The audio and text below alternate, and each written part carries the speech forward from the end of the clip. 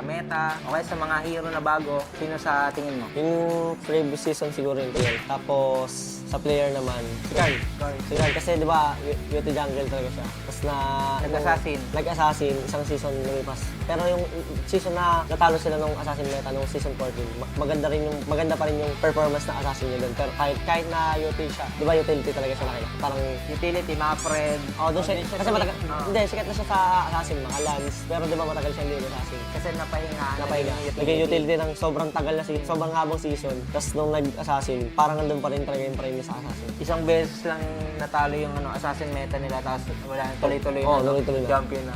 Champion na ngayon. Kyle, the GOAT. Taste of MLBB. Okay guys, next naman, may bubunutin dito sa Kelra. Ano to guys, mga player din to. Tapos, isasabihin mo Kel kung ano ba yung weakness or strength ng player na mabubunot natin. Kaya natin, ikaw na bumunot. Hindi ako na. Sige. Isa muna na. Isa. Sige. Wala makuha. Super Yoshi. Super Yoshi. Rome siya, Rome. Omega. Siguro yung strength niya, magaling siya manghuli. Ang weakness niya lang siguro, pag may time na nanguhuli siya, wala siyang kasama. Yung magaling siya manghuli, pero madalas walang follow-up. Timing na lang. Timing. Next, tulungan na kita. Yeah, tulungan ko na. Oheb. Siguro yung strength niya, Oheb, yung sa team fight, magaling siya sa team fight. Pero yung weakness niya siguro, laning. Sa laning. Next. Sanji, may weakness ba to? OP ba yan? OP? OP yata to eh. Siguro yung strength niya magaling siya mang-reflect ng mga skill ng mga kalaban tsaka magpa-bait. Ang weakness lang siguro, pag nasasobrahan siya sa pagre-reflect, minsan di niya na nare-reflect. Yung mga huli. Okay, next, Kel. May kasama ulit tayo dito. Ito naman, tapos na tayo sa mga player. Ito naman, sa mga hero naman to. Tapos, bibigyan natin sila ng tips kung ano nga ba yung mga best pang-counter dito sa mabubunot natin. Ayan, tulungan na ulit kita. Sige natin to. Nathan, pang-counter dito si Irtel. Kasi, di ba yung passive ng Nathan? Pag inip mo, yung Irtel, kahit nakakahit siya habang tumatakbo, kaya Nathan, yung masakit sa kanya yung bumabalik-balik eh, pag umaatake. Hindi siya tatamaan ng pabalik kasi naglalakad habang naatake, kaya yun yung pang-counter ko sa kanya. Single lang dapat, no? Oo. Nahihirapan siya pag in relationship. Uy! Dalawa yung babalik eh. At tulungan na kita, Kel. Nainggit ako sa'yo eh. Pumapala yung tupa. Ano pang-counter dyan? Ang lakas na sa lane. Oo, lakas na linya eh. Wait lang. Tulungan kita. Tingin mo. Irritil na lang din. Pwede, kaya rin ni Irtal yan. Kasi Irtal kasi malakas siya sa lane dahil sa first skill sa niya. Yung minus armor. Kaya malakas sa lane yung Irtal eh. Kaya niyan lalo na pag level 4. Tingin mo sa 1-1, naka-install ka. 1-1 din pala. 1-1 din pala. Oo, kasi yung panag-ulti yung Popol, may second skill yung 1-1, di ba? Madadodge. Madadodge yung ulti. Pero ang hirap counter rin ito. Pero mahirap yan. Lakas Katapat, na lane eh. malakas na lane yan. May kasama eh. Popol guys, gamitin nyo. Try mo yan. And syempre, huling bunot. Kel, ikaw na.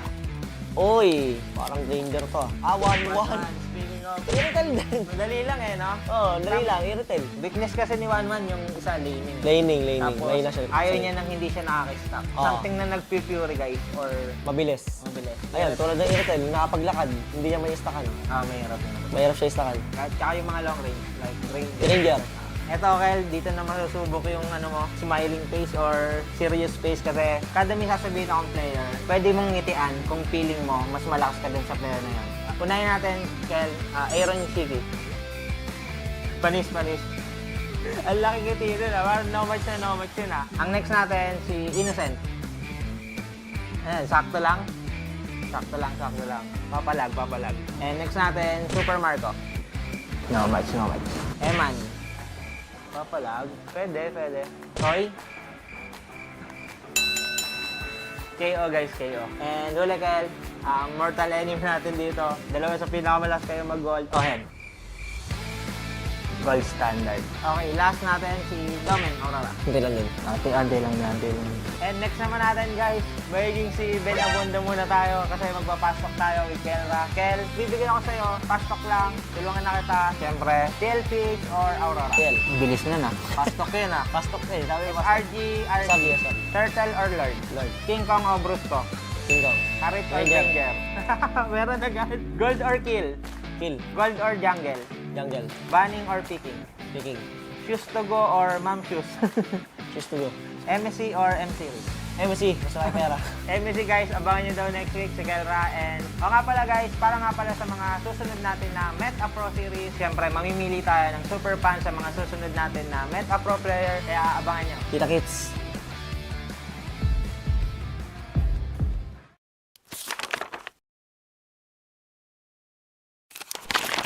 Kung isa ka sa mga player na natigil matatag sa MPLBH, anong sekreto ng isang team? Para sa akin siguro yung passion ko sa gaming talaga. Kahit anong game kasi gusto ko maging magaling eh. Yung passion ko sa gaming is nakuha ko siya simula nung bata pa ako eh. Parang sobrang saya ko sa mga nilalaro ko and sobrang saya ko lalo kapag nananalo ako. So, piling ko din ko nakuha yung passion ko eh. Nabanggit mo din na CPU yung GOAT mo. Kasi nung MPL season 1 nakita ko siya mag-funny, sobrang nagalingan ako sa kanya. Ang tropa natin dito. At nakita mo naman si Pew. Tapos sinasayawan lang dito from wall to wall. Sinabihan ni Angela pero he still got the kill para dito kay Karina. Tatlo! Pew! Tapos ngayon naman, kaya siya yung GOAT ko kasi sobrang tagal niya na tapos nasa top pa rin siya. Nabanggit ni Cartesi na ikaw daw yung player na iniidolo niya at tinawag niyang GOAT. Siyempre masaya kasi yung lahat ng tao na parang nag-ML, ang sasabihin ko na si Carl talaga eh. Lalo na siya ng international and masaya pa rin na nakikita niya na ganun. Siyempre pinagdaanan ko, marami munang talo bago nag-champion, ganun. Ganun naman yung cycle eh. From child prodigy to the face, and now MLB's greatest of all time, GOAT!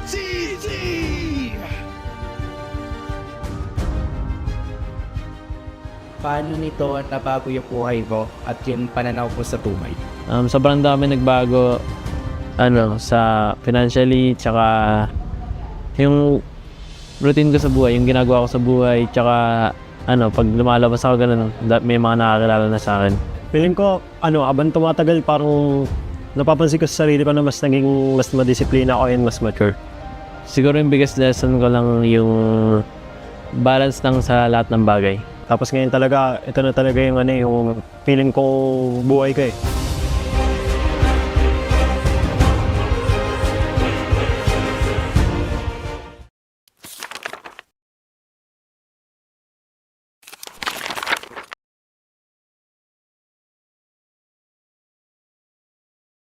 Team Liquid. Nako. TL. Ay, may mga sasabihin mo. Ako pa muna. Ikaw muna, ikaw bumunot eh. Ang lineup na to, they're still gonna define the meta. 100%. Ito pa rin yung magiging template pa rin talaga ng mga teams. Legit. Sila talaga yung susundan at sila ang inyong iidolohin. Midman ako eh. Okay, kung midman. Sige. I'm still in the nanalo sila ng MSC state of mind. Yun pa rin. And wag nating kakalimutan yon. I think we should go into season 16 knowing that and respecting that. Kasi yung team na makakalimot na yun yung nangyari, magsisisi. And even I think fans who do the same. Like, don't forget na porket, baka kasi posibleng in the early days or in the early weeks, mahirapan kasi basa. Alam mo yun? Because everyone's looking at you. All eyes on the champion eh. The world is watching. Baka mahirapan. Feeling ko you haven't seen everything yet. Hindi yun yung katapusan nung era ng lineup na to. Yun na lang. That's my thoughts for the Cavalry in Season 16. Ako medyo natatakot ako sa lineup ito eh. Kasi kung may roster change pa na wala, di nila alam. Kung may roster change pa na wala, nakakatakot pa rin yung dadaanan nila this season kasi yung challenge na karamihan sa kanila ay busy sa ibang bagay. And even if, let's say, champion sila ng MSC, tama sila yun na it comes with, challenges, comes with problems. Kasi tinititigan ka nung 7 teams sa MPL, kitang-kita nila yung playstyle ng mga player, most especially yung finals MVP, na I doubt naman makakawala sa roster na yan. So, there is that big magnifying glass na ito yung pwedeng butasan. Pero hindi lang magnifying glass. Target lock o sniper scope, ganun, rifle, ganun yung nakatutok sa kanila. And knowing yung mga dadaanan nila in the next few weeks, next few months na may ibang bagay pa silang makikitaan sila ng butas. So for me, even though we say na parang Team Liquid stands at the pedestal right now, malaki yung hurdle sila for the upcoming season.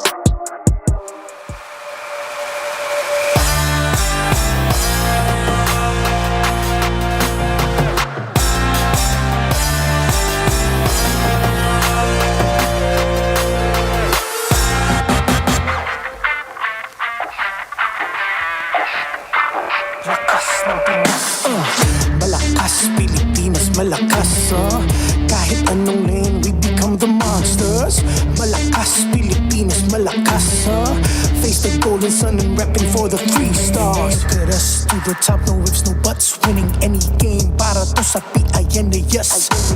Di mo matitinag aming boses sa new level. Nasa kalye man o mobile, you know I become a legend. Listen, open fire, we unite, we winners. But with pressure, like diamonds are made of. Switching the lane na parang gera. HP Racing made a setup. Pagkakatang buhat ni Hilda, full dome SS parang Laila. Susundan ko ang iyong bakas. Kasama pataas, tagumpay natin to. Dahil tayo'y malakas para sa Pinas. Nasa amin ang alas, hindi to atas. Kinikilala sa taas kasi kami ang malakas para sa Pinas. Nasa amin ang alas, hindi to atas. Kinikilala sa taas, ganito kami sa Pinas. Yeah!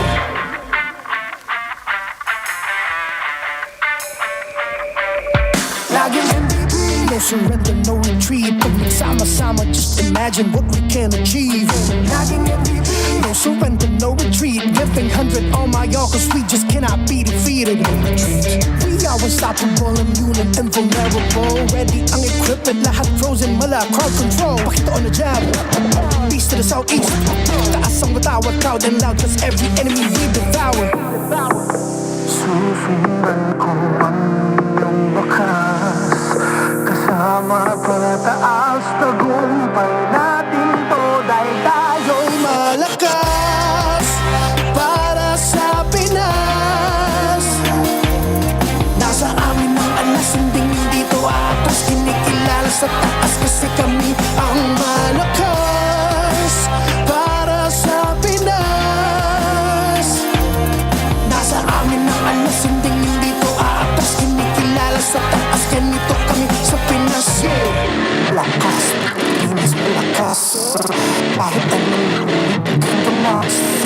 Malakas, Pilipinas, malakas, Face the golden sun and repping for the 3 stars.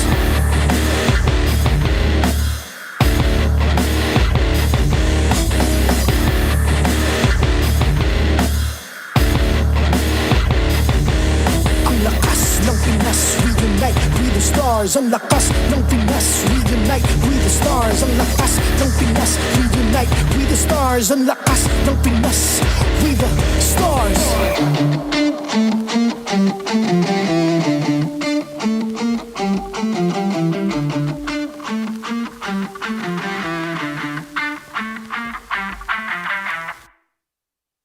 The 16th season of MPL Philippines is brought to you by the following sponsors. Infinix, the MPL official tournament phone. Infinite plays, infinite wins. Victories you can count on.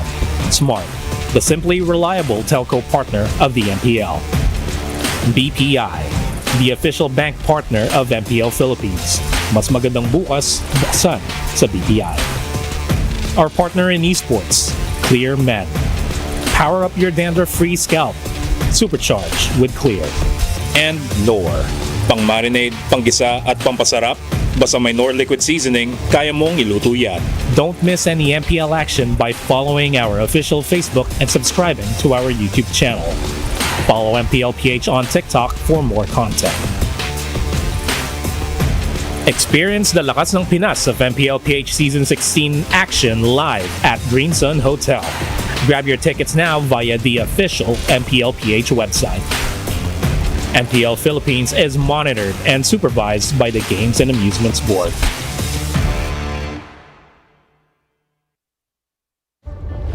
Tingin ko na balik na nila yung gigil ulit nila eh. As they break the streak of ONIC Philippines and seize the win. Kaparating namin na laban, talagang confident pa rin kami. Walang magbabago. Hindi kami magpapadala sa pressure.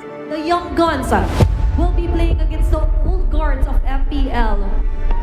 Complete reset for Team Falcons. Tatlong sunod na talo na kami. Kaya kailangan namin maibalik yung confidence namin. Tsaka pag-usapan namin ng maigi kung ano yung mga dapat namin gawin talaga.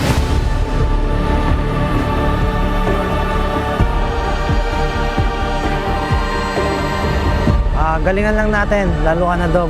Dati magkakampi lang tayo ngayon, magkalaban tayo. Good luck sa laban natin. Sana mabigyan natin ng magandang laban yung mga fans.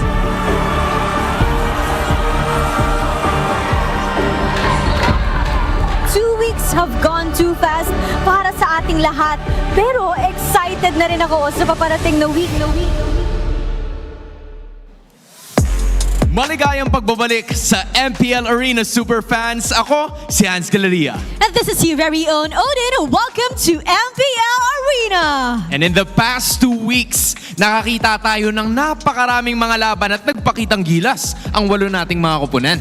Tama ka dyan, Hans. Walang pagkakamali sa mga sinabi mo dahil nga the past few weeks ay nagpakita ng kani-kanilang mga lakas ang ating mga rookies.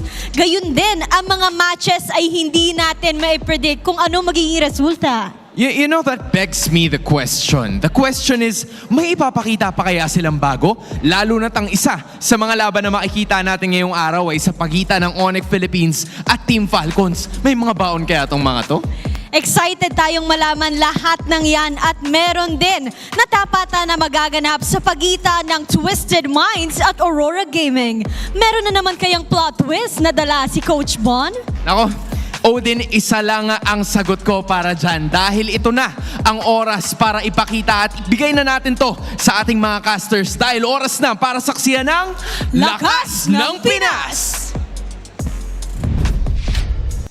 Welcome everybody, it's Friday here and we're about to kick off another week. It's week 3 of the MPL Philippines Season 16. It's us, the Wee Bear Bros. It's me, Naisu, Leo, and Renmar. We got some, it's a nice little sandwich going on here, man. Yeah, yellow. I wish we talked about it that I should wear a white inner because now I feel left out. So, Hey. But okay, yeah, you are standing out and I love it. Oh yeah, we're all, I get it. That's great. So you reacted and you didn't get it? Thanks, man. Now I get it, you know, and this is for you guys, of course, at home. You can also be equipped with not only white shirts like us and looking good in the suits, but also with an all-day 120 FPS system. The next-gen Infinix GT30 Pro is the new official tournament phone, powering the next season of the MPL Philippines. Grab it while you guys can.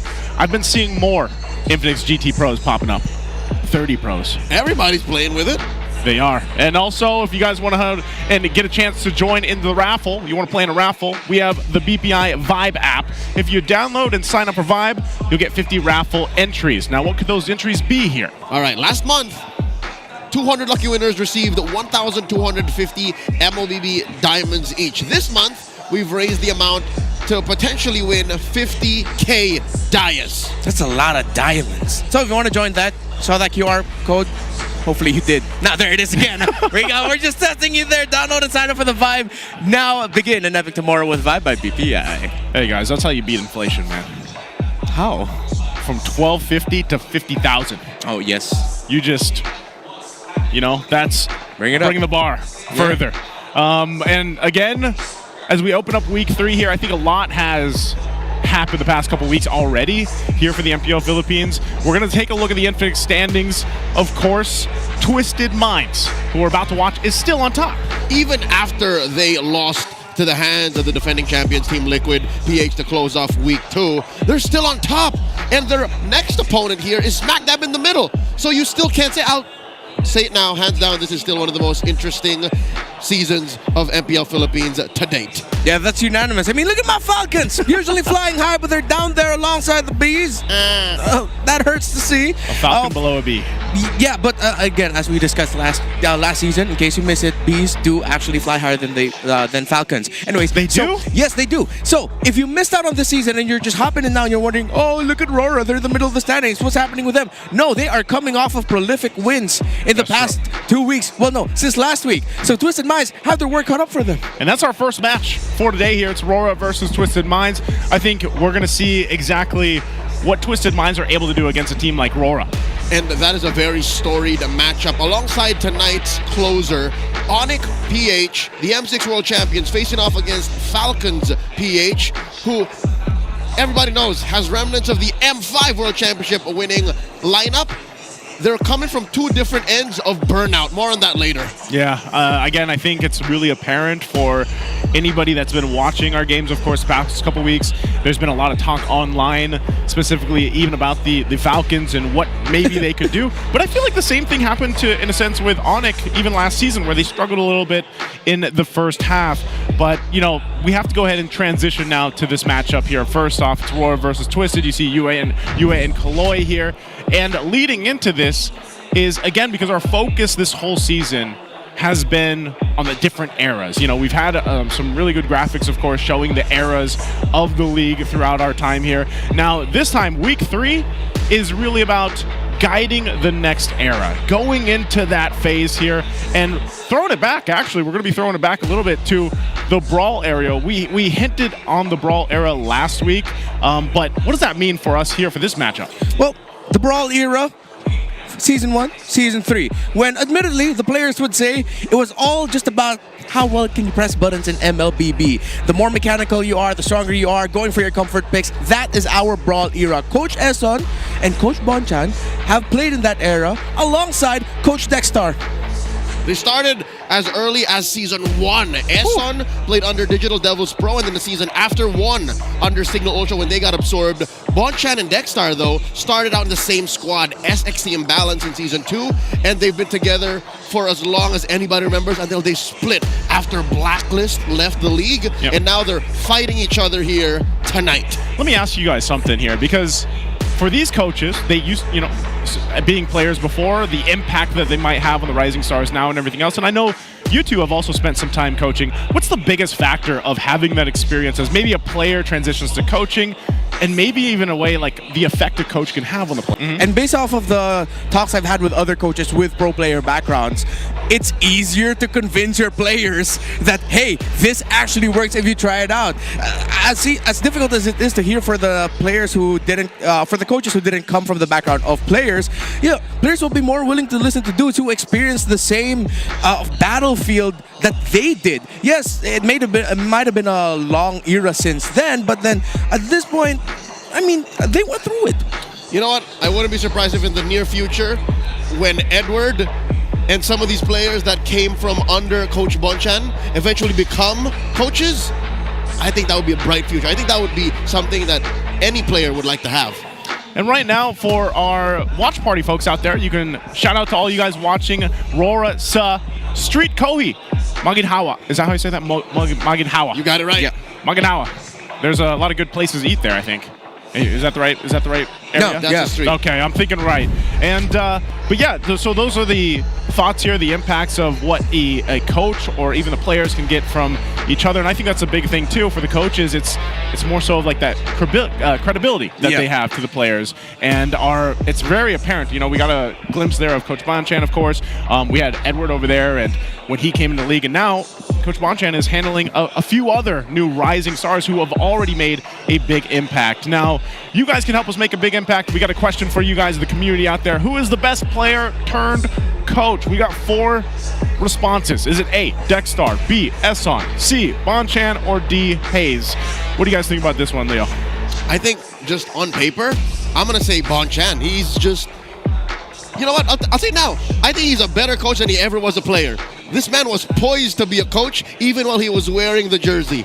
So you can tell that as soon as he decided to take that role, he was never going to look back, and until today, he carries that gravitas with him. Yeah, I think I'm going to have to be on the same boat as you for that one, because out of all the 3 names there, I think for even the general community, the side of our community that isn't so deep in the lore, all of them will probably just gravitate towards Coach Bonchan, because Dextar, Eson, and Hayes are more akin to that of analysts, the technical masterminds, the analytical numbers guys. When it comes to Coach Bonchan, everyone just says, yeah, he's the coach. I would agree. So we got 3 bears in one boat right now, because I think same thing. I didn't get a chance to really watch Bonchan play, but I know that even coming into the league or watching it as a fan first, he was one of the first names that you see, and then you learn about the impact that he had there, and you still see him being very impactful here. So before our matchup, we got to welcome the teams out to the stage to get ready for this. Let's go ahead and welcome them out. Will the light shine brighter in week 3 for the Northern Lights? It's Edward, Demon Kite, Yue Light, and Domin Kite. Seize the win! It's Aurora!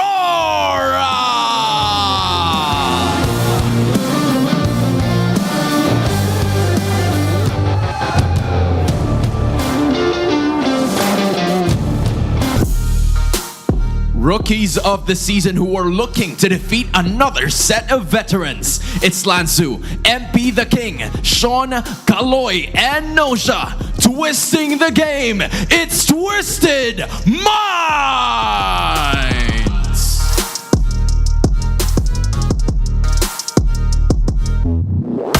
To oversee and uphold the tournament's integrity, guiding us through this match are our marshals, Juven, Chico, JJ, and Patrick. Joined by the two teams are their coaches, Coach Master the Basics for Aurora and Coach Bonchan for Twisted Minds. RORA's Minds, this is the matchup! Let me hear you scream! And there we have it, our teams on the stage ready to go. Leo, take us through Aurora. Aurora have found their stride. They're shining the brightest they ever have in Season 16. They've come from wins off of ONIC PH, off of Team Liquid PH, and here against the new bloods in the league, I'm pretty sure there's a fire lit underneath Aurora. They seem to be the case, especially with some of the surprising matches that we've seen the past couple of weeks from them. And across them, this is even the more surprise for a lot of our community out there, and even for us here on desk. Renmar, what do you think of Twisted Minds? Well, I think they are still one of the teams to watch out for, and my personal plot twist of the season. They started off the season sweeping my Falcons, as hurtful as it is. They took down AP Brendan and Omega in 3 games, but then they faced the harsh reality check of going up against the defending MPL PH and MSC champions in Team Liquid. I feel like, though, you don't have to worry too much, Twisted Minds. You already shown you can tangle with the best of them. Just really got to iron out the drafting and the in-game execution when you're not winning early on. Yeah, I think even when you look at the head-to-head here, too, it's, again, they've brought in a little bit of a bigger hero pool to table. Honestly, that's expected, especially with Bonchan there, but they are the team that even last season when it was a different iteration of Twisted Minds, it was a team that you always got to look forward to the draft. You know, that was something where, you know, we spend a lot of time talking about drafting patterns, certain priority picks and everything else, and that seems to be the case where the strength case, I would say, for Twisted Minds, but then the execution on top of it is what is really surprising from them. Oddly enough, I think it's execution that they're good at. They just have to come into this match with more preparation, and I think this is a good time to checkpoint that level of their play. Because if they don't, then they're going to get in trouble in the later half of the season. Yeah. Well, let's see. They've got a smart ping test here. Let's see our players get ready for the match. Mosh, mosh. Ganda talaga ng boses mo, di? Umidigas yung kama ko. Minasan, konbanwa. Kahit kun, daijubu. Minasan, gambare. Di yung pa rin maalala, pag good afternoon. Sama-sama. Sama-sama, yung tulong-tulong. Ohayo gozaimasu. Minasan, gambare. Bara-bara-ru, bailaw, tu bailaw. Ay, hello mga ka-twisted dyan. Sana sa community group namin. Shoutout sa pamilya ko. Mahal na mahal kayo. Shoutout sa mga kampi kong may sakit lahat. Pag natalo kami ngayon, guys, gawa may sakit kami lahat. Bara-bara-ru, bailaw. Shoutout sa mga tropa ko tsaka sa mga nanonood sa venue. Sige, sila Edward, idol. Shoutout sa mga pamilya rin ni Nosha. Sabi ni Nosha sa mic check, kaya daw si Doming sa kanya. Bubugbugin niya daw, may presa niya sa lane, sabi sa mic. Hindi lang na-check. Tapos hindi niya rin daw sinasampa mga kalane niya. Kahit sa viewers ng Aurora, shoutout. Kailan magsisimula yung mic check? Kailan magsisimula? Simula na ngayon? Nahiya na ako. Mosh, mosh! I like the smart ping test that we get there again to go ahead and prepare for the match. Yeah, there was a whole lot being said there. I feel like from Sean. I don't know what he was saying. Was he singing? I feel like he was just hyping himself up. He was a little bit everywhere. He was everywhere. He was singing too, while Yue showed off that he is on the way to becoming bilingual. He is. Right now, we are going to get ready for this matchup. Before that, we got to know what our Howl Man thinks. Mr. Wolf, we're going to throw it over to you for the Infinix keys to victory. Let us know what the teams have to do to win the matchup here. Welcome to The Howl. This is Wolf bringing you the Infinix keys to victory.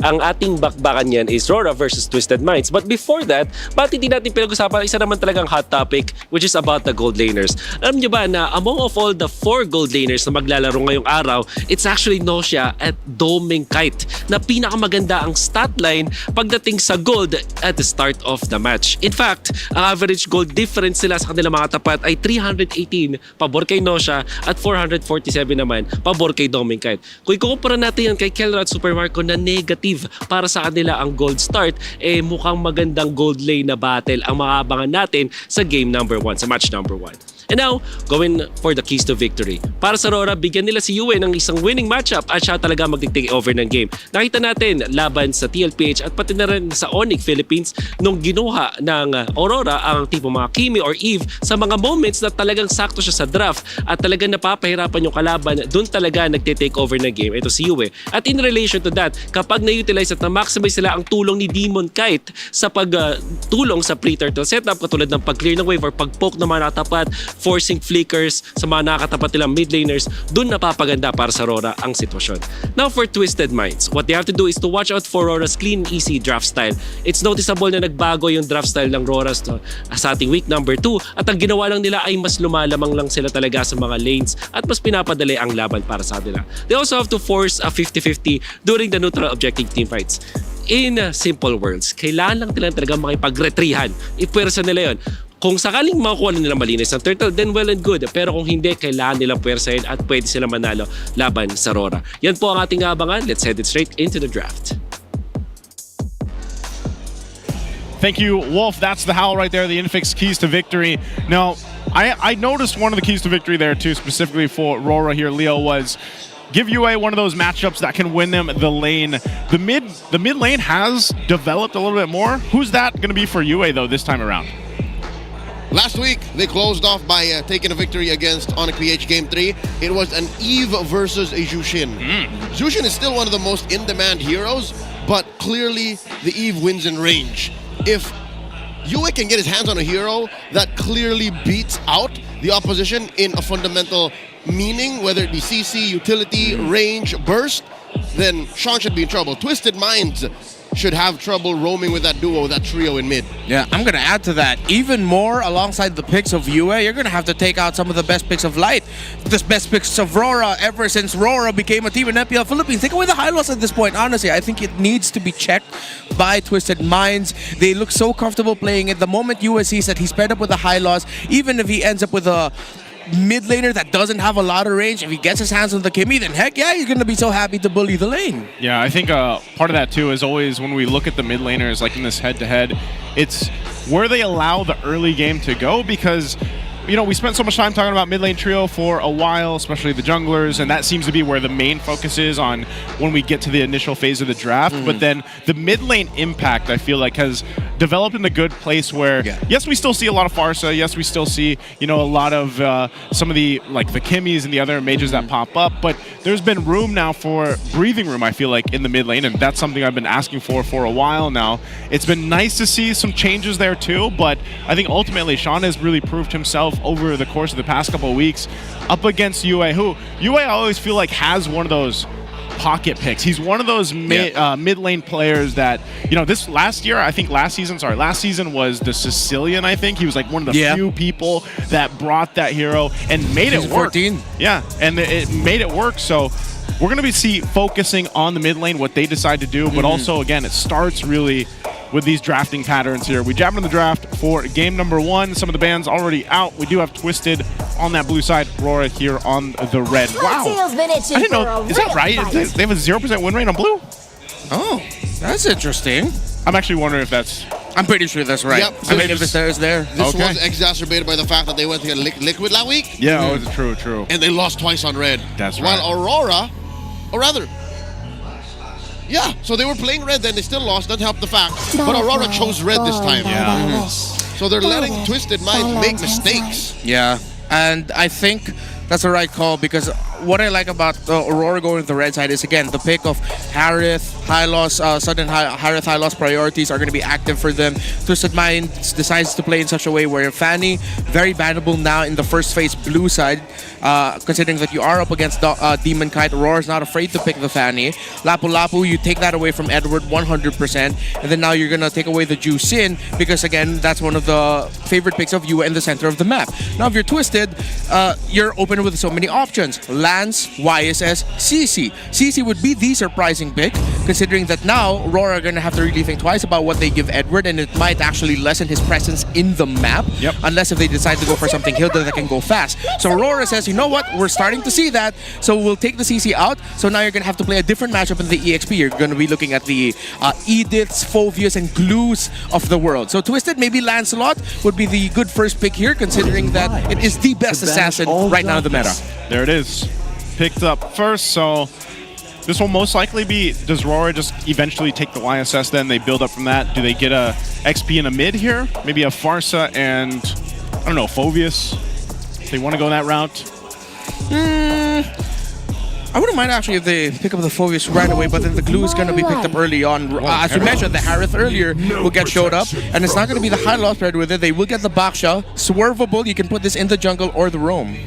Okay, I like it. Harith, we were just talking about this leading into this, so Harith is going to be locked in early, which Domikite's been doing really good. And I like that too, because even one of the keys to victory there was to go ahead and allow Demon Kite to play into those first objectives, that first hurdle, the Baksha. If it is put in the jungle in the hands of Demon Kite, then you do well. Not once this season has Demon Kite played Baksha though. So this is something that's new for Aurora, even in Season 16.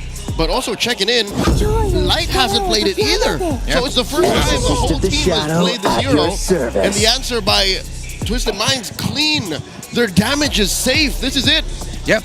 Damage profile checked out. Strong bits of burst through abilities. Undefeated is Sean in the Kagura, while the Granger for Kaloy, I'm gonna have to double check his win rate there. Should be a healthy record considering that they've been having a great season so far. Yep. No, 50-50. That's fine. That's not bad at all. So, RORA, now let's see if they're going to pair up this Baksha with a Kimi at the center of the map, or they are going to go for range, considering that they're up against the Kagura. Again, you pick the Harith. RORA know that the Kagura is coming out, so maybe they're going to pair it up with Burst. Maybe they'll just go for the Farsa, go for that range, or they can show the Eve that we saw. However, are they going to go into the second phase with a flex? My own path. They will. 2 flexes, actually. Arlot, Baksha, you still really don't know who's going to the jungle roam EXP. But if they ban the Phovius, then they will be telegraphing it going into the EXP. Yes. Yep, and here's a little message from about Edward. Young Twisted Minds. Everybody was surprised. Man, their performance. They were former MDL champions.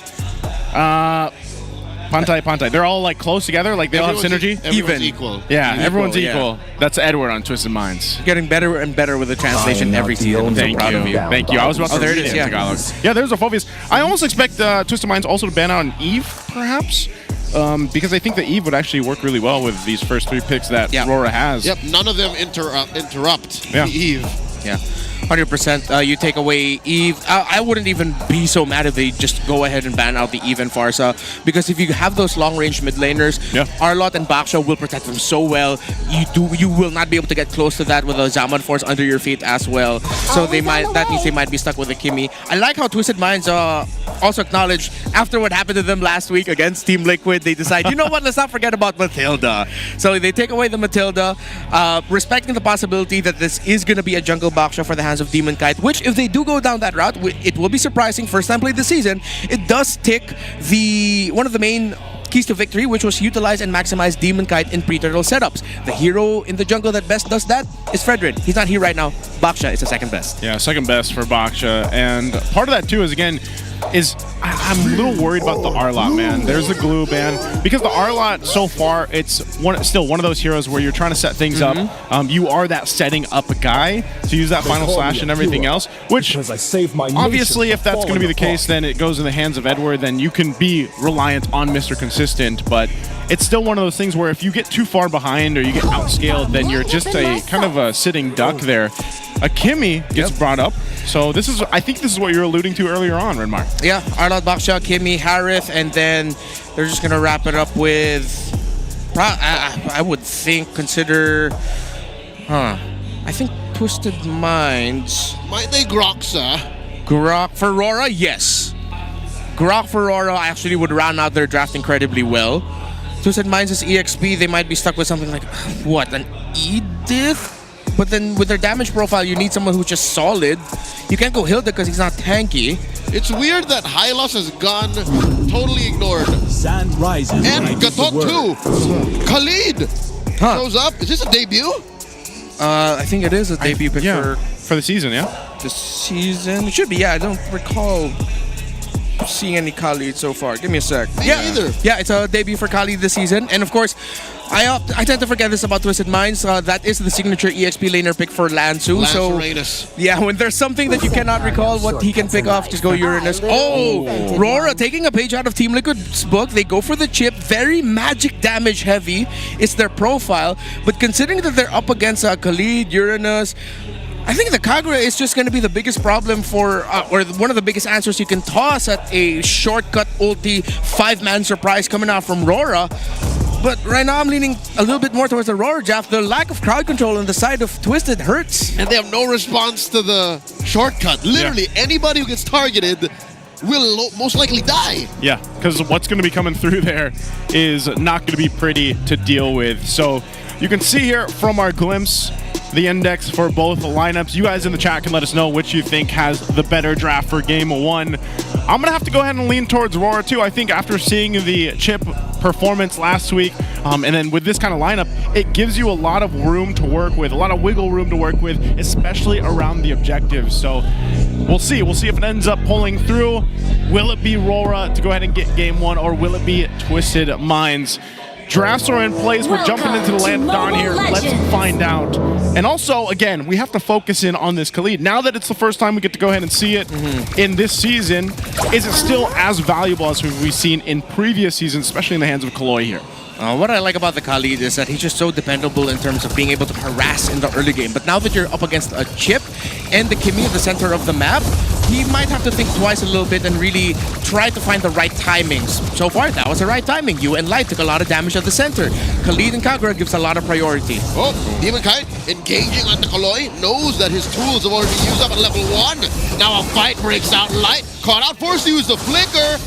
MP wants to end it. Light does survive. Light survives. Who gets that? Okay, they get the Lithuander for RORA.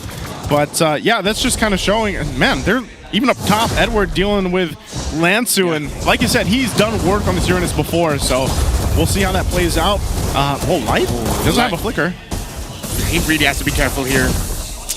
Needs to find his right timing. Look at Kaloy now. The pressure of the Khalid. Kaloy smells blood. Can Light get out of here? Does not get the recall. Kaloy takes him down. Draws for his blood. Dominic might follow up. Kaloy doesn't have the sandwalk to engage. Aurora reeling already. Good read by Kaloy, and I feel like you can hear the comms from Nausea. I feel like someone's in the shrub, man. I know the Harith is in here. Maybe the chip's in there too. Right call there. It was like, Domikite, don't come here. It's like, no, you just told them where I am, bro. Yeah, a little slow-mo right there, but up top, just nothing too much. Again, that almost would have been a case where you probably shouldn't have seen much of a first blood with these kind of lineups, but already is. It's a little advantage for Twisted Minds. The first turtle's up though. Demon Kite will hold this up front. And this is the thing we expect, especially with the Baksha. So the rest of the team's going to have to make their way here. Edward does have a final slash flicker available. Turtle down to a quarter of its health. Twisted Minds struggling to get some ground. They do get the push in. Empty the King does not secure. Demon Kite gets it. Down goes Edward. And that's a lot of damage right there. The place sans by Demon Kite. Where's the damage? Light might just bite it. Once more. Lansu goes first. The Baksha marks unable to heal him up. MP falls as well. One more. Kaloy flickers away. 2 kills for RORA. Shortcut! That's exactly what we were talking about leading into this with this composition. Yeah, for a moment there I thought that maybe Demon Kite used a shield unity a little bit too early, but then he was able to win out the Retro battle, so I'm not going to complain. Everything in Twisted though, they had the right answer. It's just that, yeah, once that chip hits level 4, you're going to realize, wait, our lineup isn't built for this. We can try to out-damage them, but even early on, Chip does have self-sustain. He does have good shielding that he can provide himself, and you saw that. You thought Light was down? Nope. Suddenly that shield got up, and then Twisted Minds couldn't get a good trade. Oh, they're not done. They're gonna keep going. Kaloy gets on. Retribution by Demon Kite. That's still damage reduction underneath tier 1 in mid. Yeah, very close there. Nice little sidestep to keep Kaloy alive, but what RORA will do is now go ahead and put pressure on this side of the jungle, maybe try to make a play. That's one of the great things about the Baksha is that your rotation is great and pretty quick. Also, buy your tickets now. We've got a super fan early Pamasco promo. If you guys want to know what Pamasco is, that's, what is it, Christmas? Holidays? It's like the holiday spirit. Holiday Christmas spirit. treat. Yeah, it's a treat. There we go. It's a holiday season treat. Holiday, because by the way, if you were wondering, Christmas season basically starts in September in the Philippines. Yeah. Some people might be confused. Goes up until February. Yeah. Halloween is usually just a little interlude where things get weird for a bit. Yeah. And then it's back to Christmas music. Christmas. And snow, even though it doesn't snow in Southeast Asia. So for Twisted, they really have to find a way to make MP the King online here, because with Demon Kite and Light already rushing Dreadnought armors, that's already majority of the damage done in the early game just taken out. So even more so, Twisted Minds are going to find it very difficult to fight. Lansu needs to join the fights even more. That's why he's here for the turtle, to dish out a little bit more magic damage and maximize the damage that Sean can deal. It won't be a lot, but it might just be enough. Light flicker. Shortcut on to Nosha. Nosha gets caught with a final slash. Down he goes. Edward gets the kill. And they're not done. Going for the police stop. Maybe the King gets his Phantom. He gets cancelled. Executed himself. Kaloy gets the jump in, but they're taking too much damage from the turret. The punish coming in. Lansu takes out Light. Kaloy folds by Demon Kite. Lansu falls. And it's just buddies underneath this turret. 4 left standing for Aurora. Forget the turret. We don't care, says RORA, as they fight all of that under the tier 1. That was one of the most beautiful tower juggles I have seen. Twisted Minds, at this point, they're going to have to accept they're really going to be playing for the mid to the late game here. What is your damage profile to just a bunch of beefy bodies who know how to juggle turrets? Edward with a beautiful final slash coming out of that shortcut as well. I was surprised that Light committed his flicker, but, well, it was well timed. Immediately that shortcut caught 2. It forced Twisted Minds to react. Yes, RORA were sandwiched, but again, they're just too tanky, and Twisted Minds have already lost the early game. Yeah, interesting too. It's all just set up here from Edward. You can see he just gets the Oracle. He had a little bit of the Fury Hammer earlier on, but it's mainly that setup with the final slash and utilizing the shortcut. That's where, again, we kind of forget how valuable the shortcut can be from Chips, because he just kind of went away from the meta for a while. There was this extended period of time and he started to creep back up into here. And the plays that you can make under turrets, especially in this portion of the game, are utilized because of you have that shortcut and it works well. So just great usage there. MP is impoverished right now. Even against Edward, he can't catch a break. That's going to be going on for a while. Wonder where Twisted Minds will be able to find an angle. It's really going to have to come through an air, but Light, perfect! Oh, no. Shortcut into the orange side. Nosha gets caught out. Yue takes him down. Lansu put down to 1/8 of his health. Demon Kite, if he had his way, could have taken down Lansu. He's not done. They keep on going, converting into this tier 1 in mid. Oh, Demon Kite just standing there, just rolling around. Another Phantom Execution canceled out. Final slash displaces Kaloy. Enough damage to take down the Khalid. Edward looking to back out. Flicker through. Light flickering in to try and stop Twisted Minds for momentum. Demon Kite going for the steal. Grand Theft Purple attempt. Unsuccessful. Or is it? Demon Kite gets it! He actually got it. Oftentimes I thought the Retribution actually hit the Uranus, but then I think there was just a little bit of burn there. Well, Demon Kite was able to win it. That's what's important. Guilty.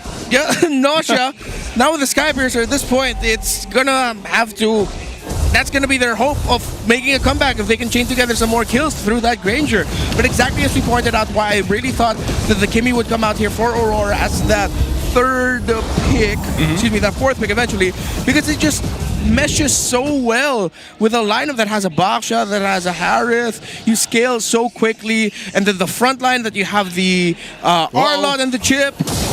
Light? Is he playing Patsy? Where's he going?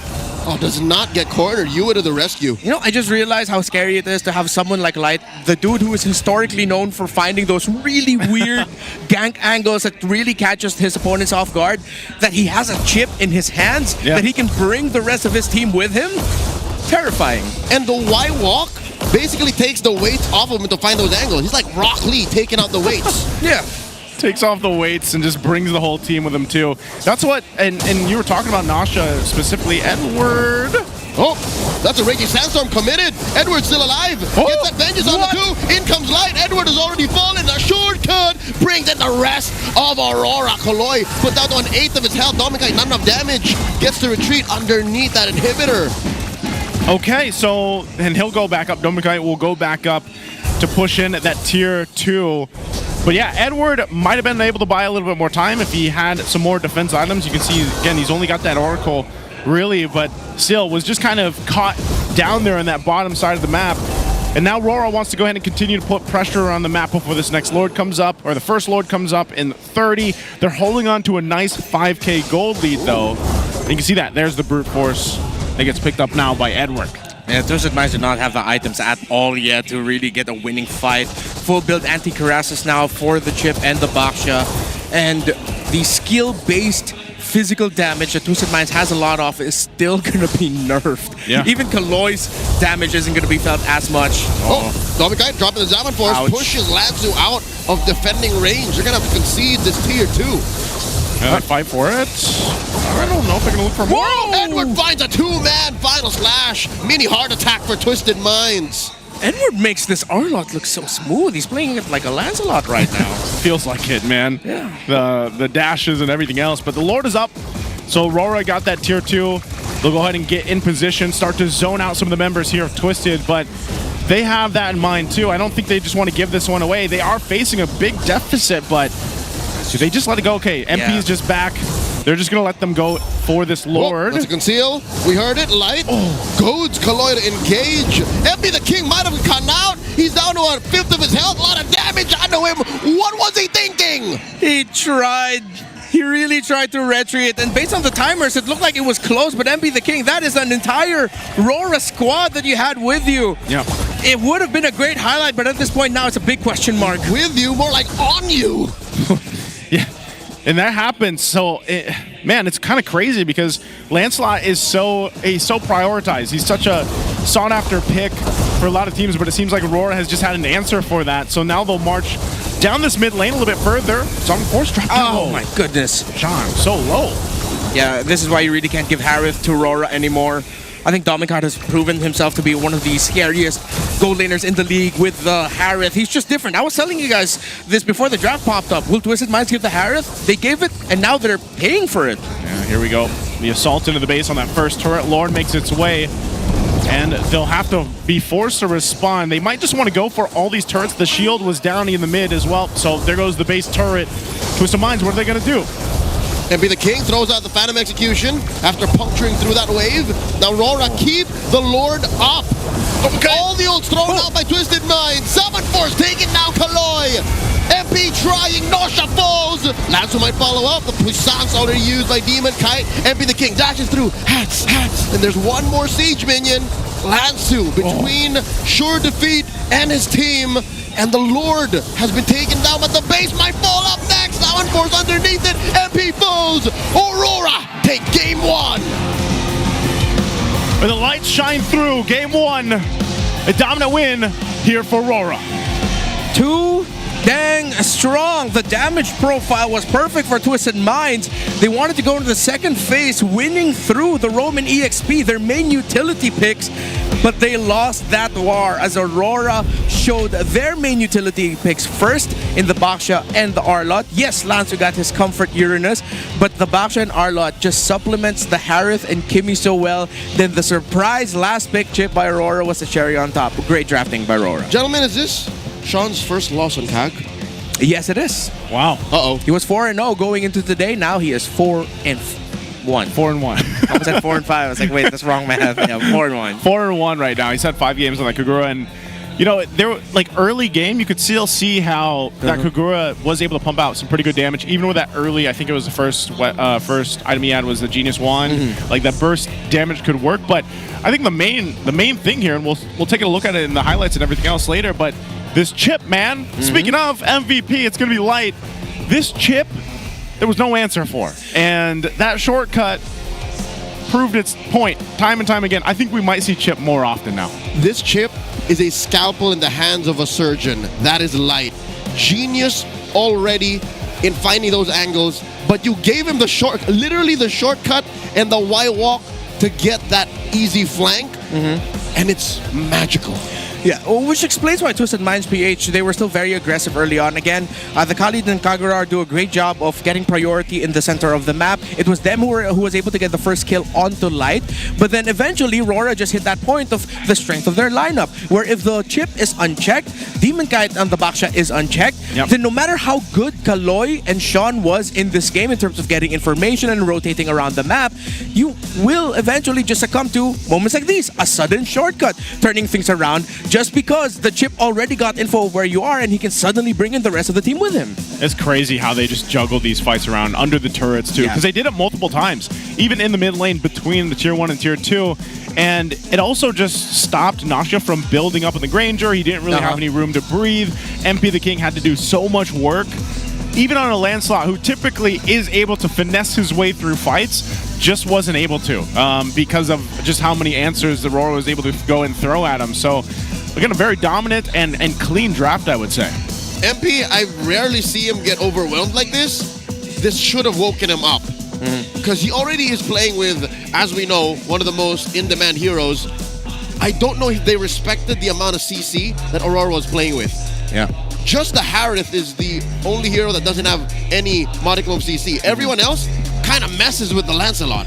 Yeah, this is one of these moments where you really see this, especially for the newer teams, where they tend to think a little bit more about the lane-specific matchup over the big macro picture of the battle. Yeah. I feel like this Uranus pickup was more of like, yeah, you're totally going to win in lane with that, you're going to take Edward down, but then, okay, you win the laning phase. That Arlott, his condition is simple. Get that final slash off quickly, and he's already done his job. But then Edward was able to get that plus more, which made this Uranus pick look even worse. Which makes me question, where did this Khalid come from? I think the Khalid was a solid idea. Yeah. But that last pick chip kind of undid everything Twisted Minds set up for. And I'd hate to say, but Twisted Minds' approach at ingenuity and innovation came up short, because this is what I was asking for pre-match, is we need to see the Twisted Minds from last season where they were willing to push the Alice propaganda, the Alice agenda.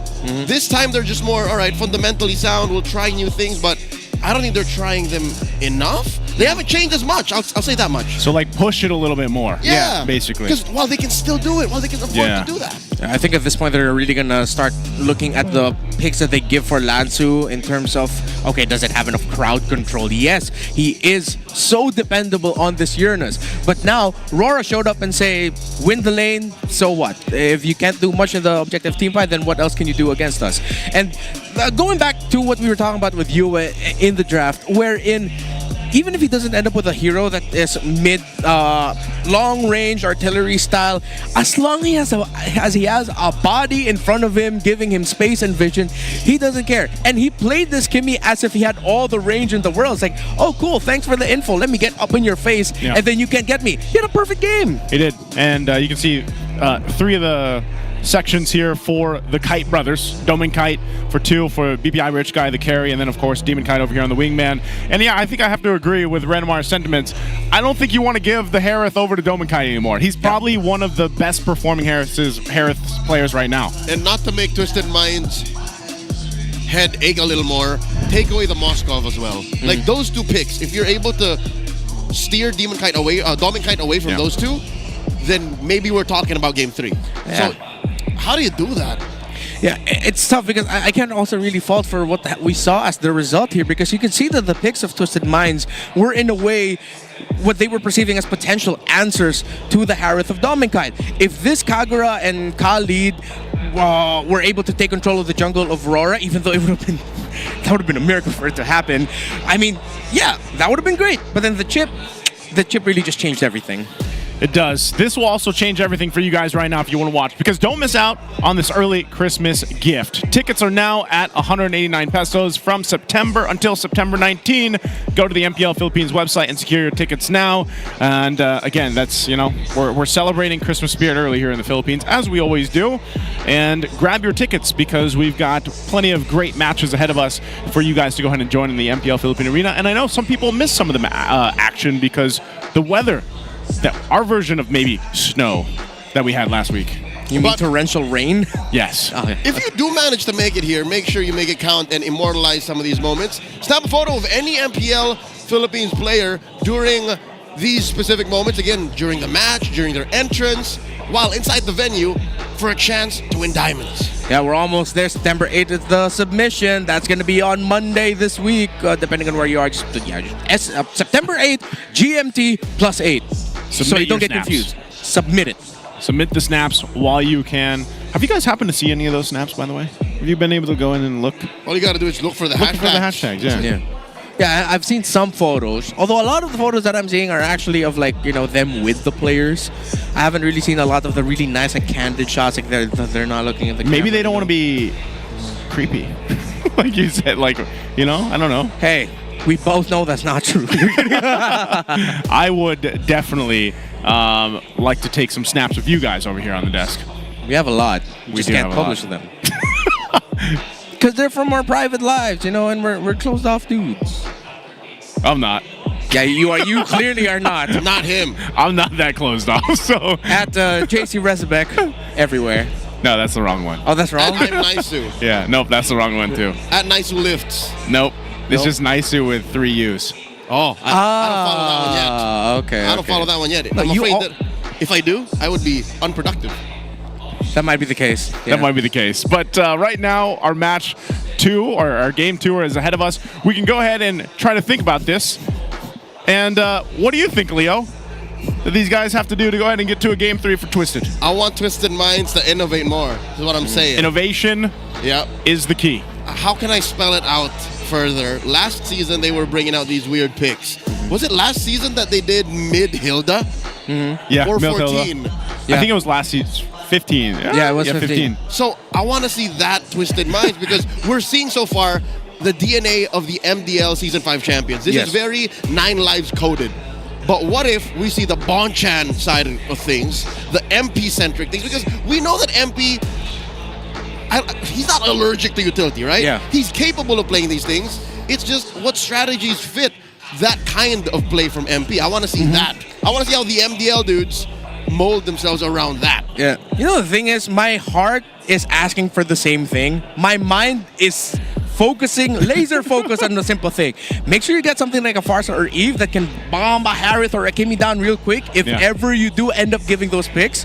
And don't give the Harith anymore. Add to that the little thing that you added as well. Consider the Moskov, being ready for it if ever the Harith, because it's usually if the Harith isn't available, you'll either go Moskov or Granger, and then that's it. You're going to be looping around that idea. But I think one thing that Twisted Minds can lash on is that 100%, if it's available for them, Aurora would want Kimi in the hands of Yue, and then someone tanky to give him space. That's Light's playstyle. Then you have to watch out for the high loss. So, as Twisted Minds, yes, before you go out of the box, look at what's in the box first that you're not dealing with yet. I just feel like last season, I spent multiple times saying, "Man, my mind is twisted." Yes, and I don't know if I've done that yet this season. No, they haven't had to. But that's it's not a bad thing. We're not saying this as it's a bad thing. It's just like Twisted Minds. They've played a very specific playstyle the past couple weeks. It's clean. Yeah, it's clean. Fundamentally sound, and that's what got them the boys here, the MDL championship. Under 9 lives. That's so, true. That's what we're saying. We need to go ahead and see that twisted concept of, let's go ahead and maybe push the limit a little bit while they still can, while you're still in that first half of the season. And also, yes, utilizing, I think, MP the King in a way where it's like, again, even if he picks up a Lancelot, I think you can still build a better lineup to complement it. This one was more so, your gold lane was shut down, your jungle was pretty much shut down, and then you had to kind of scramble from there. And again, possibly just take out the chip. Because it seems like, I don't know what the answer is going to be for the chip right now, but that seems to be, that might be the only answer right now. What else would you take against a chip? Especially because it's held on for the second phase. You know what? Here's the thing. I know he's fallen out of the meta, but the old school, not really old school, but remember Chip went out of the meta because Rome Badang became a thing. Yeah. And Badang wasn't even touched in that last one. Badang and Arlott are your responses to a chip. So if you have one or the other, that kind of disincentivizes the chip. But if you're able to lock one down and you're going into the second phase, you might not even have to ban it anyways. No, now I'm thinking about it. It also would have been kind of sad too, because if ever, what would have happened? Let's say their last picks were Uranus, Badang. That last pick for Aurora didn't need to be a chip. Exactly. That could have been an Esmeralda, and then still we'd say Aurora were winning the draft. So now the more I think about it, it's like, did they really just get checkmated? Or the Hylos. Or the Hylos as well. Hylos went through too, right? The Hylos was ignored. Yeah, I feel like the more we talk about this, the more I'm starting to really think that you can't really fault Twisted Minds as much, because it seems like, again, they are a team that they acknowledge their comforts and the play style that they want to play, and that's all okay. If you want to lean towards that. It seems like Aurora are just going into this with the more veteran wilds of going, okay, then we'll make sure you have a hard time playing that. And that's why I want them to rely on new things. Because if you're new in the league, there's no way you're gonna win that experience arms race. Yeah. You just have to say, bad beats, we're gonna tank the losses, we'll come back better when we're sophomores. No, you have to evolve now. And I'm wondering if that's in their playbook. If they have a genetic evolution that can be expedited. Hey, the brain always develops, man. You know? But we don't have 1,000 years, dog. That's true. So here we go. There we go. Game 2's draft. You'll see it. The Hereth is banned out. They have heard loud and clear. And then over on the other side, I think this is still the case of it looks like the jungler options are still going to pop through. The Lancelot and the YSS to be taken. But for Twisted Minds, and they'll change one more. They'll take out the Baksha. All right. I like how Twisted Minds drafted this, because now they're going to go into a significantly different looking draft for the side of Aurora. Now you sort of can tease yourself what to expect. Okay, the Kimmy is still an option for Aurora. The High Loss is still an option. So no matter what Domikite ends up with, he's not going to be the only carry. There's going to be a supplement to him, so all the pressure isn't on him. However, now, with the Baksha gone, you can look at Demon Kite and going, okay, the Fredrin is still on the board. If we're not careful and RORA ends up with the Fredrin and then Twisted Minds ends up with an Assassin, it could be a repeat of game number 1, going up against a tanky fighter jungler that can strongly invade. So if you go Lancelot here, that's risky. I'd want to see them just go for the CC. They still go for the Lancelot. You know what? It's not so bad. They can repair this in blue 2 and 3. Yes. Yep. It's not so bad. Again, even before the season started, when they were assembling Twisted Minds, it was already MP-centric. So this does not go against their DNA. Like, this is, I'm okay with this. Okay. But I still think, even if you, like, this is what I was saying earlier, like, if you get the Lancelot for MP, how do you complement it better? So that MP, because a lot of the performances we've seen from Twisted, it's like, the 4 are doing this, more of the rotations on the map, synergizing well. MP's kind of doing his thing, making the plays. I'll tell you now, don't give Uranus the Lansu. Yeah. Maybe start there. Yeah. Maybe start there. You need something active on the map, something with a good amount of crowd control. It can't just be a sponge, because your crowd control, it can be pick off through the roamer. The roamer can be someone who can go fast, like a Cho, and then you get the strong, tanky crowd control presence. See? All right. So now you know where I'm leaning, right? Like, now I'm like, you know, Lancelot, why? But then they go Uranus, and I'm like, why? This is the same thing they did against Liquid. What is Twisted trying to pull? To be fair, they're now up against a YSS in the jungle. Wherein if they have the Uranus and Kagura, if they just get a really good roam pair to pick up with it, they just run into him. They can run into the jungle of Aurora. But then Aurora can just go ahead and pick up the Kimmy here, or the Fart. Actually, no, just go Kimmy. It's the Uranus you're up against. Don't go for like singular burst damage. Farsa still, though, I would understand, because you can go fast, you'll be protected. But yeah, it's just, again, this is what I was talking about. No matter what you end up with, they want to get the Kimmy, they want multiple carries. Now even Domikite doesn't need to go into a typical carry. He can go Ruby or a crazy gold pick. Okay, talking about this team's DNA, if you'll call back to even the prime of Blacks International, Coach Bonchan would draft the same way. He would always try the same lineup and just change 1 or 2 things. Maybe blue 4 and 5 will give us a little more enlightenment as to where he wants to go. I like the positivity. Let's see. Glass half full, baby. Glass half full. All right, optimism. So, yeah, see, RORA take away the Moskov. This is them signaling, no matter what we end up with, we're fine. We can go for a Granger. If we're not going to end up with a Granger, see, Twisted Minds were forced to ban the Ruby. Yep. Just don't go CC, gold lane, please. They can even go Lunox for all I care, because you're up against a Uranus. Uranus is going to be sad about that. Granger is most likely going to be the pick for RORA. But what we're talking about here is that there is a high chance RORA are considering right now to go something crazy in the gold. crazy in the gold. So like just fighter in the gold, especially fighter or magic. Fighter or magic. So far, some of the gold lanes that have even popped up around different competitive leagues around the world. We got the CC, we got the Ruby, we got the Lunox, we got the I think there was a Mincetar. Mincetar gold is a thing. I feel like some of these picks I've erased from my memory. Hey, it's still a stat out there somewhere. Whoa, RORA bans it out. Ranger all the more. An unorthodox pick in gold is going to come through, and I'm reading it to be in red 5. Yeah, all right. They won't even reveal it up until the very last moment. Are we potentially in the same boat? Lunox, right? You're thinking Lunox? I'm even thinking Natan. Natan? Gold Natan? Look at it. Triple marksman.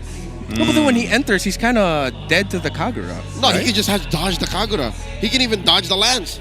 Skill issue. Triple mark. Might be a bit too slow. Yeah, no, not Natan. I'm just saying, like, if you really want to go crazy and you need magic, that's where I'm looking. Or maybe something as simple as a Claude, depending on what 4 and 5 look like. Yeah. Actually, even the Claude. Thank you for humbling my thoughts a little bit, where it's like, yeah, they can still honestly go Claude, and it's going to be fine. Because Twisted... with RORA picking up the high loss, now a Claude, if ever Dominkite will pick it here, doesn't have to worry about just quickly getting poked down. And now you're forcing Kaloy to play something like the Franco or the Cho. Something with quick, hard catch right away. And we don't even know what's in the XP lane. Tells all. There it is. The first, so they are waiting. Asking you shall receive. Yep. Oh no, we've come down to Uranus Esmeralda. I was going to say, we go back. We're so back. We're so back. The eternal battle. That's what we used to call it. Yeah. Just the one that never ends. It's a good amount of nothing. Yep. They're both dancing, technically. It's like watching two Beyblades go at it for 2 minutes doing nothing. What would you give the... Isn't there like a certain name for each one? It's called Spamina, dude. Spamina. Those next two picks. Whoa! Okay. I mean, I suggested pickoffs if they go for the Kaja instead carry. This is, we are back in Season 9. This is such a Season 9 coded draft. My mind is twisted. There, I said it. At least for this season. Lunox or, hell, even the Chang. I would. Oh, wait, no, it has to be physical. I think it will just be Claude, It has to be physical. Bruno? Oh, thank you. Yeah, that could Bruno, still be okay. Bruno with a flicker even. I would do it. Yeah. Bruno flick, because at least you're gonna have to have someone who doesn't take too long to farm. Kimmy and Yisanshin are a bit greedy. They would be a bit too greedy for the Claude. Bruno would be good, but Claude I would understand. So Bruno, Claude. Okay. But my fanboy mind is thinking Lunox Chang'e. Yeah. Oh, it's a Roger. It's a Roger in the gold lane. Roger with a flicker. You're so mobile. You know what? You're like a mobile legend. Yeah. I'm gonna give you a 10 for that. That's perfect. That's a 10 out of 10. I'm here till Sunday. Ironically enough, the first time this was played this season, Twisted Minds Philippines, MP the King in the jungle. He actually played the Roger already. So this is RORA showing them, hey, let me give you a taste of your own medicine, but applied differently. Okay. It's a different dosage. It is a different dosage, man. Let's take a look at the draft index here for both teams. Again, I think for this is what we were asking for, though. I think we got our answers from both teams with very unique drafts for this one for game number 2. We get another glimpse at it. I don't know, man. I actually don't know which side to lean on here. Well, it boils down first, number 1, to the matchup of how the carry and the Roger are going to go. Because I'm going to say this now, it's going to be a bit blunt. Yeah. Twisted Minds drafted something that a pro carry and the Roger are going to go. Because I'm going to say this now, it's going to be a bit blunt. Yeah. Twisted Minds drafted something that a pro team would draft in RG. In a scrim even. In scrim, grinding stars. Okay, well, you guys let us know what you think. Will we get to a game 3? Will Twisted win this with their unique draft? We asked for it, we got it. Or will it be a sweep here for RORA? Again, looking at the first glimpse, a whole lot of poking, of course. This is very reminiscent of what we saw previously. Gentlemen, I am perplexed as to why Twisted Minds seem to be allergic to crowd control. Yeah. It's like, all we need is one. Just one. The most purest form of it is suppression. Twisted Minds could be tough, or it could all work out for them. Sean and Kaloy need to be on point with who they're going to be getting first. With once Kaloy hits level 4, their first kill through a Divine Judgment is going to be crucial. It can't just be the frontliner. If they can, they're going to have to take either Yue or Demon Kite down. Okay. I think part of this too, it's been so long since we've seen the Kaja in action. Still serves its purpose, you know, to just go and grab someone if you can with that Divine Judgment, but I think you also put yourself at risk here with the Kaja, because I just feel like with this lineup that RORA has, you might actually get blown up too quickly trying to make that play happen. This is going to be a very demanding 5 minutes for Twisted. So MP the King goes for a quick visit in mid with Sean and Kaloy providing vision to make sure that Yue takes a bit of damage. He's regenerating through it, so he should be fine. They're going to try to get pressure onto Edward. They probably won't get it because he's too close under the turret. It's going to boil down to see to Turtle 1 and Turtle 2 how Twisted Minds handle it. They're going to need to get a kill if they're going to want quick incremental growth. Mid lane. Trying to get those level 4s. Turtle's up though, so this is where we see some of the key members don't have that level 4 yet. Lancer jumps in. Very good zone. Shocker, exposing all the members of Twisted Minds. Aurora need to break some ground here. Already throwing out the Retribution. MP the King secures a Turtle. Clean take for Twisted Minds. Yeah, that was the right call. Exactly what we were talking about with this Uranus at some point in the discussion, wherein he can just go into the jungle. Yes, Aurora has a great stopper into the high loss, but then once that high loss gets damaged onto that Yisun Shin, and at this point of the game, it actually is surprisingly a lot of damage. Oh! Aurora's gonna struggle. Oh, Lancer should be fine, right? Yeah, he knows the timings of that Uranus. Just barely. Yeah. Just barely, though, yeah. Very close. Again, I think this Esmeralda, especially later on in the game, will be a lot more trouble for Twisted Minds to deal with. But like you said, Lansu serves a purpose, and that is to, if they can just zone out some of the members of Aurora before they lead into an objective, that might be the best thing you can do. Best case scenario, Twisted Minds don't need crowd control because they are the crowd. Literally, Lansu is worth 3 dudes. Yeah. If you saw in that first Turtle engagement, he was spacing out 3 members of Aurora single-handedly. Yeah, again, high-ranked RG scrim tactics. If you can pick up a lineup that plays to your strengths, is comfort, and you can bully with it early on, sure, why not? I'm all up for it. But then how are you going to turn it around in the mid to the late game? How are you going to retain that lead up against a lineup that naturally will be able to scale really well? Again, pressure on Sean and Kaloy to get pickoffs. They are both level 4 and level 6. They might be able to find one soon. Maybe around the second turtle, that's when we will see a first blood come through. And if it is for Twisted and it's a high value target, it might end up leading to a big invade into the purple. The purple buff Aurora will already spawn, so we're not going to see that invade because they will get it before turtle goes in. Twisted Minds are going to be leaning towards getting big kills right away. Let's see if RORA are going to play into that and actually fight heavily. Yeah, you can see where Light is right now, too. It's going to stay on that top side of the map. Buffs are being secured here, and Turtle comes up in a couple seconds, so that might be the play. If RORA can just pick off someone, they might even just choose to give up some of the objectives there or not really contest for them because maybe they're not in a fighting condition, but Demon Kite and Edward are both down here. The rest of the team actually making their way for this fight, so we might actually see a full-on forced 5v5. Good unless angle. Naja stays up top. More like a 4v5, and they put some pressure on Sean, forced him to use the Purify there, the cleanse on his kit. Lansu spacing out 3, Mount Shocker exposing exactly where the members of Twisted Minds are. Turtle gets reset, Light looking to space out Twisted Minds. Nasha's come down. Doing Lansu's job for him. Lansu gets taken down. Oh no, Pop the Consecration. Beppy the King scores again. Light gets taken down to first blood. Demon Kite follows up, and it looks like it is looking bad for Aurora. Demon Kite's just not quite ready for it. Gets the jump in. Ooh, shy to force it. I thought he would be able to get the kills, but I guess Dominikai just doesn't have enough damage on the Roger? Not yet. Yeah, doesn't have it yet, and he's also respecting the damage of the Uranus. Hey, everything that we discussed actually happened there for Twisted Minds. Kaloy and Lansu, my personal MVPs of that engagement. Perfect zoning out by the Uranus. Even before the big fight started, he was able to get that Ionic Edge, the very first one, onto Demon Kite, which actually took down like 25% of his health, meaning that Aurora were already at a disadvantage. And then Kaloy, so laser focused, he held onto the Flicker and Divine Judgment, saving it for Demon Kite, and they were able to get him down. There's the pressure up top. Light's here to help Demon Kite. But you can see this trade is not favorable. They could be in trouble here. Oh, here we go. The conceal coming in from Twisted Minds. Light gets cornered. Another takedown. 3 kills so far. None for RORA. If you thought me calling this an RG strat was an insult to Twisted Minds, no, it isn't. This is me just going, yeah, make sure you can just play it right. And they are playing it perfectly. The discipline around the Kajo ultimate, the fact that they're still able to get into key areas of the map through the Uranus, who is just bodying everyone on the side of Aurora, it's good. Yeah, look at this too. It looks like they're just going to go for a trade. Aurora knows that they've been struggling on all fronts of this map. They'll at least get the tier 1 in the bottom finally down here. So they put work in, and really for Aurora's lineup, it's more so of just being able to go ahead and catch up on terms of items and gold, because in a lot of these fights, they don't really have an answer to get through Lancer just yet. And they always have to be weary of where's Kaloi going, especially when that flicker is available. Oh, Dominkite reads the situation wrong. Thought he was the predator, but he was actually prey. Another kill for Twisted Minds. I feel like I actually saw him jump out and like be like, like on the Roger when that happened. Unfortunate for Dominkite. MP King pushing through. Sees that there are 4 members of Aurora there. Traction pulse by Yue.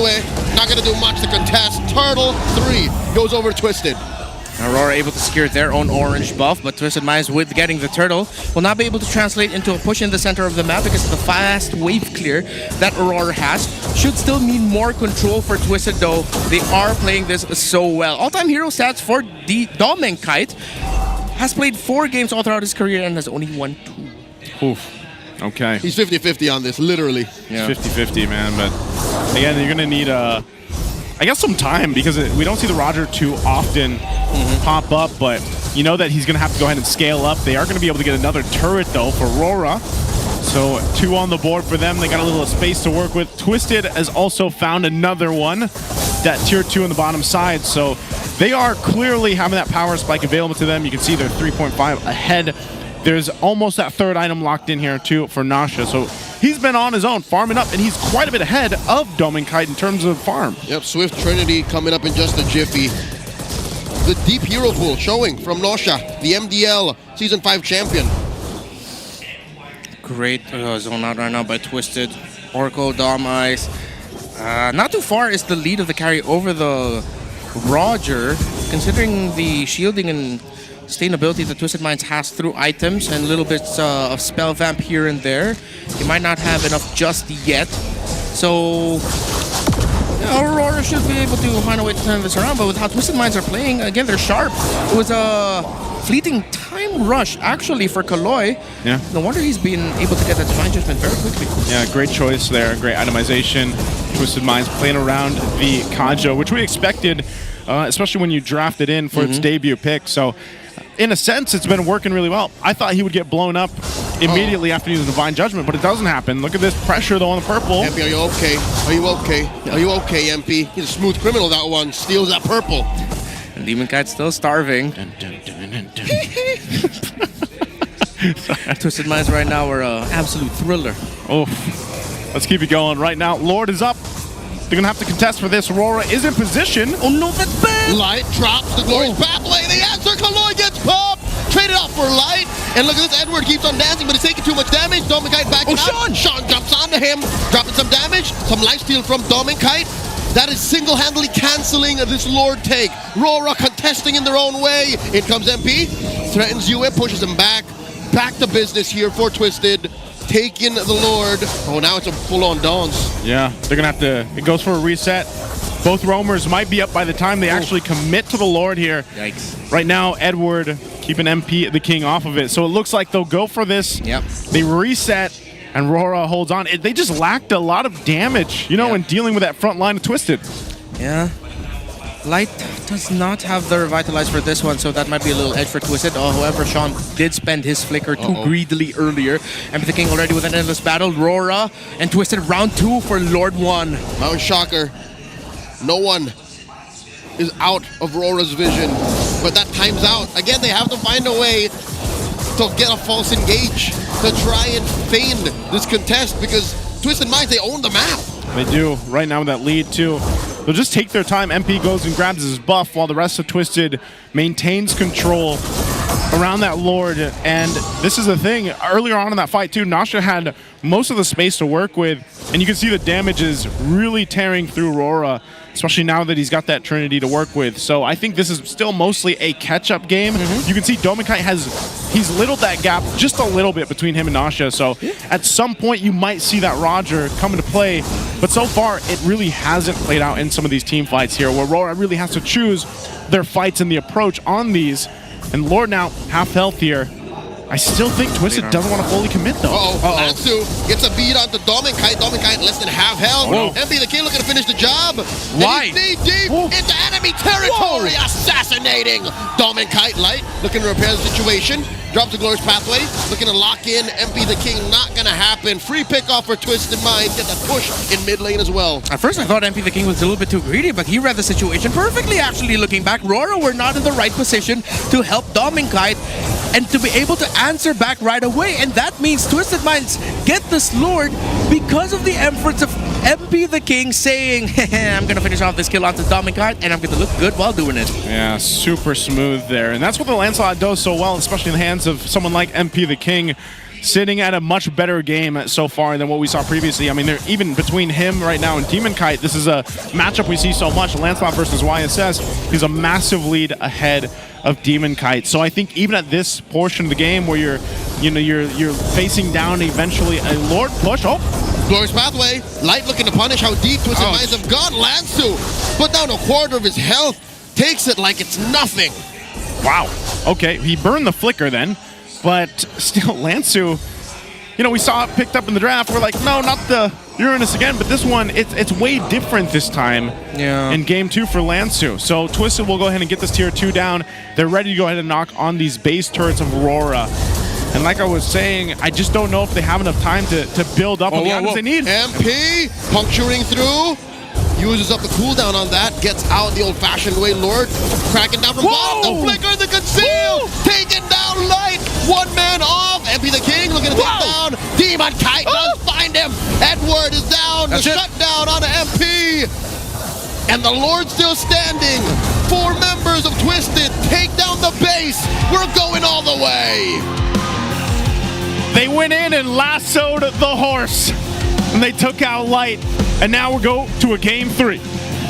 Light on this high loss needed to get wrangled, and wrangled he did. It looked kind of jank, but they made it work. Very specific conditions were what we lined up here for Twisted Minds in the early game. They had to play around Turtle 1 and Turtle 2 very well. They had to invade, they had to be aggressive. Because this is what you get. Again, you think about this as like an RG strat, high-level RG that you can just bully, and they just did that, and they made it work so well. You know what? I knew all along that Kaloy was a good boy. I knew he was a good son, but I know he was also a cowboy. He's a cowboy. He's a wrangler. And man, I don't know. I guess that's good to see. Debut pick for a hero. Get the dub. I told you, just the right amount of crazy, the right amount of insane, and then you get a win against Aurora. They did it. This is what we were talking about, and our MVP for this one is going to be MP the King. You got to say, it was a very stark difference from game 2 that he had from game 1 here. So you got 5-1-1, but I think, regardless of these stats, it was the pressure that he was going to put around the map, even under the turret, like we saw when he went for Dominkite and made us also second guess, like, whoa. But then, that's just MP the King, man. Like, he's going to take that play if he's confident enough in himself to get a kill out of it. And that alone, by taking out Dominkite or any of those key members from RORA, gives Twisted Minds that kind of ease to take these objectives or these spaces on the map. Yeah, number 1, it started off in the draft. This time the Lancelot was well supplemented.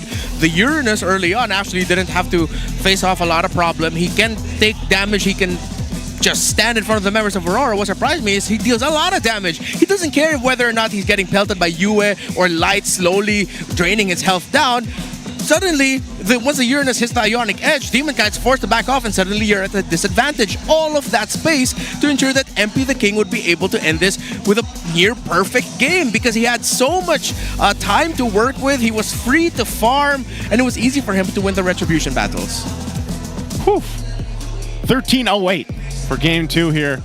Quick adjustments too, man. I think, again, I like how we painted the picture here leading into this one about the specifics of the draft, because that's what we've seen. And even before the first game, we were like, well, the team that has this execution factor is Twisted Minds. Like, they are one of the teams that are really good at executing, even if they lean towards those more, like, you know, traditional lineups like we saw from the previous game. They usually can still execute it, but then they twist it a little bit.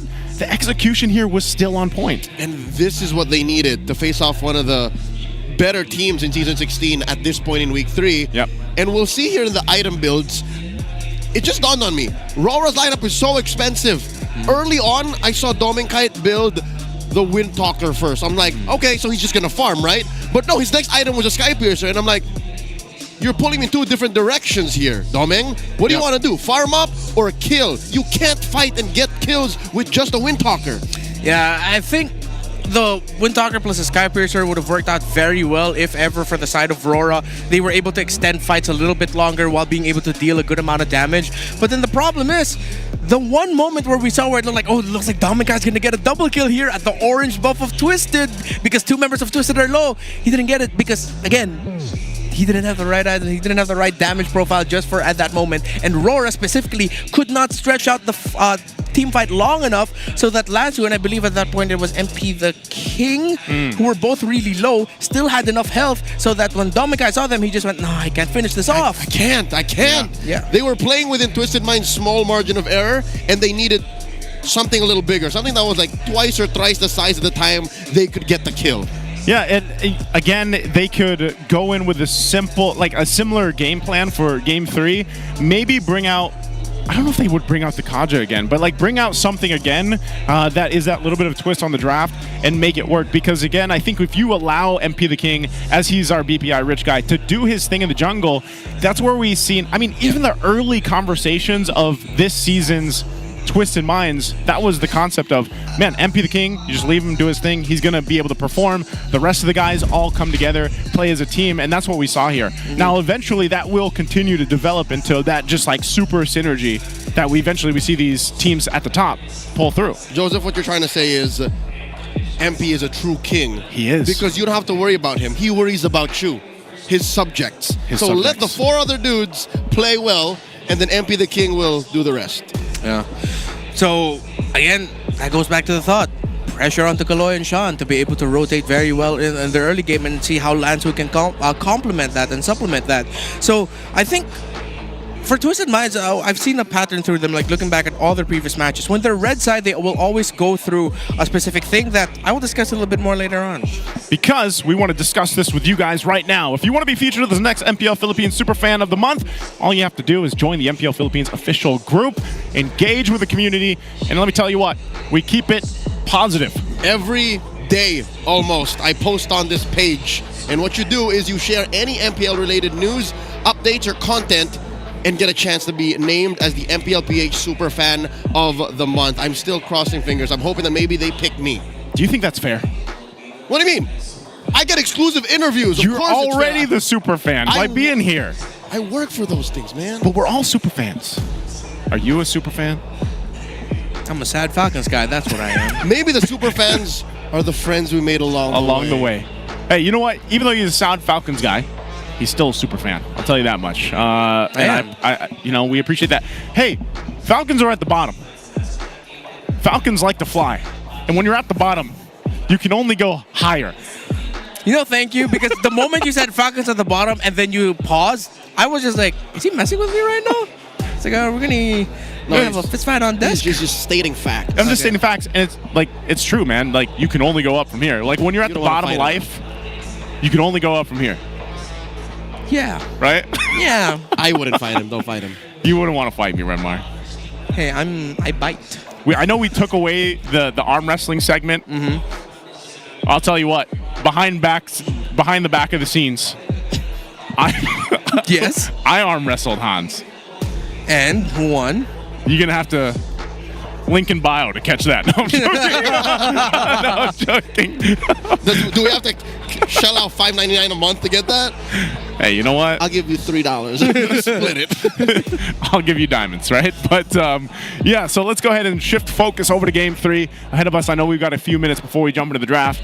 And that's the main thing. I think for RORA, what they showed us too in game one, like the big, I don't know if I don't want to say it was just the chip, right? It wasn't just the chip that made that work so well, but I think even for RORA, it's still playing into, if we go back to our Infinix keys to victory from the Howl, it's playing into that first objective even, because I feel like here they struggled a little bit there. Yes, because again, their lineup was not going anywhere up until all of their cores got their second item. So that's a non-starter. Too long to cook. Yeah. It's like a meal that takes way too long. Yeah. I got bills to pay. I need them paid now, not later. Yeah, which is why the suggestion of bringing out the Bruno made sense, because at least you'd have that one dude who you know would scale up quickly. Even just one item, he's ready to go. Yeah. He's not online, but he's already a major threat in the table the Twisted Minds would have had to deal with. So now, Aurora, if they're going to go on the red side again, they're going to have to change some things up, because you already know that maybe the YSS might not work against this, because that means you're going to end up with pieces that will also need time to farm up, time to scale up. Twisted Minds, their 3 bans were perfect in game number 2. Fanny, Harith, Baksha. That meant that Lancelot had all the space in the world. But now from Aurora, hopefully, I kind of want to see them still stay on the red side. Twisted Minds stay blue. And then now you're going to see Aurora, hey, what if we go to the Fredrin, you know? What if we go down the route that, okay, what if we need damage? What if we make sure that we can get a Joy, and that the Joy is actually set up for success as well? So I'd like to see, not reinvention, but maybe just a little bit of refinement on the side of Aurora. A return to form. A return to form. Yeah, because game 2, they kind of strayed too far from what made them win in game 1. Yeah. It's weird too, because just the Hylos just got like shut down, and this is like one of those heroes that I would say even last week like did like okay, did relatively well in the sense, and it just didn't work here. It could also be. Oh, they are going blue. Remember going back, looking at it. Okay, with them go to the blue side. I think there were also some decisions by Light individually that he could have stayed a little bit more further back. I get it, he needs to get vision, is getting close to the objective. But then knowing the threat of the Uranus on the map, that's when roamers have to think twice about getting vision and actually try to balance that with, okay, I will get vision in a more conservative area because I have to watch out for whether or not this Uranus is going to be invading the jungle of my YSS. That being left unchecked meant that Aurora lost Turtle 1, which allowed Twisted Minds to just go, continue that, eventually that they'd be able to take the win overall. So with them now going to the blue side, with them having the main pick for the whole trade around Lancelot, CC, as the priority picks to rush, the Jushin maybe even probably, then now they can go towards more a lineup that allows Light and Yue to be aggressive without having to worry about protecting Demon Kite. Yeah, I think that's one of the cases here too. I almost even think maybe this is one of the cases for the bans that we see the Lancelot and the YSS either like not contested, maybe they're banned out, or at least one of them is, so that changes the trade that could happen here too, especially with RORA being over on the blue now.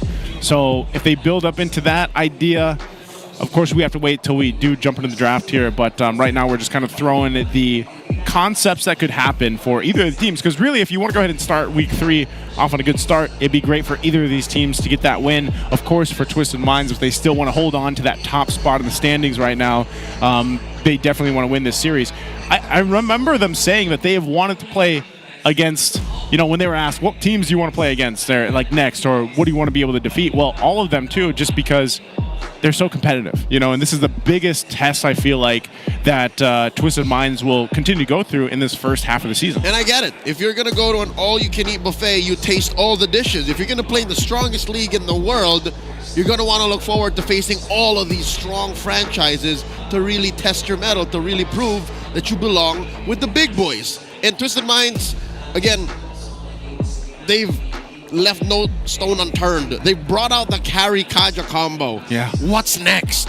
Man, throwing it back. I know we talked about throwing it back to the Brawl era and everything else, but with a team like Twisted Minds, maybe that's the impact too of Coach Bonchan. Like he's throwing it back to different eras. What if he goes, Kaloy, trying to break the code?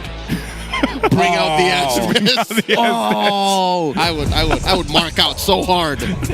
You would mark out? Yep. Is that the term? Yeah, it's like the opposite of crashing out.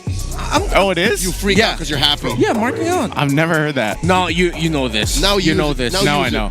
This is in your vocabulary now. Now it is. Nope. You know this. I know you know this. Don't fool me here, sir. You're trying to come off as like, oh, look at this. I'm just a cute guy who doesn't know a lot of things. Another fight break out. Red Noir is very aggressive today. Yeah, I just want to say. Falcons are down, bro. I am very quite ill as well. I am on medication, so yeah, it's a bad combo. So I like the decisions here by RORA. They actually surprised Twisted Minds by taking the Juicing away. With the high loss out of the map now, RORA usually do lean towards a Lancelot or CC priority rush. Yep.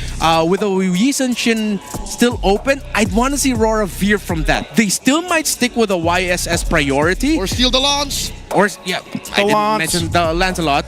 It's either Lancelot CC, but I really want them to consider picking up the Lancelot instead. Yeah. The Baksha isn't on the board anymore. There we go. So, with them getting the Lancelot, now Twisted Minds, they can steal a Harith if they want to. Or they can surprise and pick up a Moskov. Them picking, banning out the high loss, yeah, I'm thinking they might be leaning towards either Moskov, Harith, and then an EXP laner. Save my nation. Oh no, they actually show their course right away. That is a little greedy, but I think they want to adjust their utility picks in the roam, mid, and EXP more than they do getting their course. It's like, you know what, course? It's okay. How are we playing the roam EXP mid is the priority of Twisted. I can expect a lot of Cs. Okay, you know what? No exam. They only can go to CC now, or like crowd control, because Uranus is banned out. Yeah. What else do you do? Phovius? Yeah, Phovius I think might still end up in the hands of Aurora though. Yeah. You see the Harith on the other side. You still might be open to picking your EXP later. But again, Harith, Phovius makes a lot of sense. Here now, Yua can still pick up the Eve early, or just go for something a little bit more chill. Like a roam EXP pick first. Okay, so they go for the God Taunt, so they get the taunt against the Harith, and then RORA just make sure that their gold lane matchup is even with the Moskov and the Harith. So now for Twisted, they might want to consider stealing the Phovius away as an option. They can just pick it up now. They could also just pick their mid laner, so they ban around Yue. The Yue pick for RORA, and then at least they know that they can just pick the mid. They don't need to pick the mid laner anymore. What if he goes Kagura again?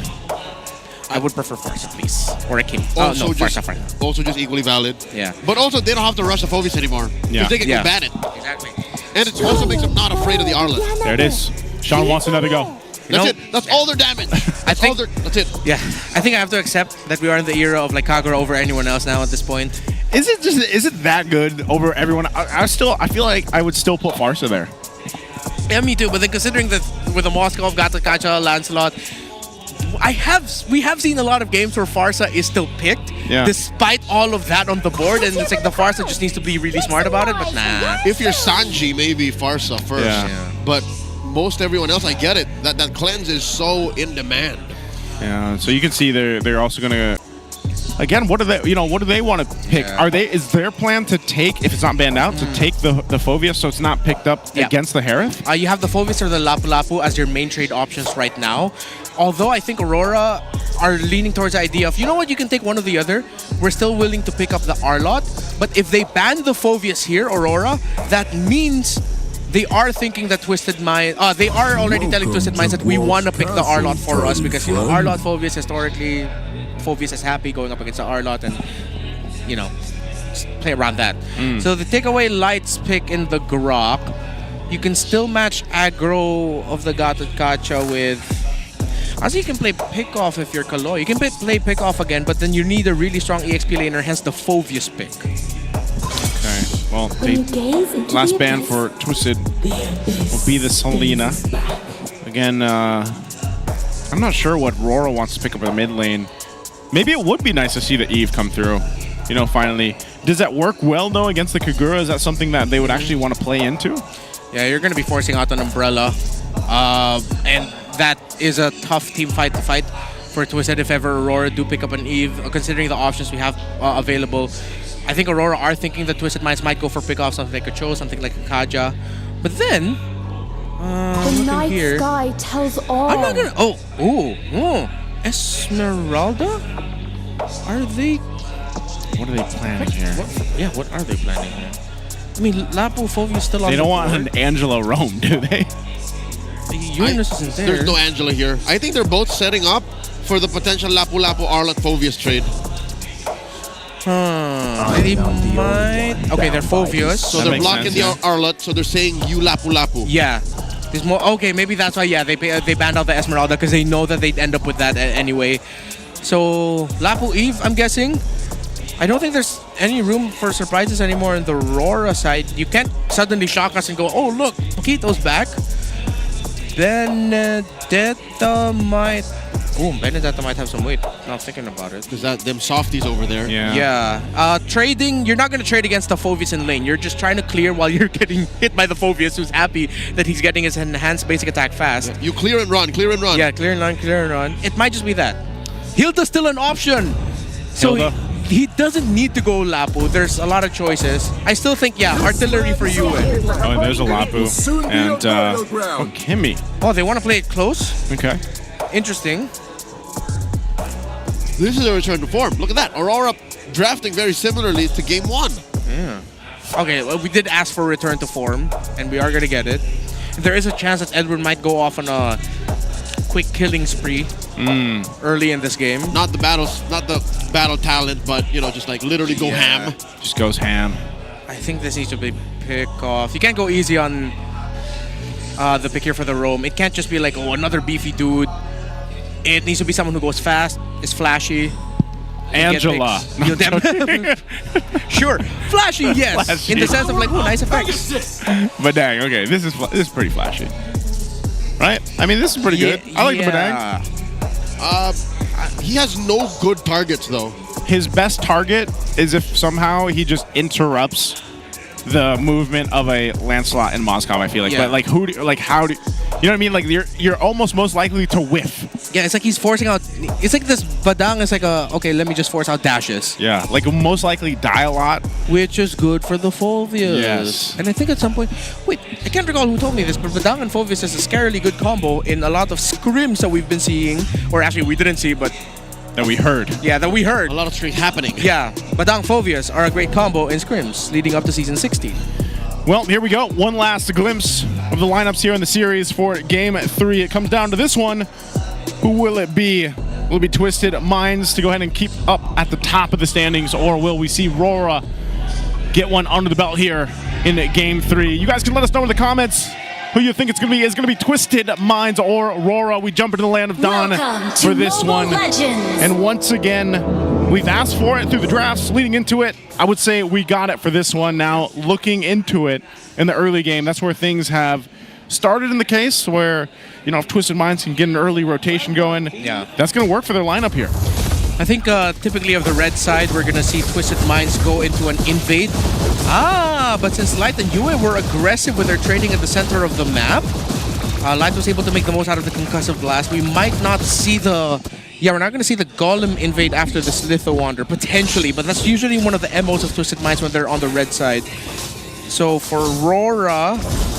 Yeah, no, they're pushing them back. They're not allowing the invade to happen. This is them respecting Twisted Minds' tendencies all throughout Season 16. Yeah. It allows you also, again, to see how important those first, under the minute are too. Like in these early rotations, if you get a little bit of an advantage, especially in the mid lane, you can secure yourself easier time in the rotation. But also part of that, so we're going to jump in. Looking for some burst. Kaloy gets that wall up between Light and Yue, putting Light 1/3 of his health. Yeah, a little trade win there for RORA, but for Twisted Minds. But the good thing is Light didn't pop his Revitalize. While Twisted Minds are doing a good job of making sure that they just supplement Empty the King well. He's about to hit level 4. He's been undisturbed. It's been a lot of heavy lifting from Kaloy and Sean to provide him space, and that's exactly what you need to see from Twisted Minds with the lineup that they brought to the table. I think part of this too is this will actually work really well together. The Kukuro with the Harith. Itemization-wise, too, for most part, Sean has been going that Genius Wand. First item, I'm assuming he's going to do the same thing here, which will then help Nasha, even in the early fights, if Nasha decides to join them, because you're almost going to be forced to, in a sense, like, you always have to play that, do I just sit in the lane, or do I follow through with Dominkite eventually when he spears in? Aurora needs to be careful here, because if they lose this turtle, Twisted Minds are going to continue the fight and try to invade the purple ball. Lanzu comes in, sends a flicker, and that's a lot of damage already on Aurora, but Kaloy gets taken down.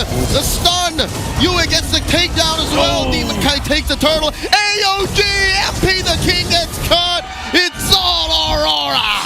Light with the taunt onto 2 and the follow-up by the rest of RORA. Lansu made the right decision to flicker forward and take that fight. Twisted Minds were just straight up countered by Light. Oof. And with that, I mean, a big lead this early on off of that one fight, 2,000 ahead. And they'll continue to put pressure. You can see Aurora is going to go ahead and play into that. It's just tough because even Twisted, when, you know, you were just saying it before that fight broke out, like if they decide to fight that and they lose it, that's going to be tough for them. So now Aurora with this bit of an advantage will work into it. We're going to look at the replay here, though, brought to us, of course, by Infinix. And we jump into here. This is what we're talking about. The taunt, the unbreakable, and then the setup to follow there was just so much to deal with for Twisted. And even so, this AOG, after getting that level 4, catches in, gets a double for UA, by the way. Edward even got that land shaker stun off onto MP the King at the perfect timing. That was just everything aligning perfectly for Aurora, while Twisted, I think that's something that Lansu and Kaloy need to talk about a little bit more, whether or not Light has that taunt. Because yes, you are encouraged to initiate first Twisted through the Phobias, but now considering that you lost the first big fight, you're gonna have to think twice about it, and then check if Light has that taunt, because that's the biggest thing to stop your tempo of being able to just jump around in people's heads. Because now with the 2.4k gold lead, there's a high chance that if this Phobias gets caught quick, before he can actually get up in the air and start being a nuisance to Aurora, he's just gonna get blasted and bursted down. They got half the combo down at least, because Lansu went all in. Lansu used his flicker, and they could have sworn they were gonna wipe out Aurora, but again, it was stopped dead in its tracks. Punished hard. Yeah, part of this too is just the fact that UA gets an early double kill, gives them the Sky Piercer much faster, and that's something that Twisted will have to worry about as they approach some of these next fights here. Second Turtle's up. RORA trying to fight for control. This one's a little bit different though for Twisted Minds. They might just back off. It looks like MP's gonna go just grab his buff instead. RORA has complete control, and this is the right choice for Twisted, because if they did lose another fight around this one, honestly, it would be almost too much to come back to. Yeah, the problem right now though for Twisted Minds is it's a slower tempo in the sense that, okay, maybe it could just mean a little bit more farm time for Nausea and MP the King, but then you're up against a lineup that scales up very quickly. By minute 7, RORA are gonna be encouraged to just, take every fight that they can have. They can be a little bit messy with it because they already have the right amount of items and advantage. Oh, there's a flicker and the full combo. Demon Kite lives. Oh my God, survives. Oh, you've got Demon Kite might even take down Sean. Sean gets away, but just barely. Oh, well played. Demon Kite with an SOD from out of nowhere. You don't mess with my Kite brother. Kite Bros going up on the highlight reel for RORA. You can't blame Sean for wanting to get that kill. He almost took Demon Kite down, but he had Thorn Bros just in time back to get out of the map. High frame up, and he wins the trade. Edward. Lansu, he can smell it.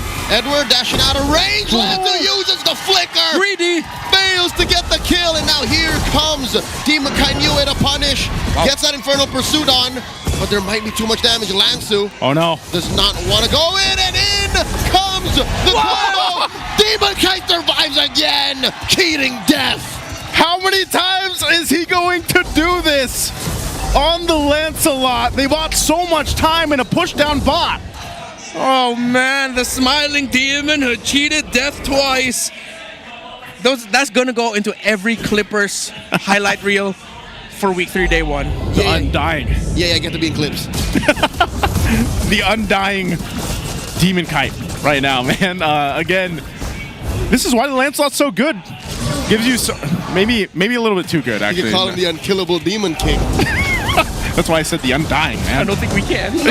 That's why I said the Undying Demon Kite. Be killed. Is what I'm saying, Turtle. Now less than half health. Light gets a taunt. Pops to revitalize all 3. Turtles go over to Aurora. They get MP the King down, slaying him. Now, and some damage onto Lansu. Lansu might not survive the taunt. Pins him down, serves up a kill to UA. Twisted Minds are making a lot of tilted mistakes at this point. A little bit too eager. Nausea, you should not be taking this fight, dude. Nausea gets hit with that Spear of Misery. Demon Kite pushing off of camera. Light looking for that taunt. Aurora just want the turret. Yeah, they'll get the turret. They've shifted into full gear now for Aurora. just taking fight after fight, win after win across the map. Got themselves a 7,000 gold lead. They've got all the turtles and everything else. So they're set up perfectly. Oh no, mid. There's the cleanse. Keeping Sean alive. Spends the flicker too. Close call. That's tough, man. It has gotten out of hand. I mean, we did talk about it earlier. Minute 7, minute 6 leading up to it. Exactly at that moment, RORA, as we said, they're just taking fights. MP gets taunted by Light, but Light gets traded out for underneath tier 2. I'll take that trade any day. We're seeing a bunch of tilted minds at this point. It's tough for Twisted. They're trying to farm, they're trying to find space in the map, but then they made too many errors, too many quick, sudden judgment calls to try and get kills, to try and crawl back. That Aurora were just able to turn things around. It's going to be one of the toughest comebacks for Twisted if they can pull it off, because Aurora have just ran away with it at this point. That's tough because you're sitting here thinking, all right, Twisted, what can they do to get this game back under control? Because this is a massive deficit they're working against. And even then, Nasha hasn't been a part of anything, really. He's just been farming up as to do what he can do. But it's been completely just kind of shut down in a way where we haven't seen that Harith in action yet. And maybe it's going to be some time, because looking at the items here, you can see, is he in fighting form? He's got a Feather in Heaven and Starlium Scythe, but that's about it. That's not really enough to pump out the damage alongside what the rest of the team has to win any of these fights against RORA. Yeah, and RORA are going to be able to take this Lord without a problem. Twisted Minds, Nosha doesn't have the items. He's not built to fight because the other members aren't built to fight. Wait, SOD? Nope, they're... I pressed it. Yeah. Okay, good zone out. No orange buff here for Twisted. They're going to be able to push a tower in the bottom lane, but they're going to lose tower in the mid. Oh, yeah. They'll lose that one. Lord making its way down bottom. These holy shields. Hold up. Do they pop? Okay, it doesn't pop just yet. DK took it. All right. Yeah, DK got it. So they'll line these waves up.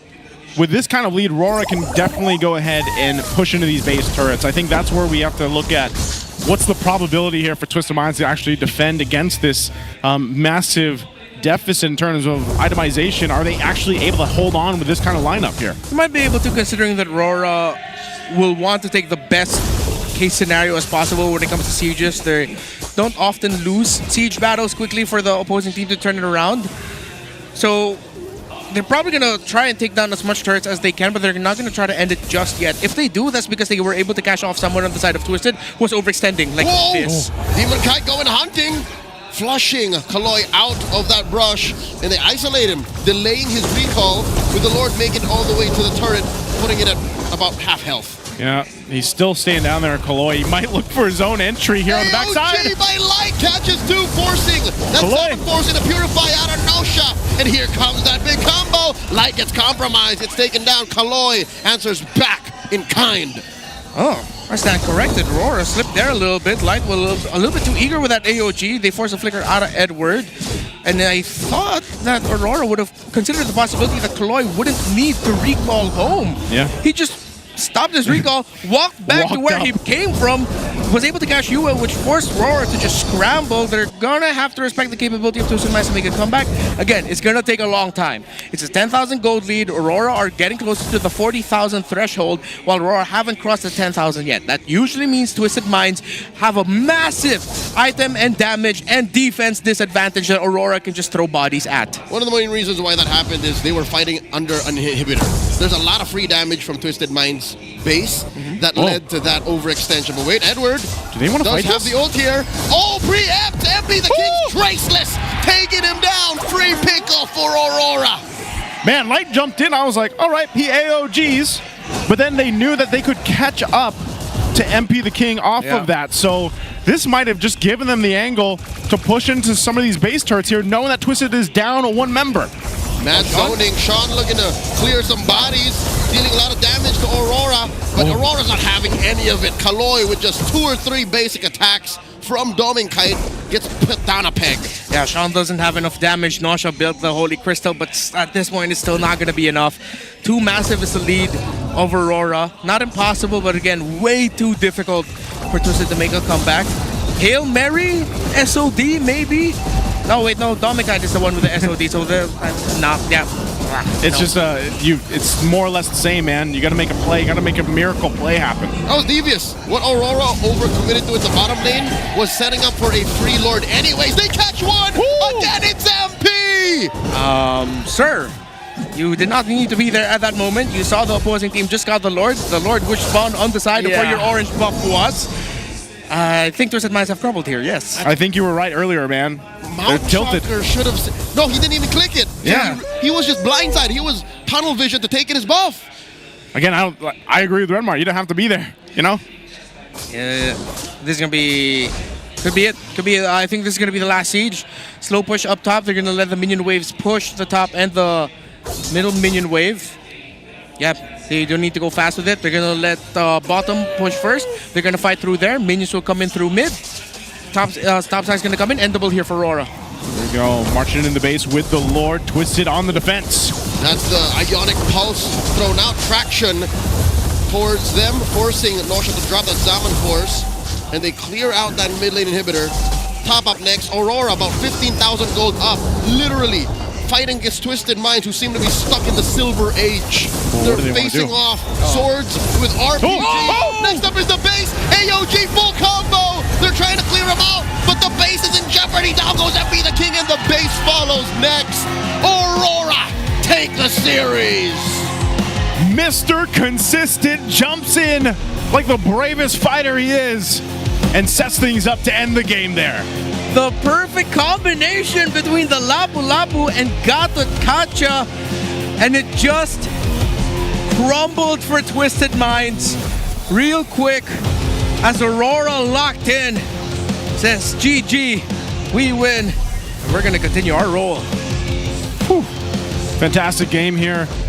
I think at the same point, you just have to look at it as this is one hell of a competitive match between two teams that have been doing a lot of good, and I think they were really taken to the limit. But for game 3, it was like Twisted Minds, they just couldn't find that form that we're so used to seeing in the past few weeks here. So again, GG's to them to take their bow here, of course, for the match against RORA. But it's one of those instances where I guess for Twisted Minds, they can go ahead and look at this and see where did they go wrong. They clearly made some mistakes, especially there towards the end of game 3.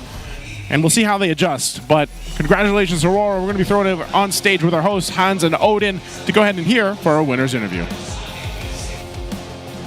Just an absolutely incredible performance. 3 in a row for your winners, Aurora Gaming! My goodness, Coach MTB, Coach Dex, this was such a moment para sa inyo, and I want to know more about, you know, your personal preparations for this, considering na yung ilan sa mga miyembro nitong Twisted Minds ay nakalaban nyo noong Cebol SEA Games qualifiers and things didn't go so well for you. Nakadagdag ba yun as motivation for you to be able to win this game? I think hindi siya motivation kasi nag-iisip kami ng mga plano nila kasi expect namin na marami silang gagawing kakaiba or baon para sa amin. So kami naman ni Dex, ang sabi ko ay reverse lang natin sila para at least magkagulo-gulo na yung laro natin. So yun lang yung naging preparation namin nung kalaban namin sila. At yung pagkaagulo na yun, it definitely worked in their favor, Odin. Mukha nga na reverse nyo siya, Coach Dex.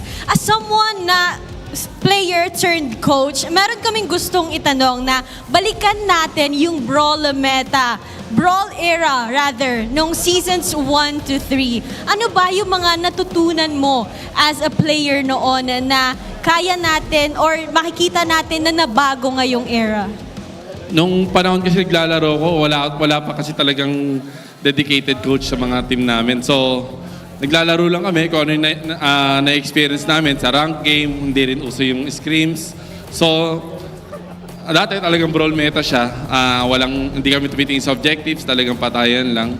So, nung pumasok yung season 7 to 11, doon namin na-appreciate na objective games pala talaga yung ML. At nakita natin na nag-transition talaga by era ang ating mga laruan dito sa MLBB. For sure, napakaraming development. We've developed a lot of strategies sa tulong ng ating mga coaches. And I think I'd also like to give commendation to the players. Demon Kite, You are the leader in terms of Lord kills after 2 weeks. Goes to show the dedication na meron ka for Season 16. You were talking to me about how hard it was nung week number 1. Anong nabago ngayon? Ano bang motivation nyo to make it 3 in a row para sa Aurora? Yun, parang mas compose kami ngayon. Tapos nagpo-focus lang kami sa mga bagay na may improve namin in game, syempre. Lalo na yung chemistry and connection namin in game. Tapos dito. Yun lang so far yun lang yung ginagawa namin. Talagang improvements lang overall.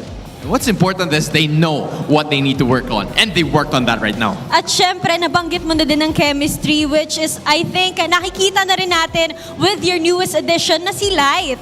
Light!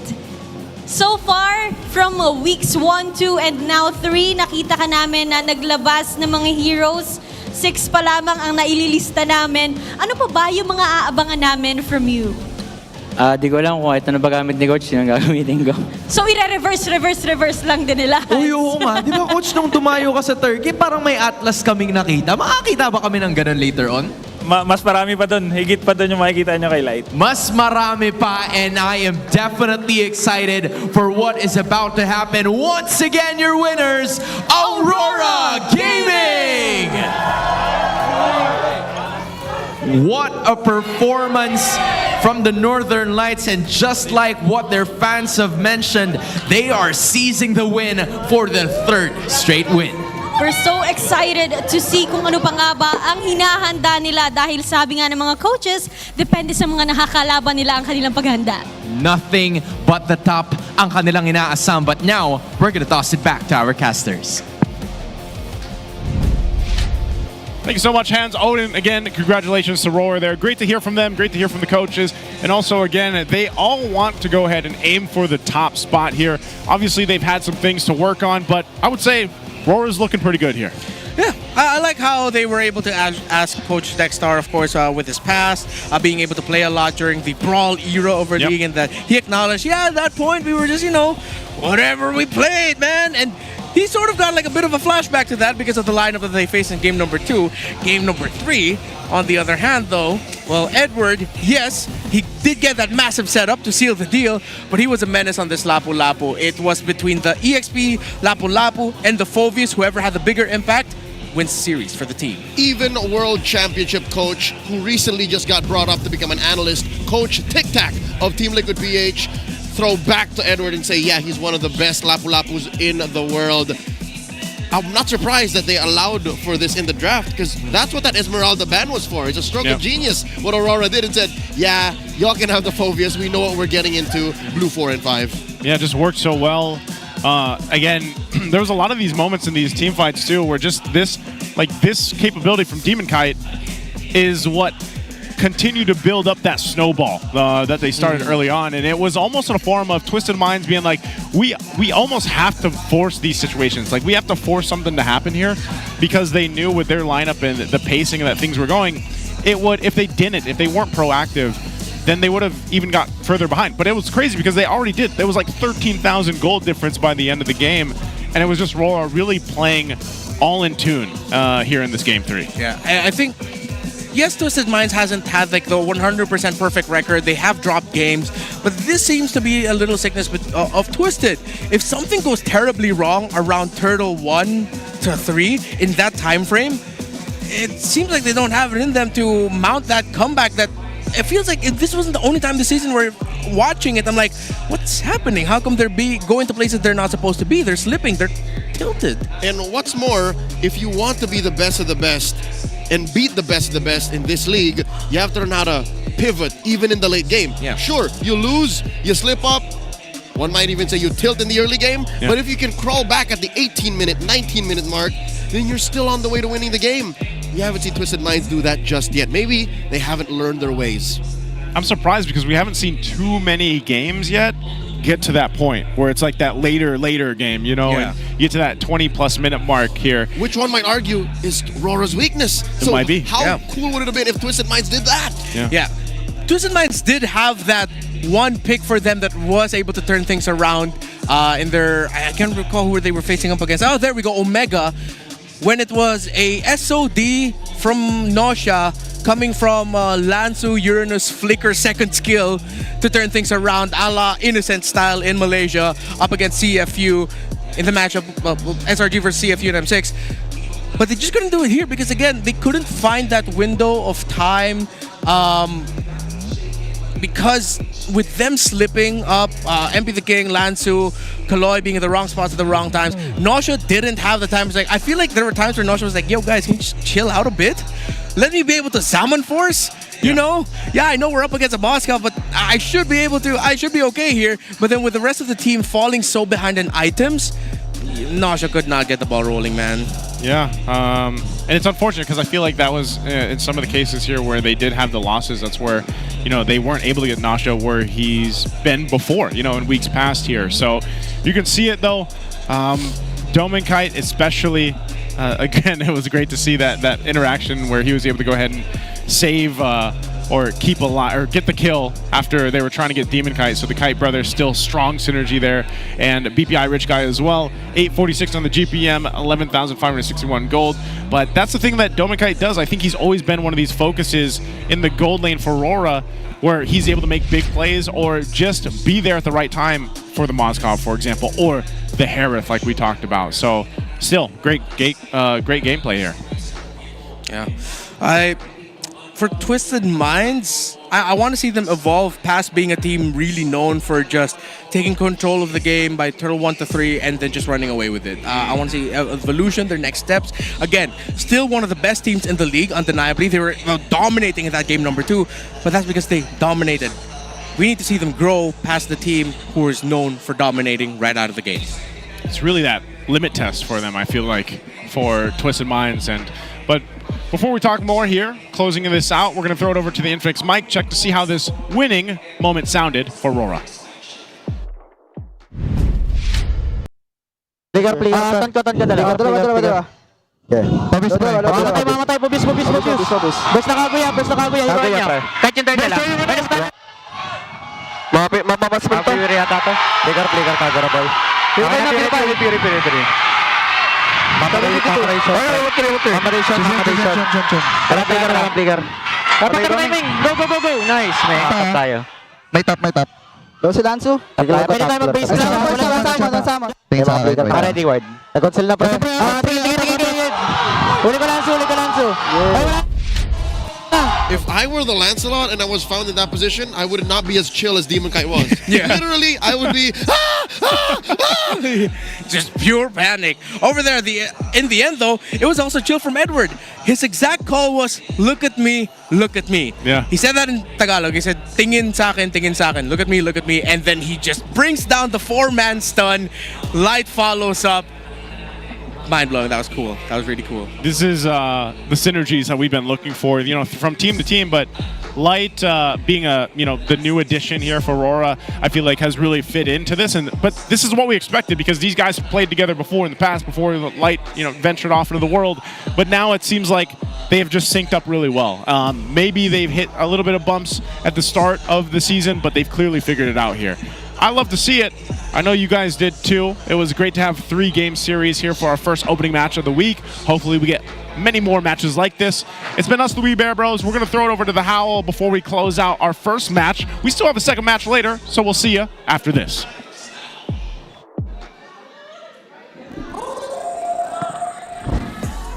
At nakita na nga natin ang resurgence ng Aurora in this week number 3, just getting off of their momentum. Hanggang ngayon, hindi pa rin talaga mapigilan. That's why they are now on a 3-win streak. Pero, ang tingnan natin doon sa game na yun, ang ating natutunan ay huwag ibigay talaga yung lapu-lapu kay Edward. And I know that this is a given already. In fact, sa 5 o 4 na laro ng Aurora na merong lapu-lapu si Edward, isang beses pa lang silang natatalo. At sa 4 na wins na yun, yung majority of that is just Edward taking over the game. Ang maganda pa dito sa Aurora is nasushoot talaga nila sa kanilang composition yung lapu-lapu na yun. And apart from that, etong si Doming, parang naramdaman niya na bakit hindi siya kasama sa conversations ng best gold laner. Well, right now, for the past 9 games, napakaganda ng performance siya. In fact, bago mag-start ang series na to, at sinasabi natin sa gold laners, importante yung gold crab ang nangyayari, para sa kanya, ang nakukuha niyang average na gold from creeps or from gold crab is 143 na difference. At kung ikaw pa rin sa ibang gold laner, na hindi pa nga nakakaabot ng lagpas 20 when it comes to gold difference dun sa pagkuha ng gold crab na yon, masasabi natin na si Doming na talaga ay isa sa mga kailangan na i-consider sa magaling mag-lane na gold laners natin. And apart from that, ang RORA naman, kailangan ng aralin na kanilang early game. They have to be studied. So far, out of the 9 games na nilaro ng RORA, 2 beses lang sila natalo sa kanilang early game. May mga games na natalo sila eventually or na-comeback dahil sa, even with a good start in the early game. But RORA, we learned na dahil maganda yung early game nila, it means that they also are drafting so well. Yan ang mga strengths ng RORA in the past 9 games that we saw them, and I'm sure na yun yung i-implement nila sa mga susunod pa. Sa ngayon, mga natin ang isa pang magandang matchup is Falcons going up against ONIC Philippines after the break. So huwag kayong alis, magbabalik ang MPL Philippines.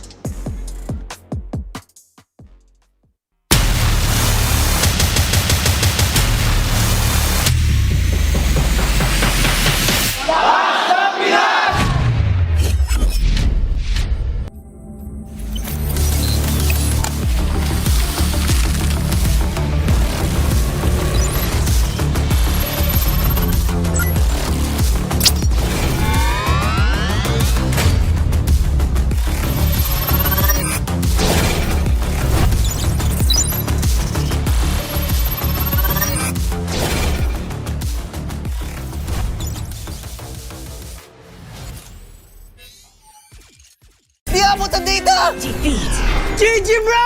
Don't worry! The Unli with Smart Power All 99. Hindi bitin with 10 gig data to power your games plus Unli Facebook or Unli TikTok.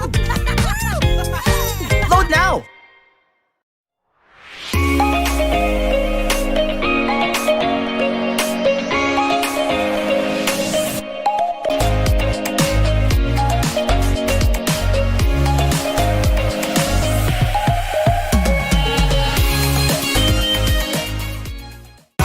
Enemy alert. Your scalp gets 1.5 times greasier, causing dandruff. Get triple anti-dandruff power. Supercharged with Clear. Pang-marinade! Panggisa!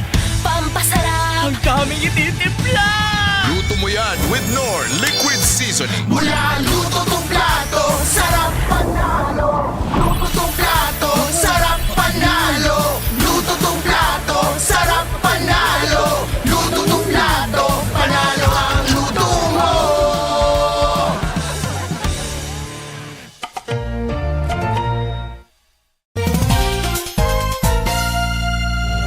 Sunod-sunod na comeback ang nasaksihan natin ngayong week. Ako nga pala si Bentings, ang maghahatid sa inyo ng MPL Hot News. Unahin na natin ang 10k gold lead ng Aurora. Naka-panel strat kasi sila dito, kung saan itong lineup na to ay may expiration kapag hindi mo agad natapos yung game. At dahil nga tumagal na yung game, nakaipon na ng nakaipon ang Team Falcon. At kung makikita nyo nga si Super Marco, halos wala nang aabot sa kanya. Patunay na din to sa kanyang 0 deaths. Bulletproof talaga. Kaya ang nangyari, nakambak pa ng Team Falcon ang 10k gold lead ng Aurora. At ang sumunod naman, itong Team Liquid. Sobrang lamang na ng TNC. Dahil sa tapang ni Carl TC na ituloy lahat ng Lord na nabawasan na ng TNC, nagawa pa nila na baliktarin yung game. At dahilan yun para masarado nila yung series ng 2-0. At yun lang, kung gusto nyo mapanood yung MPL ng live na live, huwag nyo kalimutan bumili ng ticket. At magkita-kita tayo sa Green Sun Makati.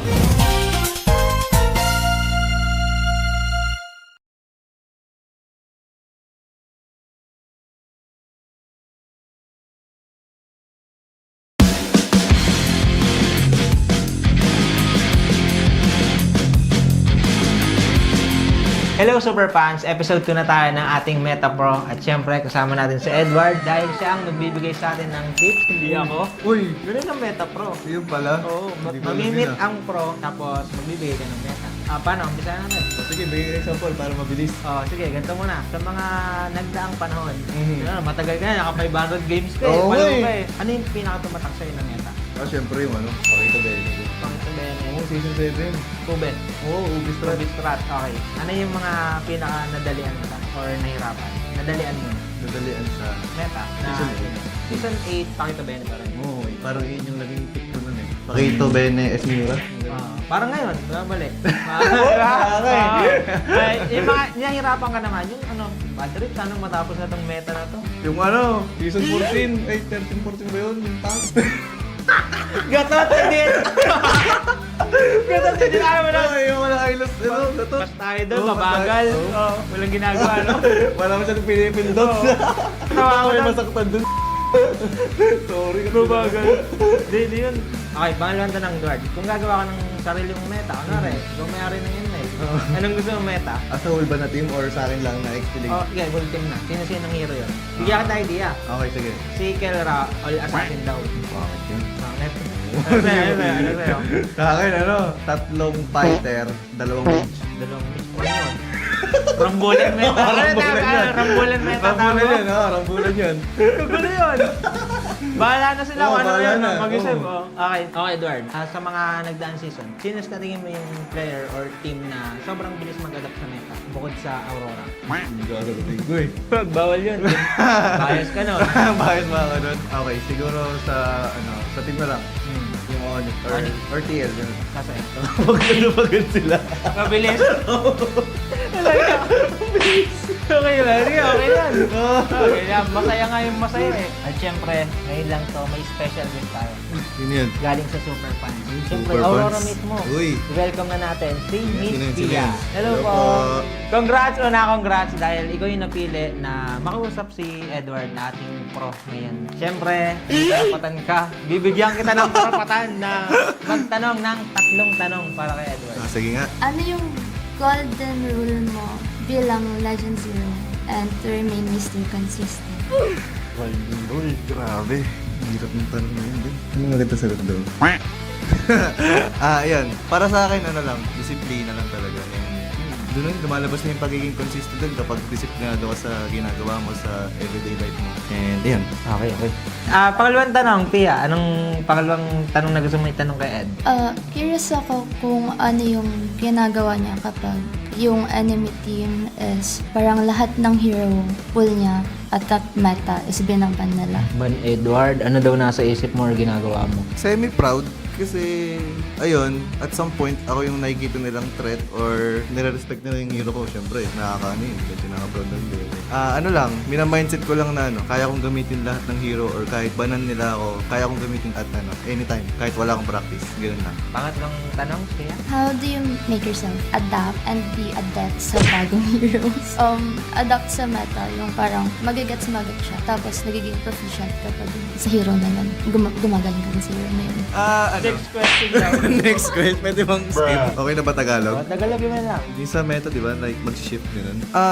Tingin ko naman all throughout ng bago mag-start yung MPL na de-determine agad kung ano yung magiging meta, which is kung ano yung ginagamit ng kalaban, maggagayahan. Kung sino yung una maglabas, maggagayahan pa yan. Doon pala magkakaroon ng idea na counter pickings, which is doon lalabas yung mga off-meta heroes na, yun, tulad nga ng dati na tank EXP. Yun. So, doon mo ma-determine pa lang kung yun na lang. Ano yung ginagawa mo para mabilis ka maka-adapt din sa game? Wala eh. Sa ano lang talaga experience ng scrim kung ano yung nagiging meta, ganun. Kumbaga, wala, adapt lang. Minsan, kopya-kopya lang, ganun. Kailangan gamitin, no? Ginamit niya sa amin, gagamitin sa inyo. Thank you so much, Pia. Maraming salamat sa pagsama. Okay, Ted? Thank you. And ayun lang, guys. Kung gusto niyo rin ma-experience yung kayo na mismo yung magtatanong sa ating mga mamimit na pro, huwag niyo kalimutan, bumili ng ticket. Dito lang sa link na to. And Ed, maraming salamat sa pagsama. Hanggang sa muli sa ating Meta Pro. Amazing!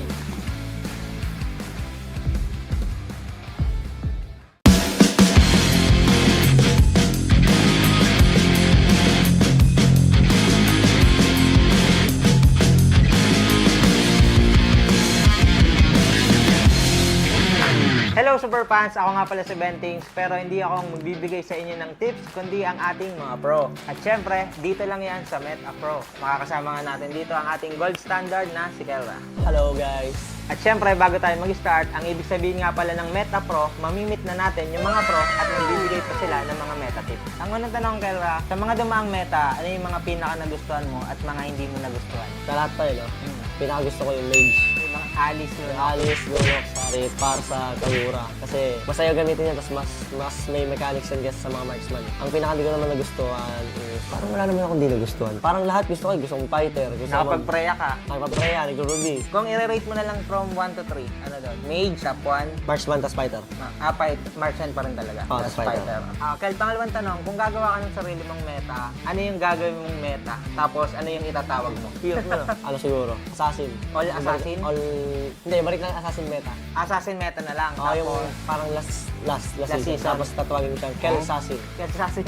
Ano, ikaw yung core o ikaw yung ano? Pwedeng assassin gold, pwede rin jungle. Basta dalawa assassin. Kel Assassin. Kel Assassin.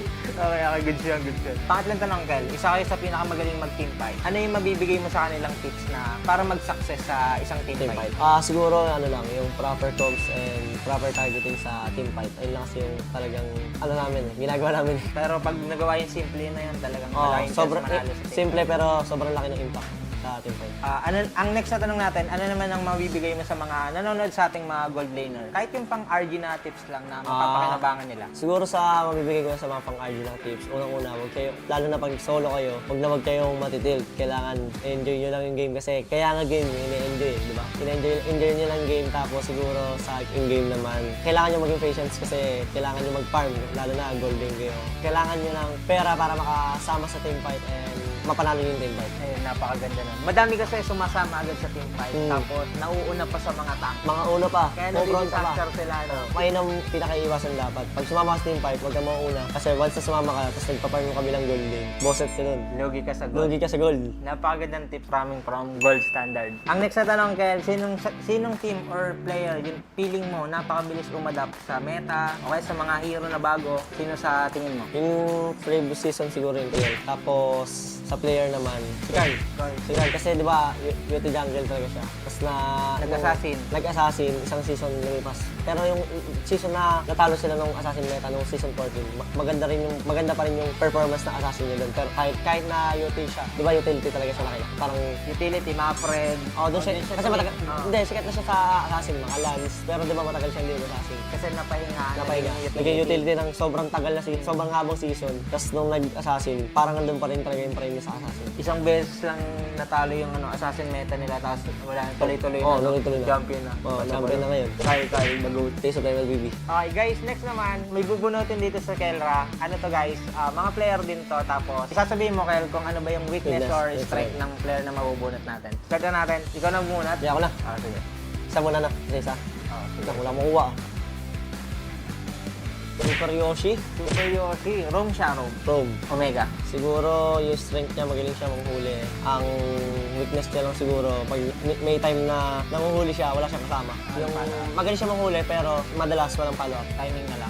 Timing. Next, tulungan na kita. Tulungan mo na. Oheb. Siguro yung strength niya, Oheb, yung sa team fight, magaling siya sa team fight. Pero yung weakness niya siguro, laning. Sa laning. Next. Sanji, may weakness ba to? OP ba yan? OP yata to eh. Siguro yung strength niya magaling siya mang-reflect ng mga skill ng mga kalaban tsaka magpabait. Ang weakness lang siguro pag nasasobrahan siya sa pagre-reflect, minsan hindi niya na-reflect. Yung mga huli. Okay, next Kel, may kasama ulit tayo dito. Ito naman, tapos na tayo sa mga player. Ito naman, sa mga hero naman to. Tapos, bibigyan natin sila ng tips kung ano nga ba yung mga best pang counter dito sa mabubunot natin. Tulungan na ulit kita. Sige natin ito. Nathan. Pang-counter dito si Irtel. Kasi, di ba yung passive ng Nathan? Pag inip mo, yung Irtel, kahit nakakahit siya habang tumatakbo, kaya Nathan, yung masakit sa kanya yung bumabalik-balik pag umaatake. Hindi siya tatamaan ng pabalik kasi naglalakad habang naatake. Kaya yun yung pang-counter mo sa kanya. Single lang dapat, no? Oo. Nahihirapan siya pag in relationship. Uy! Dalawa yung babalik At tulungan na kita, Kel. Nainggit ako sa'yo Pumapala yung tupa. Pang-counter dyan. Ang lakas na sa lane. malakas sa linya eh. Wait lang. Tuluhan kita. Tingin mo. Irritel na lang din. Pwede, kaya rin ni Irritel yan. Kasi yung Irritel kasi malakas siya sa lane dahil sa first skill item niya. Yung minus armor. Kaya malakas sa lane yung Irritel eh. Kaya niyan lalo na pag-level. So, Tingin mo sa 1-1, naka-inspiran ka. 1-1 din pala. 1-1 din pala. Oo, kasi yung pag ulti yung Popol, may second skill yung 1-1, di ba? Madadodge. Madadodge yung ulti. Pero ang hirap counter rin ito. Pero mahirap yan. Katapat, malakas na lane yan. May kasama eh. Popol guys, gamitin nyo. Try mo yan. And syempre, huling bunot. Kel, ikaw na. Oy, parang Granger to. 1-1. Speaking of, Irritel din. madali lang eh, no? Oo, dali lang. Irritel. Weakness kasi ni 1-1 yung isa, laning. Laning. Tapos, May na siya. ayaw niya nang hindi siya nakaka-stack. Oo. Something na nag-pure guys, or Mabilis. mabilis. Ayun, tulad ng Irritel, nakapaglakad, hindi niya may istakan. Mahirap. Mahirap siya istakan. Tsaka yung mga long range, like Ranger. Ranger. Eto, Kel, dito na masusubok yung smiling face or serious face kasi kada may sasabihin akong player, pwede mong ngitian kung feeling mo mas malakas ka dun sa player na yun. Unahin natin, Kel, Aaron Chiki. Panis. Ang laki ngiti dun, parang no match yun ah. Ang next natin, si Innocent. Ayan, sakto lang. Papalag. And next natin, Super Marco. No match. Eman. Papalag. Pwede. Toy. KO guys, KO. And huli Kel, mortal enemy natin dito. Dalawa sa pinakamalakas kayo mag-gold. Ohen. Gold standard. Okay, last natin si Domen Aurora. Hindi lang din. Ante lang. And next naman natin guys, magiging si Ben Abondo muna tayo kasi magpapasok tayo with Kelra. Kel, bibigyan ako sa'yo, pastok lang, tulungan na kita. Siyempre, TL Fix or Aurora? TL. Bilis na na. Pastok yun ah. Pastok eh. Sabi mo. RG. Sabi. Turtle or Lord? King Kong o Brusco? King Kong. Karit or Ranger. Ranger? Meron agad. Gold or kill? Kill. Gold or jungle? Jungle. Banning or picking? Picking. Shoes to go or mom shoes? Choose to go. MSC or M-Series? MSC. Mas malaki pera. MSC guys, abangan nyo daw next week si Kelra. And nga pala guys, para nga pala sa mga susunod natin na Meta Pro Series, siyempre mamimili tayo ng super fan sa mga susunod natin na Meta Pro player. Kaya abangan nyo. Kita kits.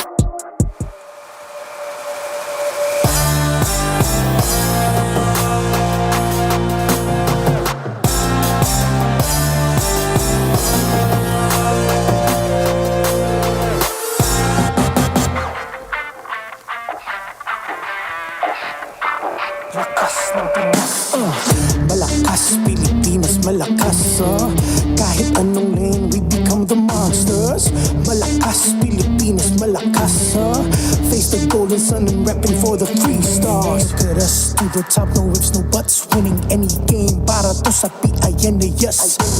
Di mo matitinag aming boses sa new level. Nasa kalye man o mobile, you know I become a legend. Listen, open fire, we unite, we winners. But with pressure, like diamonds are made of. Switching the lane na parang gera, HP racing made a setup. But kakatang buhat ni Hilda, full dome SS parang Laila. Susundan ko ang iyong wakas. Kasama pataas, tagumpay natin to. Dahil tayo'y malakas para sa Pinas. Nasa amin ang alas, hindi to atas. Kinikilala sa taas kasi kami ang malakas para sa Pinas. Nasa amin ang alas, hindi to atas. Kinikilala sa taas, ganito kami sa Pinas, yeah.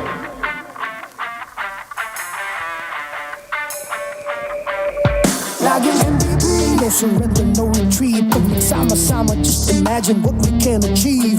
Laging MVP, no surrender, no retreat. Giving 100 on my all, cause we just cannot be defeated. We are unstoppable, immune and invulnerable. Ready ang equipment, lahat frozen, mala, crowd control. Pakita on the jab, east to the southeast. Taas ang matawa, proud and loud, cause every enemy we devour. Susundan ko ang iyong wakas. Kasama pataas, tagumpay natin to. Dahil tayo'y malakas para sa Pinas. Nasa amin ang alas, hindi to atas. Kinikilala sa taas kasi kami ang malakas para sa Pinas.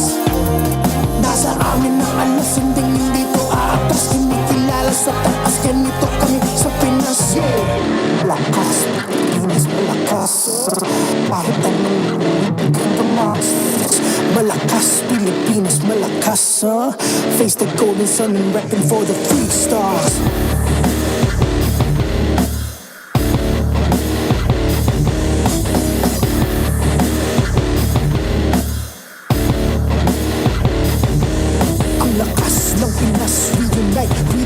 Ang lakas ng Pinas, we unite, we the stars. Ang lakas ng Pinas, we unite, we the stars. Ang lakas ng Pinas, we the stars.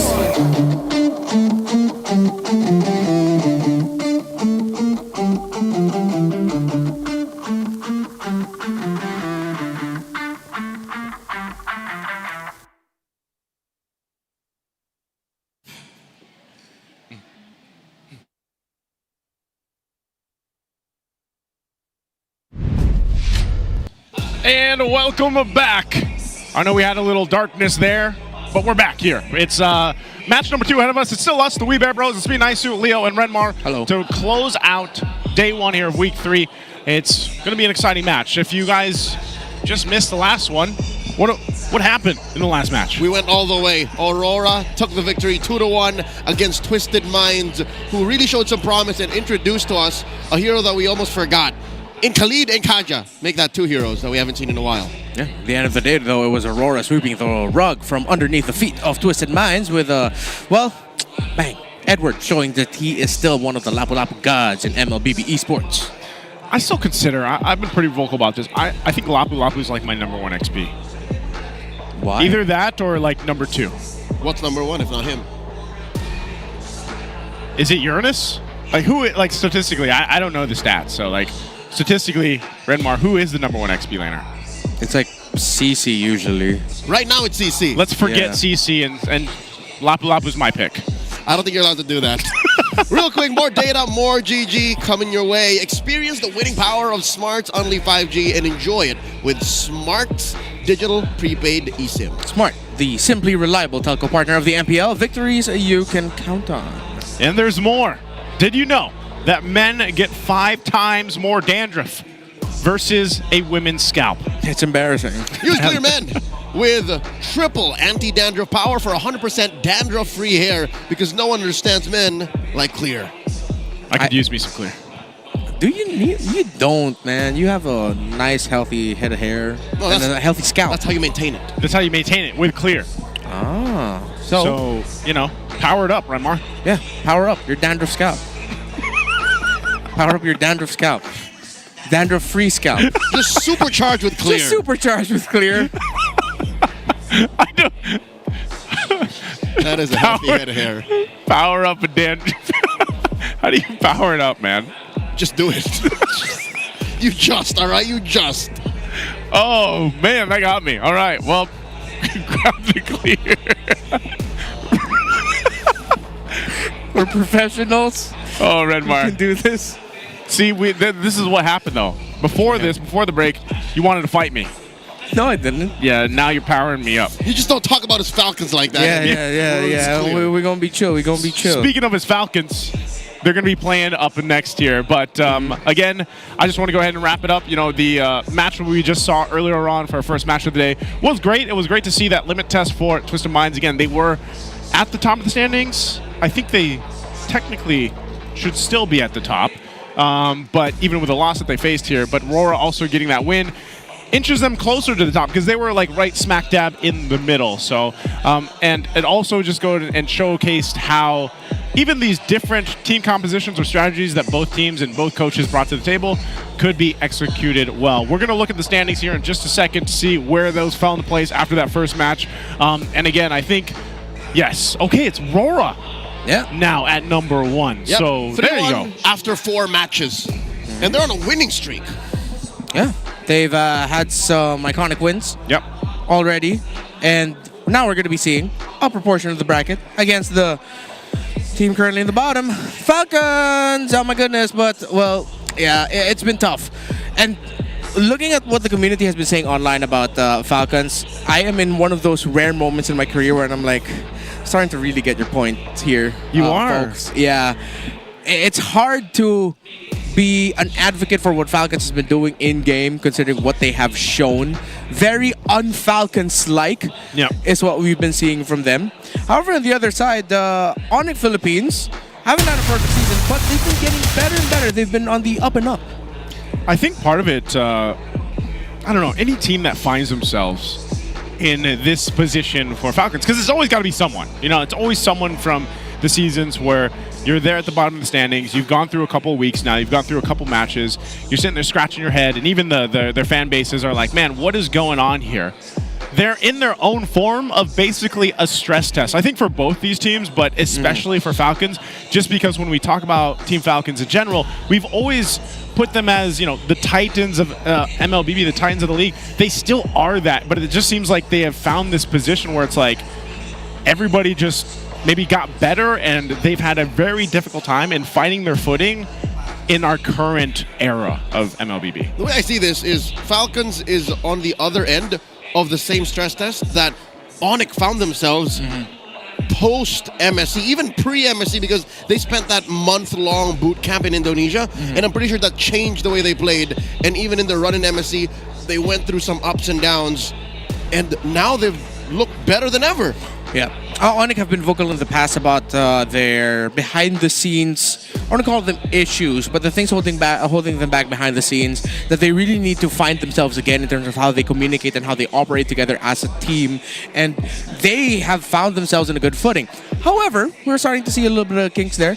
They were able to start things off very well with sweeps against Team Liquid and AP Bren, but then they dropped 2-1 to Aurora, unfortunately overshadowed by the fact that they picked a CC gold lane in game number 2, and that eventually meant that, you know, Aurora would take the momentum, bring back the Eve, and then be able to take the series. And it calls back to, well, that season when ONIC, in what could have been a perfect 13-0 run, picked up a Masha in the gold lane for Kelra. ONIC beat ONIC. Yeah, ONIC beat ONIC. So maybe it's like now that's the theme around ONIC. The thing holding ONIC back at times is just themselves, relationships behind the scenes. While for Falcons, it seems like it's how they play in the game, how they communicate in the game itself. So now it seems like they're going to be reintroducing Ferds into the mix here for this series, so that maybe they could find themselves with a little bit of new blood. Yeah, the wild one. They invoke the wild one. They bring them out, man. Love this graphic, by the way. But yeah, Ferds, you know, we got to see a little bit of him. Again, he was regular season MVP in MPL Philippines Season 3. He was a champion in Season 3 as well. And you know how well he fits into the Falcons brand of MLBB? He's also a national athlete. He played for Cebu, represented the country in the WEC IESF 2024, went as far as second place. He's a silver medalist, so he's made us proud. He fits in with the Falcon brand. Yeah, and there's a reason why the Falcons decided to bring him into the mix. It seems like they trained a lot with him more, leading into MPL Philippines Season 16, and he was able to start things off really well, already showing himself as one of the prolific CC players in the league. On the other side, though, you're going to have to look at the center of the map for ONIC, who seem to have gotten a reinvigorated Super Prince, who, yes, again, is not a perfect track record, but he's been great so far this season.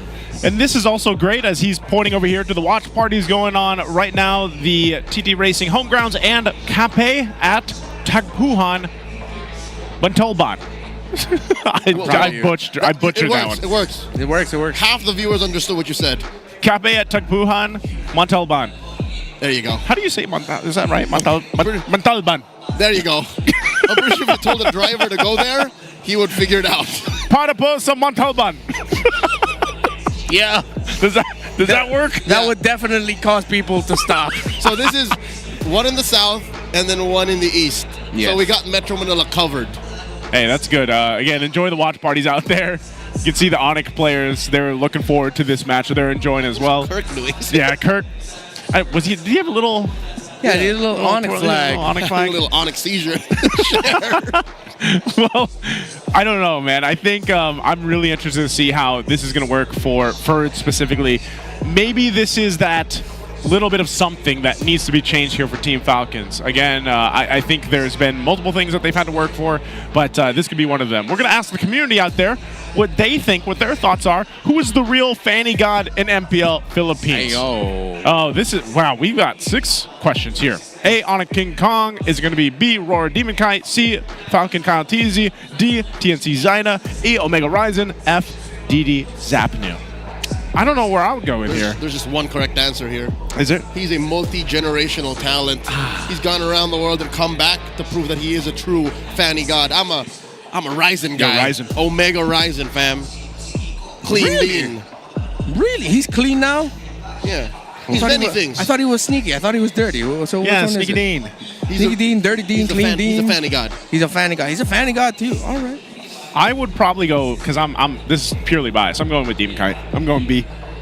Because, you know, my boy Demon Kite. How about you, Redmar? I think I'm leaning a little bit more towards... we didn't see a lot of Kyle Teasy Fanny games. This was tough for me, honestly. So this is just genuine curiosity. Was DD Zapnu a Fanny God? Yeah, that's the in thing. his time? He was good in the MPL in his short time here as a pro, but he's also done it as a content creator. Yeah. As an influencer, as a streamer. Yeah, he was one of the dudes that you would look for videos of to learn how to play Fanny. Because he was the guy who was doing a lot of things that a lot of other people weren't doing with the Fanny, showing them how this hero, how you can really stretch the limits of Fanny back in the day, back in our day. Yeah, what was that? 24 cables? Was that a thing? I don't know. 24 cables? I'm just pulling them. I can't even do 2, man. Like, there's been a couple times where I'm like, you know what? I got this cool Fanny skin. Because the game decided to give me one. Yeah. This was like the Spirant one, I think. Yeah, the anime Fanny. Yeah, so I was like, let me go ahead and try it. I tried it in ranked. Probably wasn't the best idea. Tried it once. Once and never again. I couldn't even 2 cable, man. That's the thing. I don't know how they do it. Once. You should have kept going.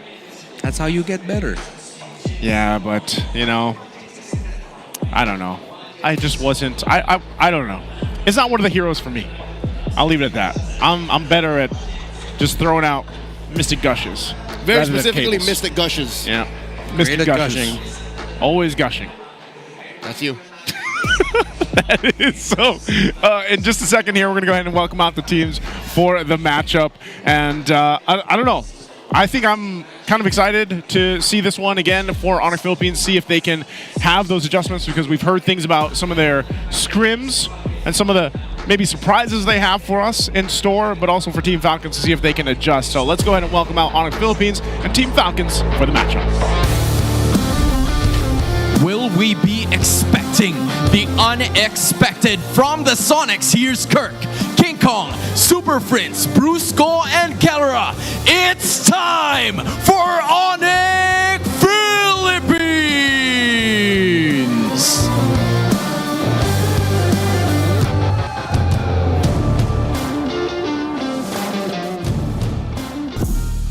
The Falcons are looking to fly above their nest once more. Let them hear your cheer. It's Ferds, Kyle Teasy, Few, Ogwen, and Super Marco. This is Team Falcons!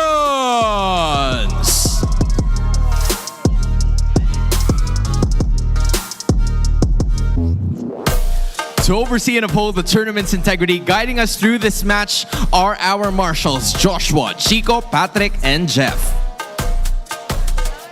Also joined by their respective coaches, it's Coach Wynot for ONIC Philippines and Coach Trevor for Team Falcons. Sonics, Falcons, let me hear you scream!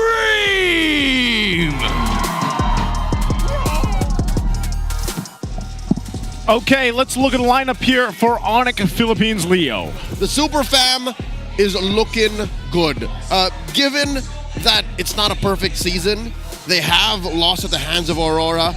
I think what they've learned from MSC and the fact that they're still carrying the luggage of their loss in Season 15 here today means they're fueled by passion. They're fueled by their lessons, not their losses, their lessons. And I'm looking forward to how much tighter Coach Hayes and Coach Tony can make the run in Season 16. Yeah, looking forward to seeing that. Also, if they get a little creative with some of the gold lane options again for Kellera here or not, depending on the draft, of course, because the adjustments have had to be made, but this is also for this lineup here. As the Falcons guy, Redmar, take us through. I can say this is one of the few openly Falcons dudes out there. My sirs, I'm not mad, just quite disappointed. Last week, we made a big deal about how Ogwen and Kyle TZ seems like they got so much better with their communications and their timings in execution that it looked good in that game number 1 before everything crumbled for them. But now, if Ogwen and Kyle TZ, they're still going to be my focus. I don't want to see any creativity here from the side of Falcons. I want to see good old textbook MLBB, good sound drafts, good sound execution, and respecting the fact that you aren't completely dominating your opponents like you used to. Watch out for your entries and timings because that's what's been bringing the Falcons down recently. Yeah, I think this is going to be one of the cases where, just go back to some of the fundamentals, but the fact that Ferds is slotted in here into the XP lane might, I don't know if it would change things too much. I think Ferds being the wild one and what he showcased us in his debut, it almost allows them maybe it is a more nostalgic playstyle, because I feel like in a way, like when we saw Flat play, it seemed like just something wasn't being there, what we're so used to seeing from Team Falcons. So I don't know, Ferds is probably one of the answers that they brought, and that's why he's going to be playing here, of course, for this matchup. But again, we're going to have to see if it was just more than what we saw in his debut week. If he's also had time to go ahead and bring more to the table here for the lineup that Team Falcons desperately needs, because it's not just the XP lane. That's what we're basically throwing out there. It's been multiple things, multiple struggles and obstacles that Team Falcons has had to adjust from. So before our matchup, we're going to throw it over to a smart ping test to see how our players prepare. Hello? Hello? Hello? Hello? Hello? Tadi? Ano yung una nun? Di antara kao dana. Di antara kao dana. Di antara kao dana. Dana ba yun, boy? Saba huwahiyain. Pasok! Game na pre, pagod na ako. Salita ka nga, Mark. Mark, salita ka, Mark. Shoutout sa Animal Shelter. Mark Industry. Ano yan? Ano yan?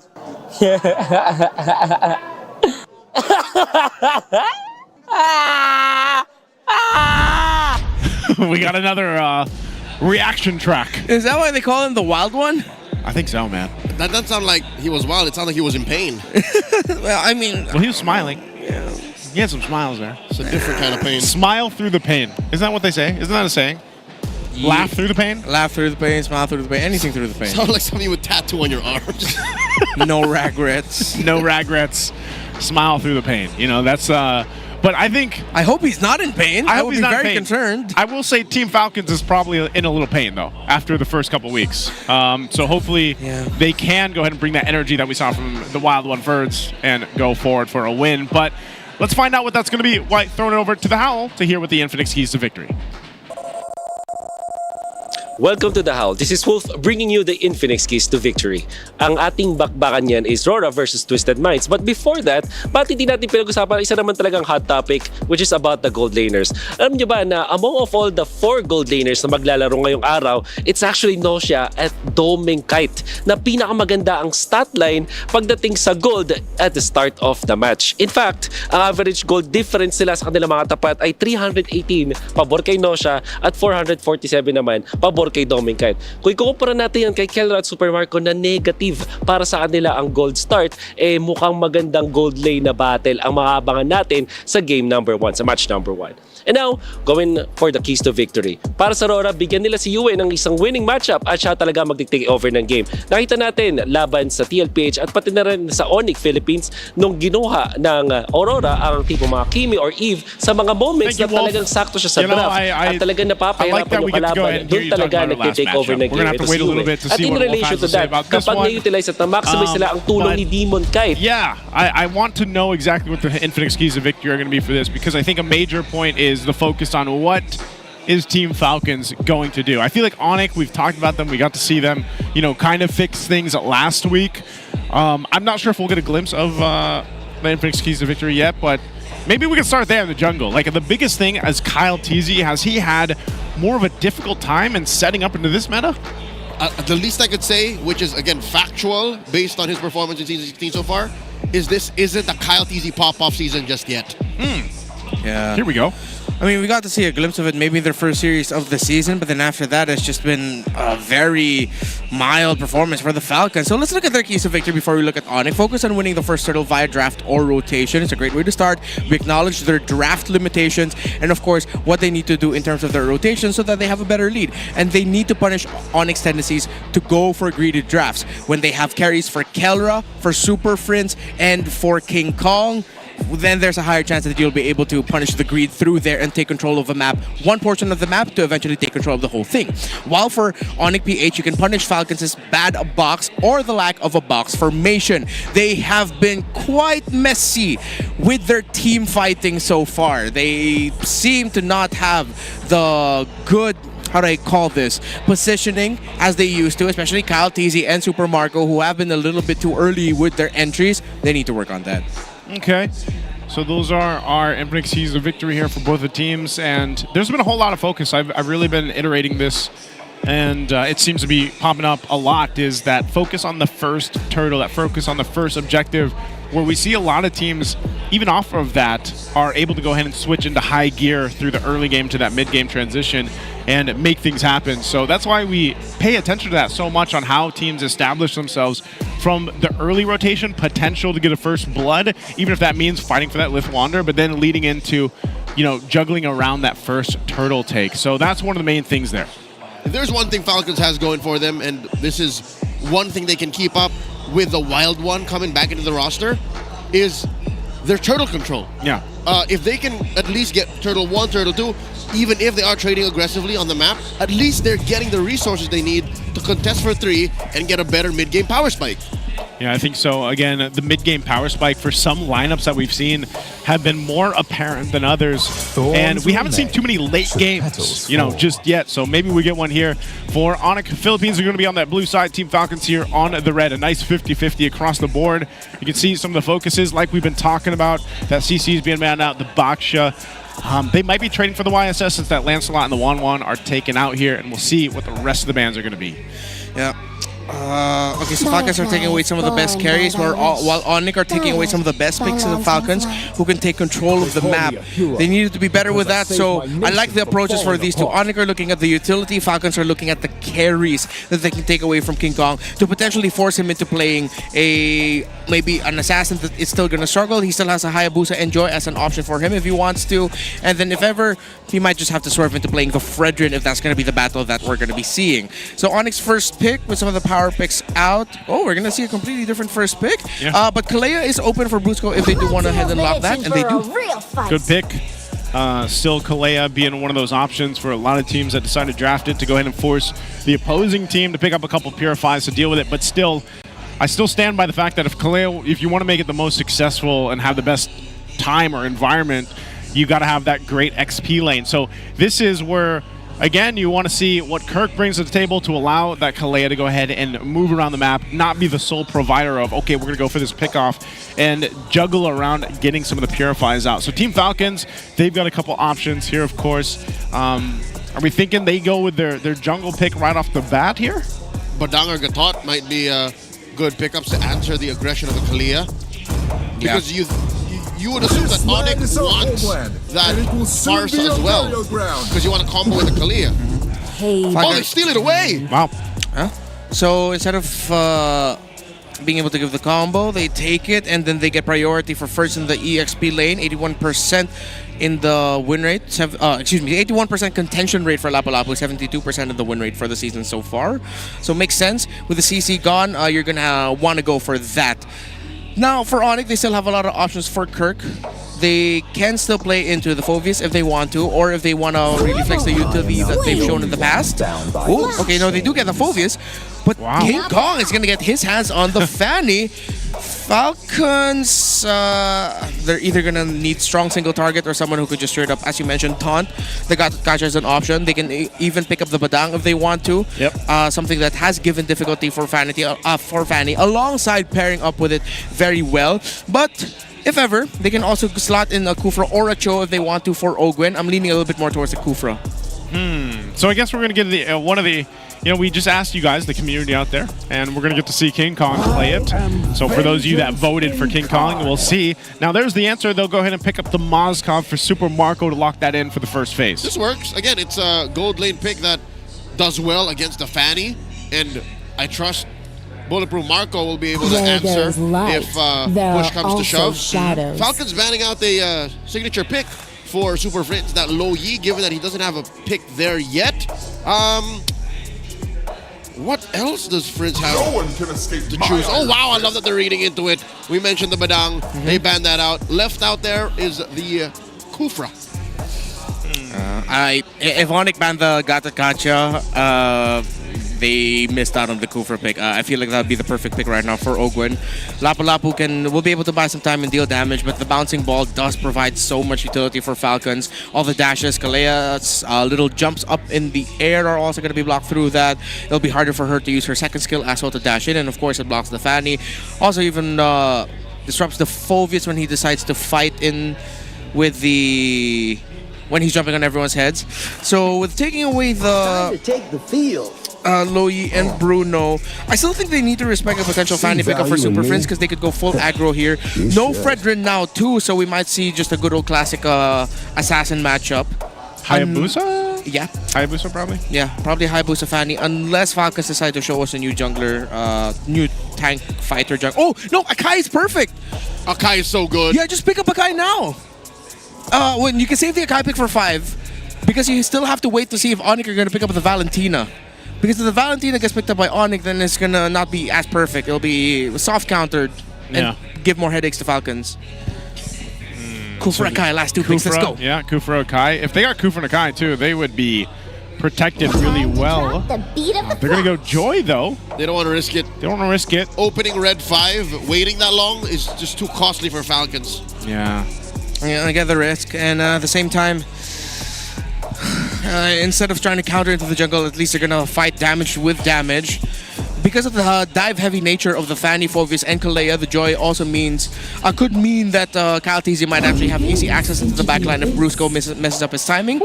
We talked about the Selena. Selena does get brought up. I think some of the best picks gone here for Keller. He can still just play the Harith here or Granger, but with the Joy on the other side, I'm kind of turned off I'm turned off with the idea of a Granger. Ooh, why not pick up the Finals MVP skin? Well, we're not gonna see it just yet, but yeah, you know, it's his hero. One of these days, it'll be there. Eventually, I like it, man. I like this lineup from ONIC Philippines. I think, you know, they're putting a lot into the Fanny Beatrix though, but same thing. You get the Selena still up here for Super Friends. One of the players that plays the best Selena, I would say, in the league here. So for Falcons, what's that roaming option going to be? Are they going to just go with the Kufra? Please. Oh, they go okay, that's fine too. That's fine too. You're going to be able to invade the wall. Also forces out some dashes there. It could provide some separation. It does provide an extra wall for Fanny to work with, but with a dive-heavy composition of ONIC, if they're not careful, one great ultimate from the Grog is going to mess them up bad. Unfortunately, though, it's just not as effective at clearing traps anymore. Yep.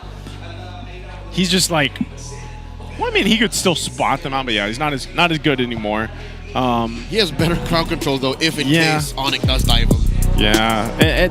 Grog's been interesting. I think he's slowly getting more popular, of course, here in the league and just around the world right now. We take a glimpse here once again. Like I was mentioning, Team Falcons is going to have those two Purifies to go ahead and try to help them out against that Kalea.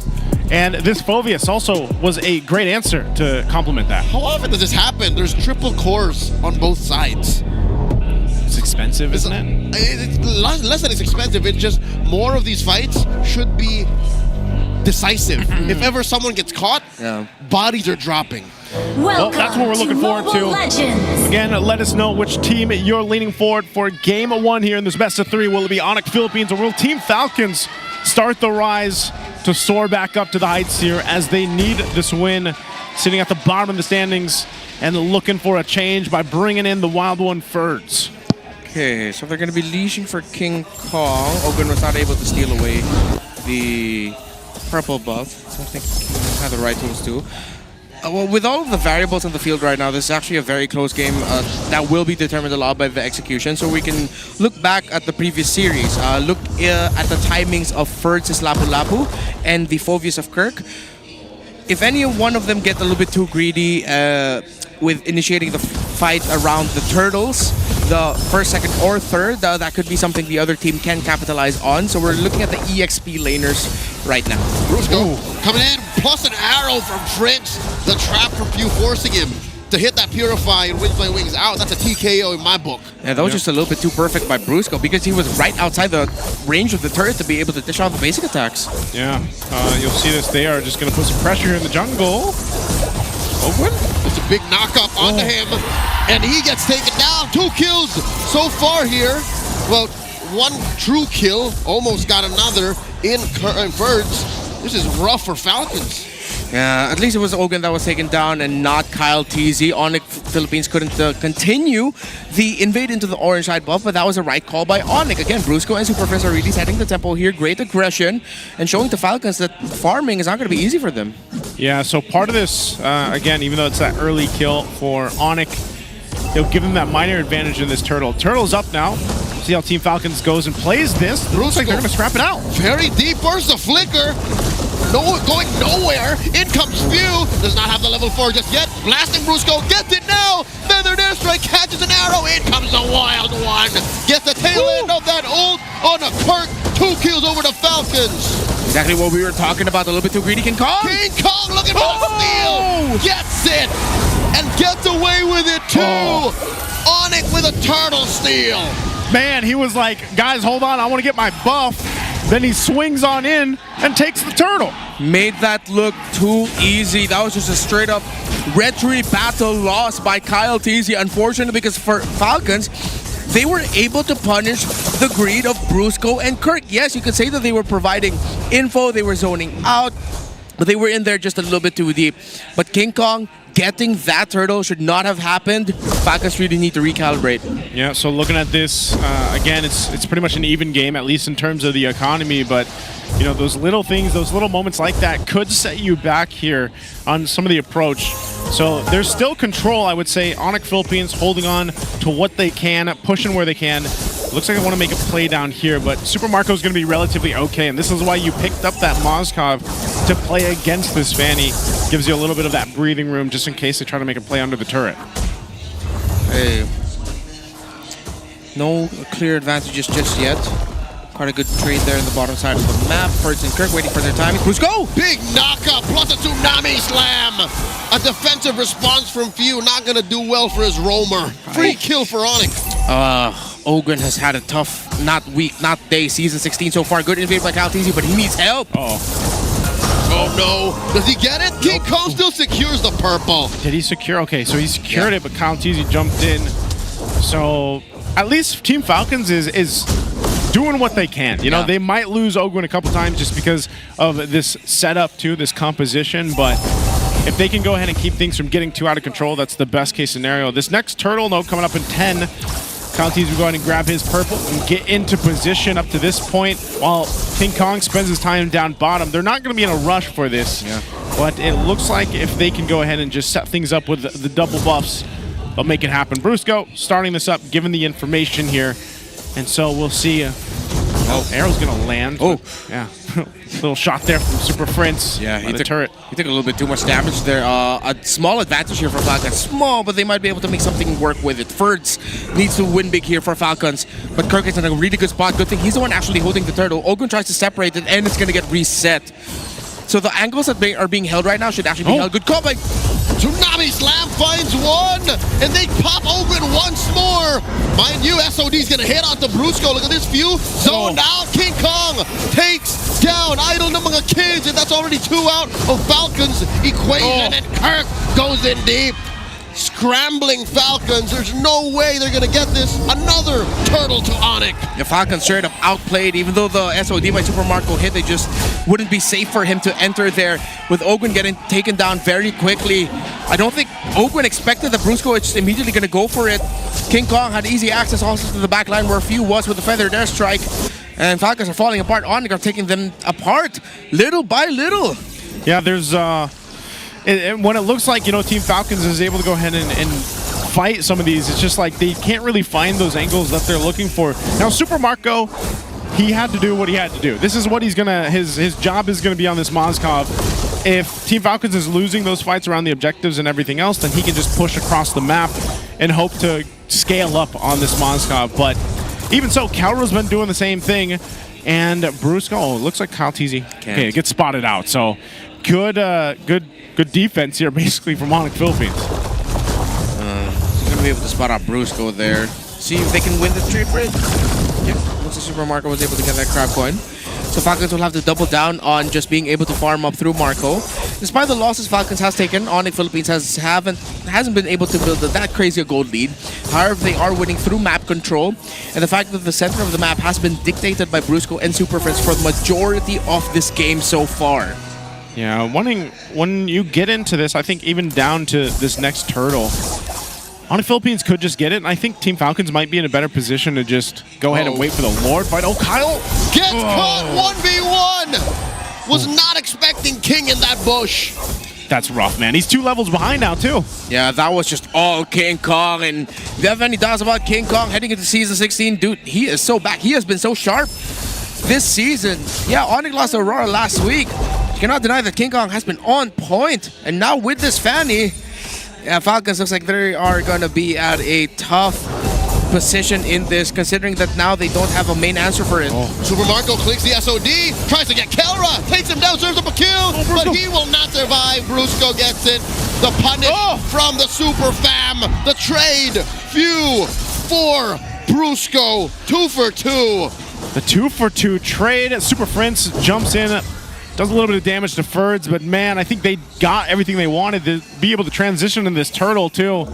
So Kelra, unfortunately, get caught by that Spear of Destruction, but there wasn't much they could do. I think they converted what they could, and they'll get them this objective as well. Yeah, that was so unfortunate by Ogwen. He had a wall set up right beside him and still somehow missed the tectonic charge.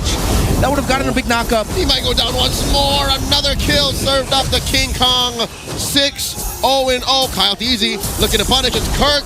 He finds in that little street.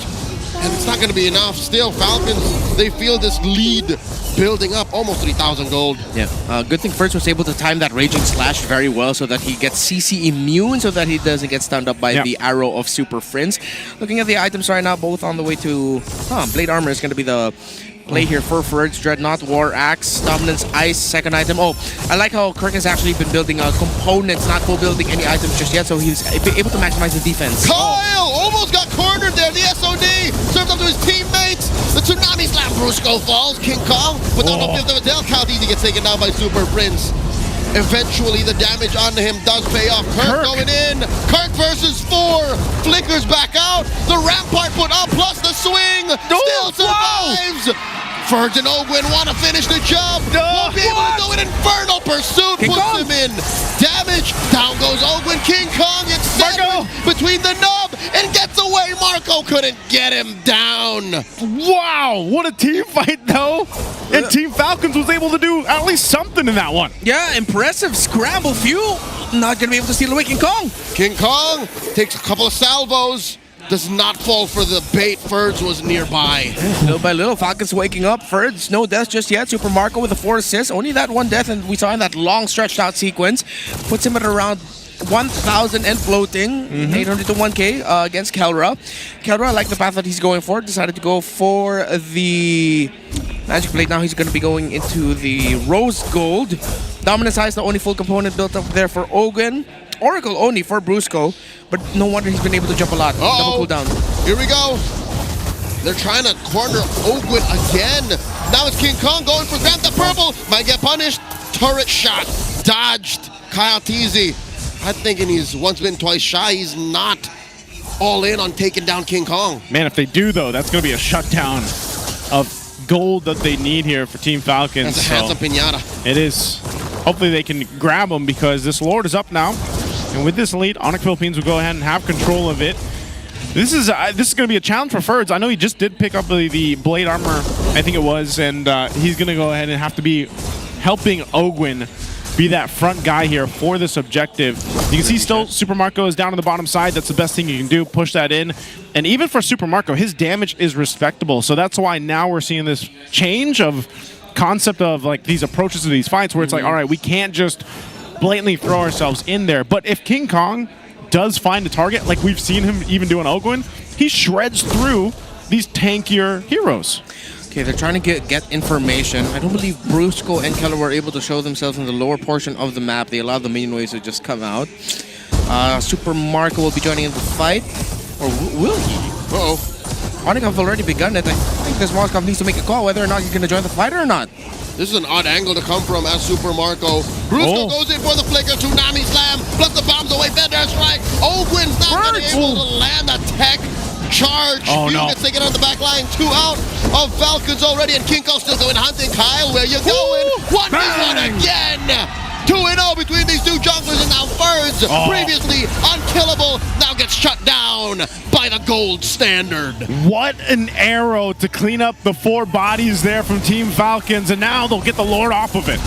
ONIC fought that incredibly well. Brusco has been on point on this Kalea. His timings alongside with whomever. Kirk, Prince, King Kong, Kelra. As long as there is someone who can follow up with this surprise flicker initiation, Tsunami Slam, ONIC are able to commit the play. And even though Ferds did a great job of zoning out Kelra in the back, ONIC were able to recover, take down the front line of Falcons real quick, and eventually win the Lord fight.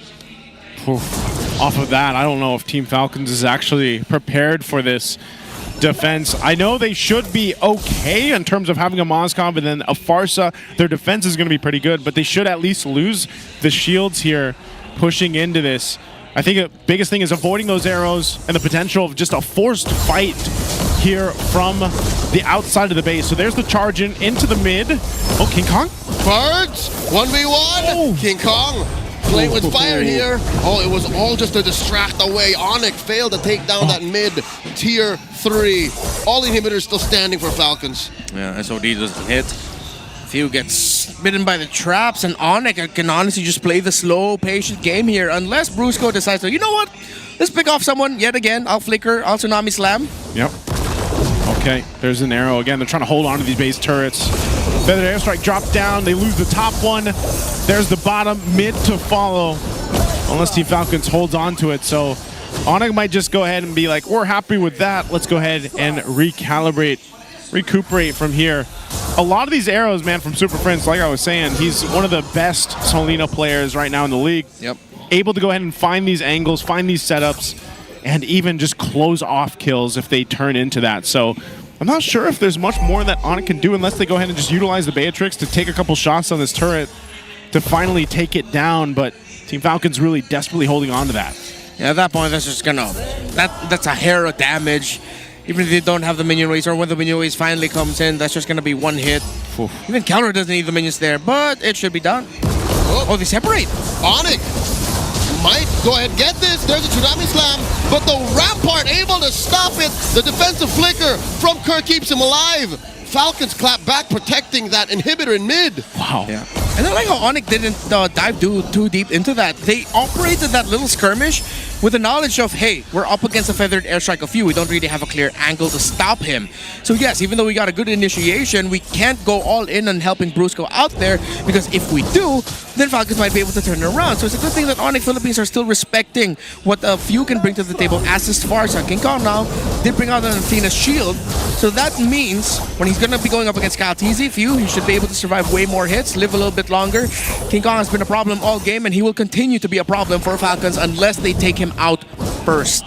I'm really wondering if this is going to be in a position where Team Falcons can actually contest this next Lord take, or if it's better if they just buckle in. King Kong, you know, he's looking at Few. It's going to get spotted out, though, so his plan was foiled. So now, look at this. The Lord is going to be blitzed down. Conceal's going to be used. And Kelra does secure it. Kyle Easy crossing the bridge there. Thought he was going to find someone. And it looks like ONIC looking for the punish first. Blocks the entry. Tsunami Slam on the Ogun again. He's left it no man. Finds King Kong. But King Kong able to cable out before it's too late. Survives with just a fifth of his health left. King Kong is just way too fast. He knew what would be happening. It seems like Few was a little bit too slow to release a trigger on that Feathered Airstrike as well. But King Kong 902 has been perfect. Oh, right now into the base they go. The Lord is up there. Team Falcons trying to clear things out. Super Marco will clear the waves quickly on the Moscow, but here comes King Kong. Inhibitors all down. Feathered Airstrike by Few. This is a sign of desperation for Team Falcons, but it looks like they've had it all under control. The baseless stands, the waves have been cleared. Lord has been fell.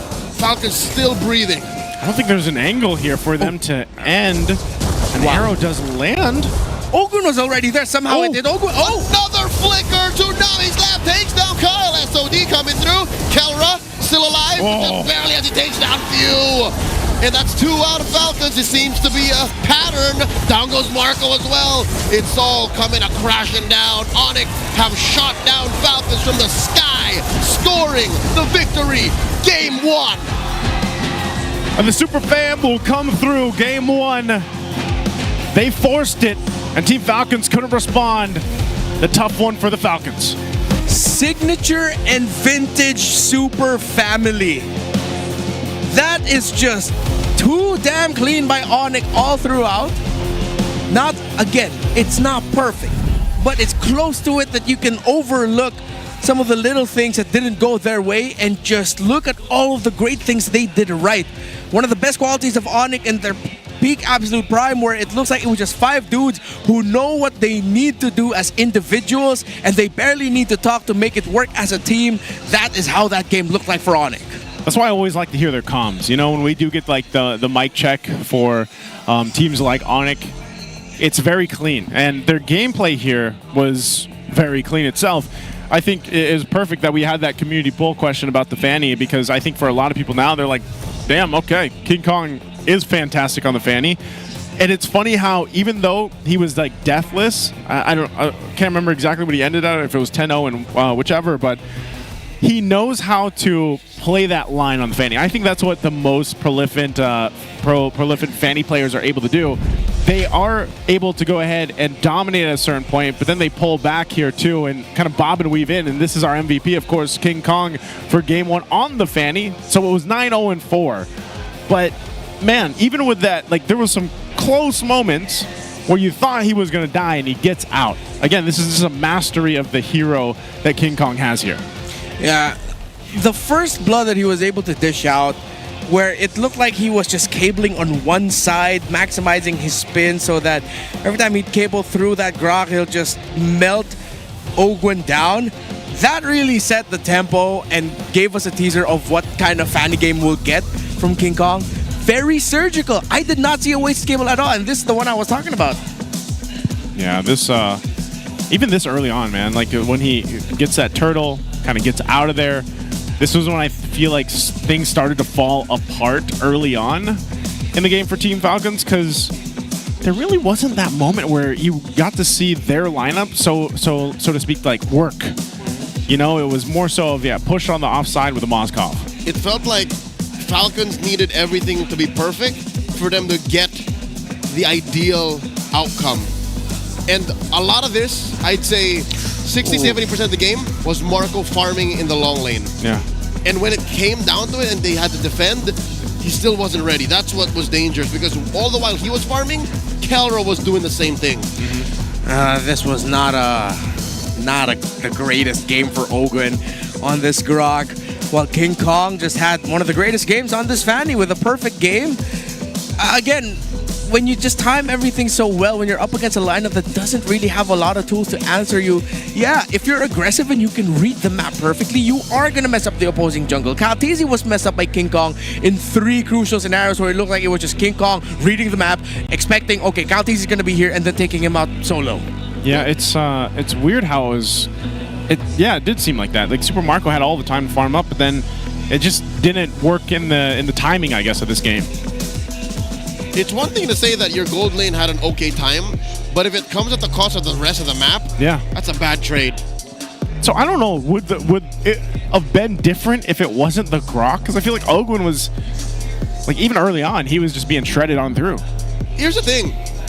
After your 3rd or 4th death, you could still say it's okay because I'm the roamer. Yeah. And you're still just buying time for everyone else to get there. But when it's time to go, when it's your time to initiate and get the kit in that you were drafting for, he even missed the mark on that. He hit the slams. Just maybe 1 tech charge, that's it. Yeah. Everything else was just a random swing or a rampart that even cost his own team. So I hate to just put the blame on Ogwen, but his grok just wasn't it, not in this game. I mean, that was one of the key to victories. Focus on winning the first turtle via draft or rotation. We did not get that from Falcons. First rotation leading up to the turtle was ONIC making the right call, invading towards the orange side of Falcons, and then shredding that grok. Again, I'm not going to toot my own horn here, but if you think about what if that was a Kufra, well, at least that bouncing ball would have stopped King Kong's momentum a little bit, make ONIC think twice about taking him down. That grok pick was the first one to go down at the hands of that Fanny. Yeah, because that's what I was wondering. That's why I was in alignment with you when you were mentioning the Kufra in the draft, because, you know, we've seen grok work well, but again, it was just, he was just a big sponge. Like, he was just there, you know, to tank up a lot of the damage. Maybe it also would have been in a position where if they had the Kufra, for example, and then you could also switch into this mode where you're trying to set things up. I feel like the grok just kind of struggled in being able to do that. But then also you have to credit Brusco, man. Like I was saying, Brusco on the Kalea.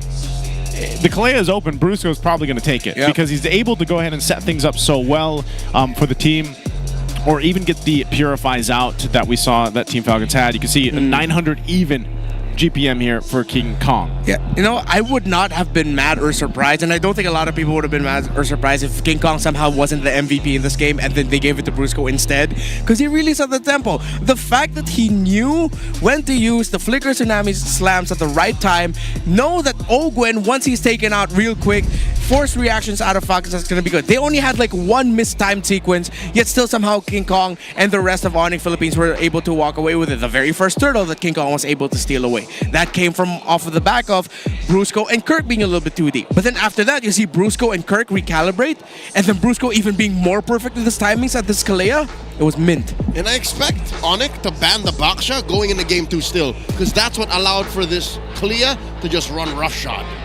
And if you guys want to show off your Kalea skills, you can showcase your esports skills and passion for gaming by organizing your own local tournaments through eProject Esports for Everyone. Participants in this program will be provided with special access to tournament modes, in-game items, diamonds, and more. Yeah, all you need to do is visit the MPLPH website for more information on how to apply. So come on and join us, and we've got more for you guys. This is something special, it's new, and it's another year and potentially a new world champion for something special for you guys. I know a lot of people are excited about this. Renmar, I know you're excited about this too. A new potential for what kind of new world champion? Yep, it is another title coming up for this year. Another way to become a world champion. Ooh, go, go. He knows what it is. He knows what it is. He knows. It's go. He knows. And anyone and everyone can now enter the MCGG Rising Stars. It's a new in-game feature where players can participate to win a world champion title. Well, so you can do this within the game. You can be the MCGG world champion. Yep. I already have one topic favorite. What? KB. Our brother KB from Indonesia. Brother KB. He won't even cast it. He will play. He should play. The man built up, what, 500, 700 stars while he was in Riyadh, and he's still climbing. Could he actually, like, technically, that's actually a good question. Can we join? Yes, we can. It said anyone. Anyone and can everyone. join. Anyone can join. It begins through the game itself, actually. You can sign up. If I'm not mistaken, there's not a lot of restrictions. There's barely any restrictions on it. So that you could be the MCGG world champion, you know? I wonder Just how believe in yourself. that works. Is that eventually going to land into like a offline event or something? Yeah, we actually got to tease that a little bit. So just watch out for it. It's gonna be a big online aspect first, if I'm not mistaken, which will eventually cultivate into. I don't know. I'm not gonna. I'm gonna have to start playing more MCGG. You should. Gang. You are looking at Quezon City's number 45, a 1-1 commander user here. Oh, so you get ranked based on the commander? Yeah, very similar. Isn't the new commander? Wasn't it like Dyroth or something? Didn't he just come out? I only spam 1-1 in Moscow, so Yeah, I wouldn't know. the new commander doesn't matter for this 1-1 and Moscow main. What do you play? I've yet to dive in. Oh, really? If I go into something, I go in 150%. That's true. So y'all best believe if I do touch MCGG, is GG. He's going for that world title. Yeah. If you follow... I'm anyone. If you follow my stories on IG, even Professor KB's stories on IG, we play MCGG while we're doing our power walk 1 hour cardio sessions on the treadmill. To be fair, when you told me about that you learned that from KB, I actually did that. So I've played a couple games. I just haven't deep dove in. Is that right? Deep dove in. Yeah. Dove in. I haven't dove into it. But I'll tell you who I play because no one asked me my commander. So my commander is Lancelot, but also known as Old Remy before. He's functionally Old Remy. Remy. Yeah, I know Remy from. I know Remy from the older version. He's a little mouse. Yes. Yeah. So it's actually cool because if you played the older version and then you like play the current one, they brought them over. So like you can use the old skit. You know, it's cool. Lancelot's cool. I might try. I might actually be convinced now that we have this MCGG World Championship. I love how we got so excited about MCGG here. Just saying. Why wouldn't we? We're anyone and everyone. It's magical. No, but I'm sure there's people out there that are actually willing to join that and expand their horizons. Just like you did, Renmar. Yeah. You know? I constantly expand. All right, let's see if our players can expand here to get us to a game 3. We want to expand the series. I'd love to have another 3-game series here upon us. As a Falcons guy, we might not get that. Renmar. Again, I always remind my Falcons guy status because I don't want people to believe I'm a Falcons hater. I'm not a hater of Falcons. I'm a Falcons guy. You're just that blunt because you care. Yeah, I am blunt because I care. It's at the point where y'all know the meme of this stick guy poking something with a stick and saying, do something. Yeah. It's at that point. It's been a week of that. They do things. They need to do a lot more. Is what I'm asking for here. It's just such a weird, thing to see Falcons there. Like let's be real here. To see where, being a Titan, what's that saying? No king rules forever, my son. Yeah. No. You know that. Yeah, I know what you're talking about there, but I mean, that's Lion King. Yes, I guess. Said by Mufasa. Pretty sure that was Scar. Yeah. don't think that's a reason, man. What's the reason? Look at Liquid. Liquid have had their ups and downs, a first round playoffs exit in 14 to come back at it in 15 to win it all, to win MSC eventually. And they've had the same lineup when they were going on that little big Titan battle phase. That's true. Against Falcons, where they were going all over the world. They were getting pounded by Falcons. Liquid eventually rose up and started pounding the rest of the world in the league.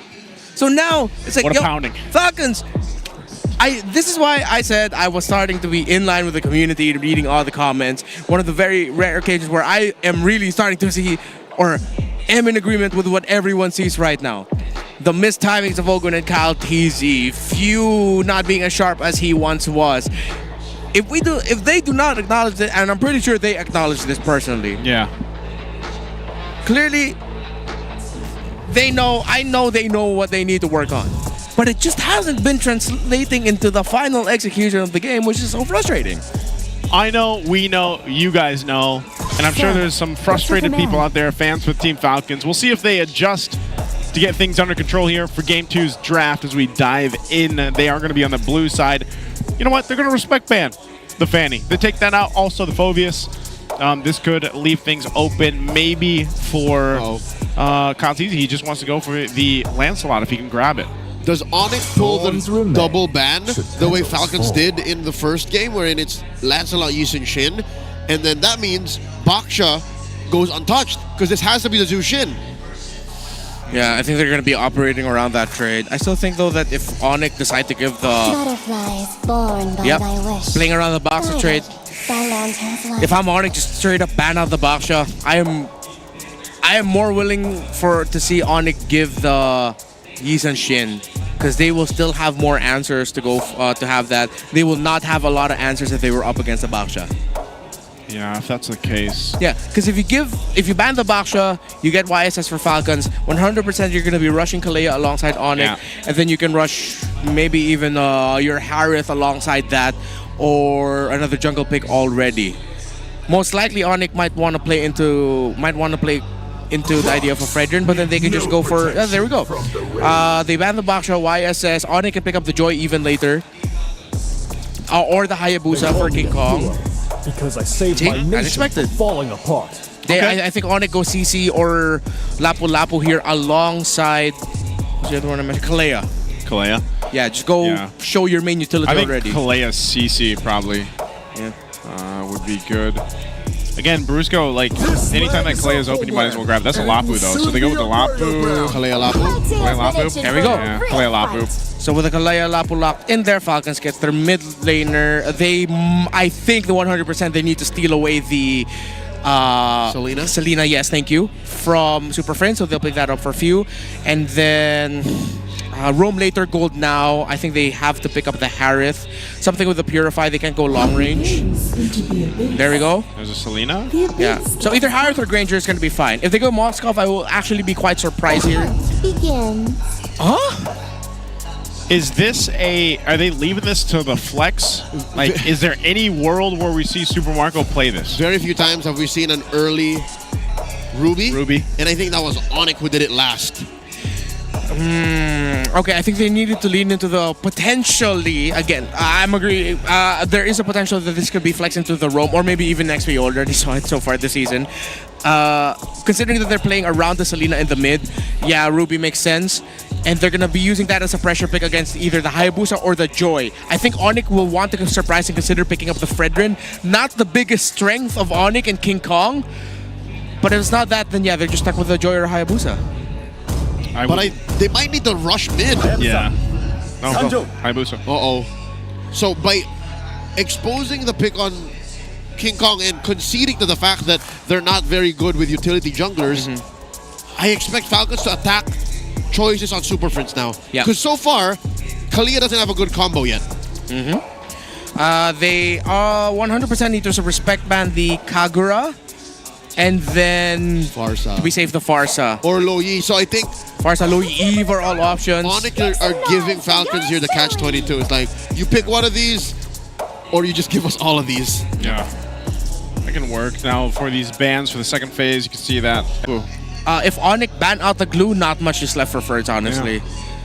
they might even want to consider putting the Ruby in the EXP lane or put an Esmeralda in the EXP lane for Ferds. Hey, Arlo is open.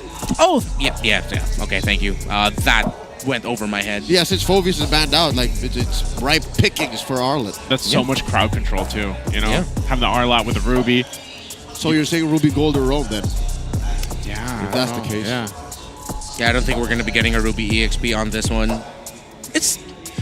Part of me still says that it could still happen. So Falcons are taking away the potential options for Kelra. With the Matrix taken out, I think they also need to take the Moskov. This is going to be a dive-heavy lineup. Good ban. Spotted. Ban. But Falcons will still have a glue available for them. Okay, they take out the Harith instead.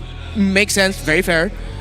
I think Ferds will just be stuck with a slower glue pickup or an Esmeralda. This is probably going to be a Kagura, Lo Yi that you brought up also are all going to be very good options considering they're dive heavy. I think those are my top two right now. Kagura.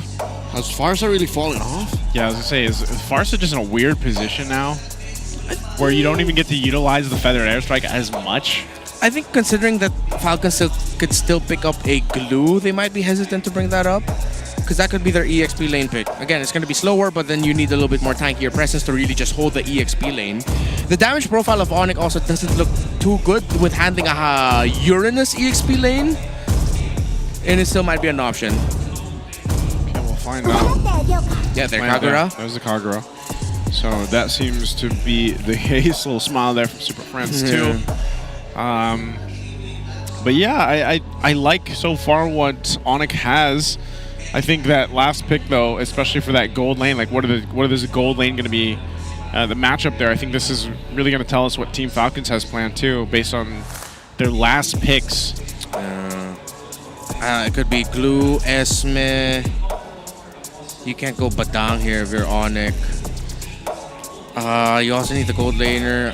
They might just have to settle for a Moskov for Super Marco if it's not going to be a gold lane Ruby. I think it is already. Oh, they're Esme as expected. Wow. Better than the Ruby, pretty much. Pretty on point, man. Pretty on point today. Oh, so it is gold lane Ruby. Okay. So gold lane Ruby. Forgot about the Gacha. When was the last time you saw Super Marco play gold lane Ruby? I'll tell you now, maybe never. I literally cannot recall like bulletproof Super Marco playing Ruby, man. I struggle to recall, if ever. If it happened, it was a day when I wasn't on broadcast. It had to be one of those days, if it was the case. But chat, call us out. Yeah, let us know, chat. This last pick though for gold lane for Kalra, then does he just go Moskov or a Granger? Moskov, Granger, Bruno perhaps. Three. Yeah. I've been waiting for too long. Carry. I would think that they pick up a carry if they were playing a glue. But this also makes sense. They need a little bit stronger damage. That's why I also suggested the Bruno, because strong, chunky crit. Yeah. But this time they decided to go for true damage, which also makes sense because I also wanted them to have very fast basic attack with good damage. Claude takes a while for that. Carry goes faster. It's just another take on the Kaka combo. Carry Kaja, carry Kalia. Oh, you're right. Carry Kaja. Yeah, we saw it already once today. Kaka combo. Man, that's very fitting. It's poetic. It's eloquent like that. It's kind of like it's a poem in itself. Yeah, and based off of my reaction earlier, I'm leaning a little bit more towards ONIC draft here because this... The Kaka. Kaka. Kalia carry. Kalia carry. So much better for ONIC. You can even go Kaka. Kalia carry Kagura. If I don't hear a sound effect in this one, Mr. Dan, I don't know. You're barking on the wrong tree. Sorry, my bad. That's supposed to be from Red Mars. Not me. It's never been me. Let us know what you guys think. Are we going to see a sweep here for the Super Fam, or will Team Falcons take us to a Game 3? We're jumping in to Game 2. Okay, this is very demanding for Falcons. They need to really pull this off. Because if not, Kelra is just gonna scale uncontrollably, and by the late game, they will not have the right damage profile. Kyle Teasy looking to get a lot of damage on Brusco. Sent him home. Good aggression and poke. Super Prince, wow, so aggressive. Yeah. Few tried to predict Super Prince going back a little bit earlier, but Super Prince waited for the Abyssal Arrow to go out. Shows where he's at in terms of his mindset going up against well, the pick that he was able to shine with earlier. Kelra, of course, understandably, giving Super Marco a lot of difficulty in lane. Oh! Super Prince goes for the Umbrella Rush, puts himself out of harm's way. That was crazy. Yeah, he didn't even need to burn the flicker either. So one of the things here is that we've seen so much Kagura pop up now that, you know, you're seeing some of the masters at work. But also, don't forget to buy your tickets, everybody. We got a super fan early Pumasco promo. That's our early Christmas gift for everybody. Limited time only. Promo runs shortly into September. So grab it while you can and join us here in the MPL Philippine Arena. All right. CPU and Hogan are really trying to up the tempo. They're trying to play to show that, you know, they've woken up. King Kong already level 4. Kaltisi just hit level 4 as well. It seems they're gonna force an issue here. Okay, nothing too crazy. I think this is one of the games where both lineups just want to go ahead and play into that first turtle. That's always been the focus too, as we talked about from the Infinix Keys to Victory, in the Howl even, is that first turtle play. I'm wondering how this battle is going to be in the gold lane. You know, Super Marco and that Ruby versus the carry. But ultimately, it's just both teams winning to that level 4 and fight into this first objective. Ooh, chain CCs set down on the Brusco. Almost sent him home, but that's going to be enough to keep ONIC busy. Falcons secure the first turtle.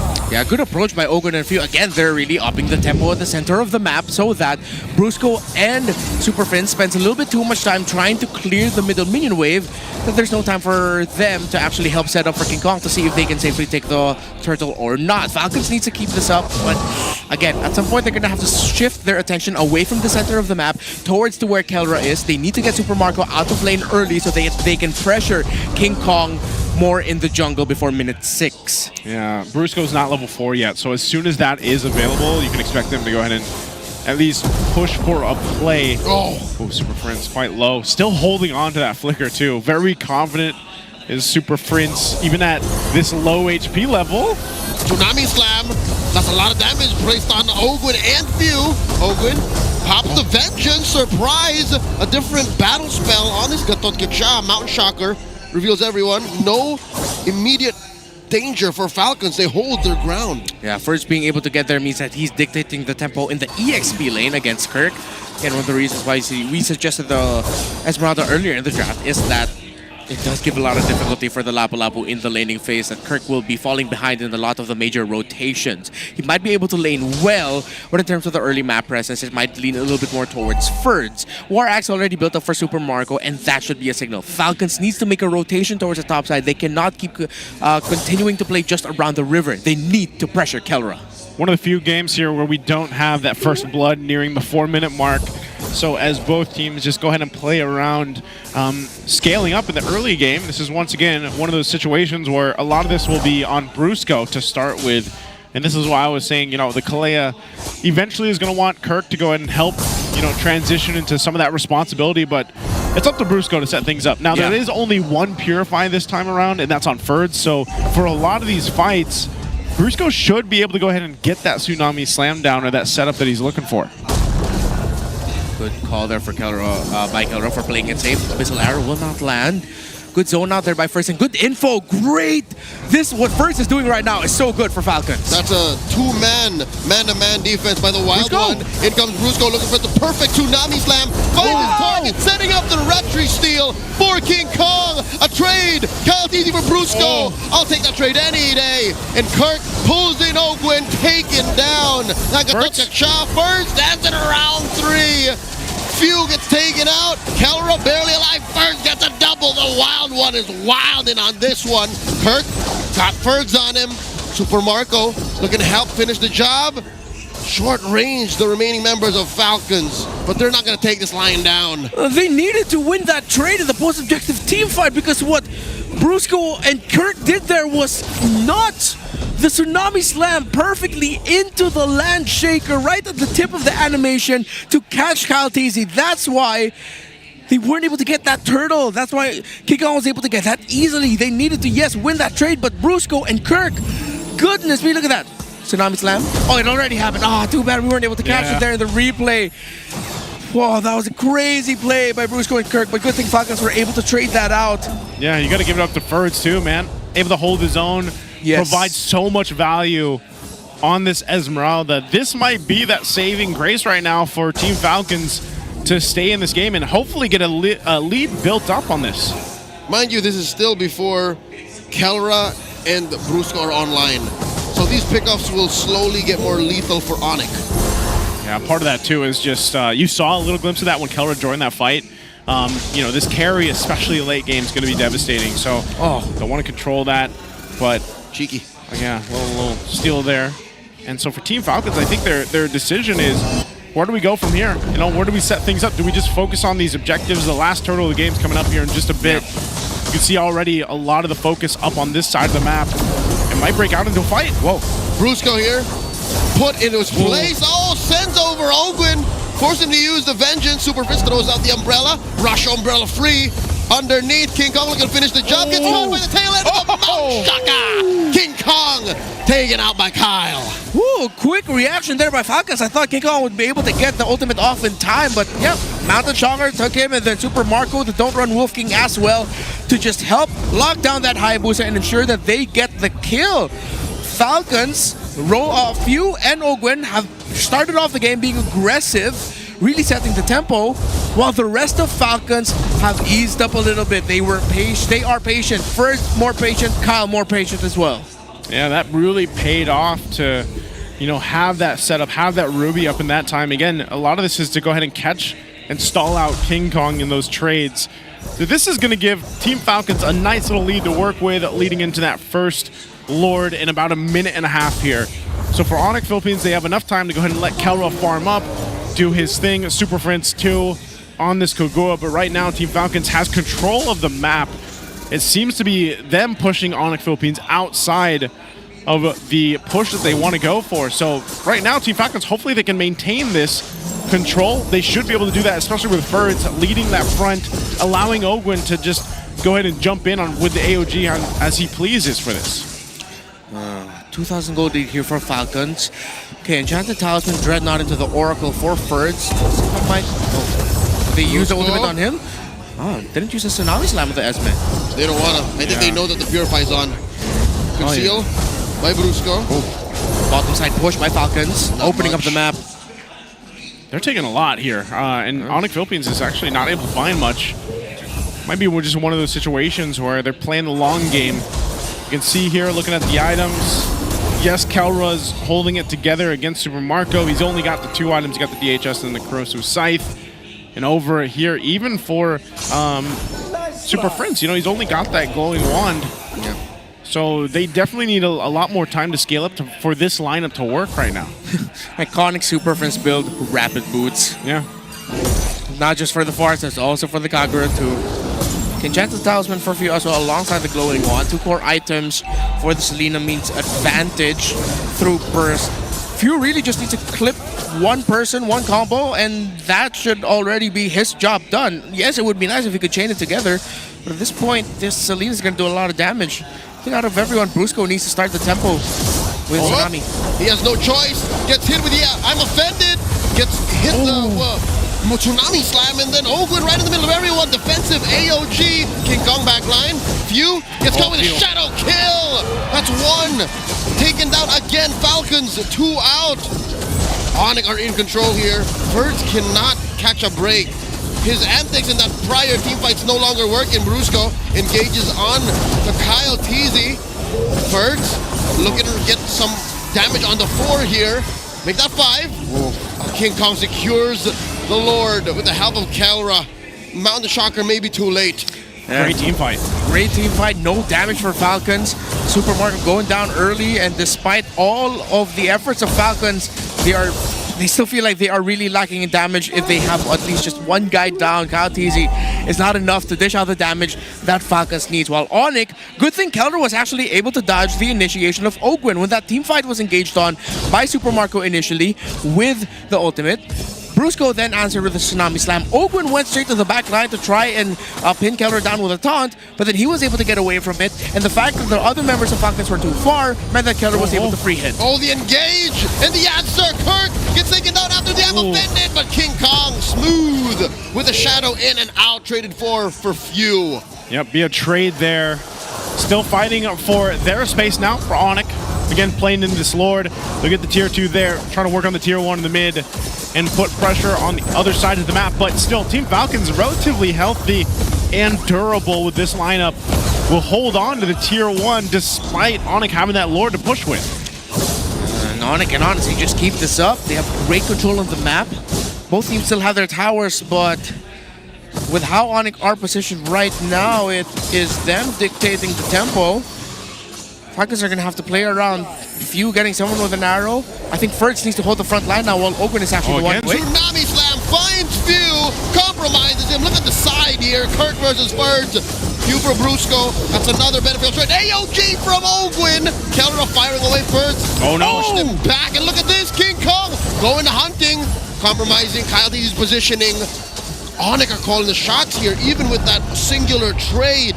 Falcons can't fight back, not the way they want to. Yeah, they're pushing and pulling between ONIC Philippines, and I gotta say, yes, they're losing some, but at this point, Few doesn't have much of a choice just because King Kong can go towards that back angle and find him. So that's gonna be difficult for Few, and now for Team Falcons, they're the ones, the rest of the team has to step up and catch the right members of ONIC Philippines. But so far, I would say they're doing a relatively good job at maintaining that. Both junglers right now have their core, 3 core items: Hunter Strike, BOD, Endless Battle Mirror. Same goes for the Gold Rainers, except, of course, it is a Gold Rain Ruby. Super Marco is going for the Winter Crown instead, so that he can survive through the initial salvo that ONIC dishes out. Maybe hope that Falcons will be able to push out and win an exchange, and then once the Winter Crown is gone, that's when ONIC are going to realize, wait a minute, they still have the Ruby. We've spent a lot already, and then Falcons will slowly win the fight through there. But with how ONIC have been playing right now, with them no longer hesitating to initiate the moment they just find someone, it looks good for them. Ogwin with the conceal. Ferds finds the Falling Star Moon. Prince dodges Ogwin! it. AOG from Ogwin. Long haul. Compromise Kelra's positioning. Mountain Shocker gets ahead and taken down Brusco. Few looking to re-engage, throwing out that arrow. Ferds, the Wrath of Kelra. Kirk's gonna fall here. Kark gets taken down. 2 for 1, the trade. A big trade, King Kong? He got the vengeance out though, so got something out of that. But I don't know, is Team Falcons without Ferns in a position to go ahead and take this Lord? Ogre needs to get a little bit healthy, but they are playing around the Ruby Gold lane, so they should be healthy enough, but it's not going to be the easiest of takes. King Kong can still steal this away. Oh, Vision. Flushed out of that wide rush. King Kong tempting fate. Kelra throwing out a wheel. Super Fritz going in. Kyle D secures. And King Kong gets stunned. Super Marco here. Few light wheels. And the rush umbrella. Switch up the overturn. Double kill for Prince. Taking down Kyle. Kelra down for the count. I think Falcons are happy with the outcome of this one. Let's see if they'll be able to do something with the Lord, though, as ONIC do have 4 members over the 3 of Falcons. And it looks like ONIC will be able to push out forward. The Winter Crown was on point there for Super Marco. He was able to catch out the Hayabusa of King Kong perfectly with the I'm Offended. I believe King Kong was not able to get his Retribution off in time. It was just that they were able to eventually take him down because he was put into an angle wherein he was dragged into the pit by Super Marco. And then eventually, of course, we saw ONIC coming back into that fight. It was a good thing for the side of Falcons that Kyle TZ was able to eventually secure the kill there onto Kelra, led by Few being able to hit the Abyssal Arrow and the burst damage onto that carry. It was Kyle TZ who finished it off. But yes, as we see the final scenario of it all, ONIC are in the lead and they can continue to push down the middle. Yeah, this is... this guy's posted up, by the way, hoping for Team Falcons to be able to go ahead and play into this, but... He's locked in. He's locked in, man. His cope is locked in. Hey, the whole Team Falcons out there. The whole Falcons, the whole nest is locked in right now. They're going to be the ones troubleshooting, of course, for this, and hopefully they can get that sorted out because... Off of that, like I feel like their team fighting in these objectives, they're pretty good. It's just like, I don't know if they're lacking some of the range or what's happening. I don't think you can classify it as just team fighting. They're team fights within the same engagement. Yeah. Because 3 or 4 times now in a row, there have been 2 fronts. One that starts in the back line. Again, how Ogwin got there, I don't know.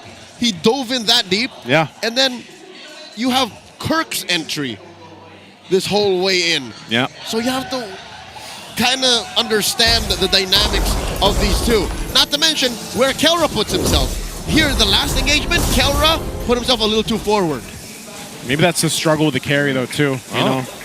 Okay. Some of the range, but that Lord will make its way down bot. Yeah, ONIC respecting that the timers on Caltese and Super Marco might be a little bit too close to call for the rest of ONIC to just all group up together and continue to put the pressure on Falcons. They'll allow this to push off in a little bit of a safer area, a little bit closer to their base. They should still be able to complete the charge, though. The minion waves in the mid aren't that completely healthy. I don't think Falcons will have enough time to actually take the tower in mid. Good fight by ONIC. Brusco finds one. Ferds looking at disincentivize this fight. Ferds taking way too much damage. Oh no, I don't know if he'll survive this, Kirk. He dodges it, sidesteps that bravest fighter. Oh, look at King Kong. King Kong looking for the flank. Super Prince closing off these gaps as well. I think the Super Fam have let off. Yeah, okay. I thought he was just going to go for maybe a sandwich maneuver there, but they get Ogwin. They deal with that Lord. So ONIC Philippines, they'll be happy with that. And it just shows, again, that Team Falcons, you know, even with that push into the base, they don't get much out of it. So eventually they find themselves in the same position where they're going to have to fight for the Lord. But I would expect ONIC Philippines to do what Brusco's been doing. He might just go for a Tsunami Slam and just get a pick off if they can.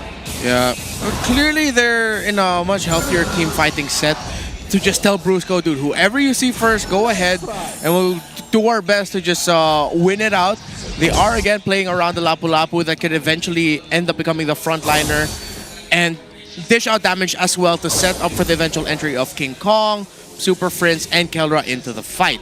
While for Falcons, again, considering that they're playing around the Ruby gold lane, who is utilizing a Winter Crown as part of the combination, it isn't going to be as easy to fight for Falcons. The thing is, though, Fuse damage has been the X factor here. Good conceal, and they have the vision. Ferds looking for that Falling Star Moon, catches Super Prince, goes for the cleanse. No one home. ONIC dodged the bullet there. Yeah, so no conceal right now. 20 seconds on that Lord. ONIC Philippines just going to go ahead and play this macro game. Defensive items coming into play too. So now Kelra's got his Wind of Nature available. Super Friends has some extra shield and movement speed to work with now too. And there you go. Even the Sea Halberd being picked up by King Kong.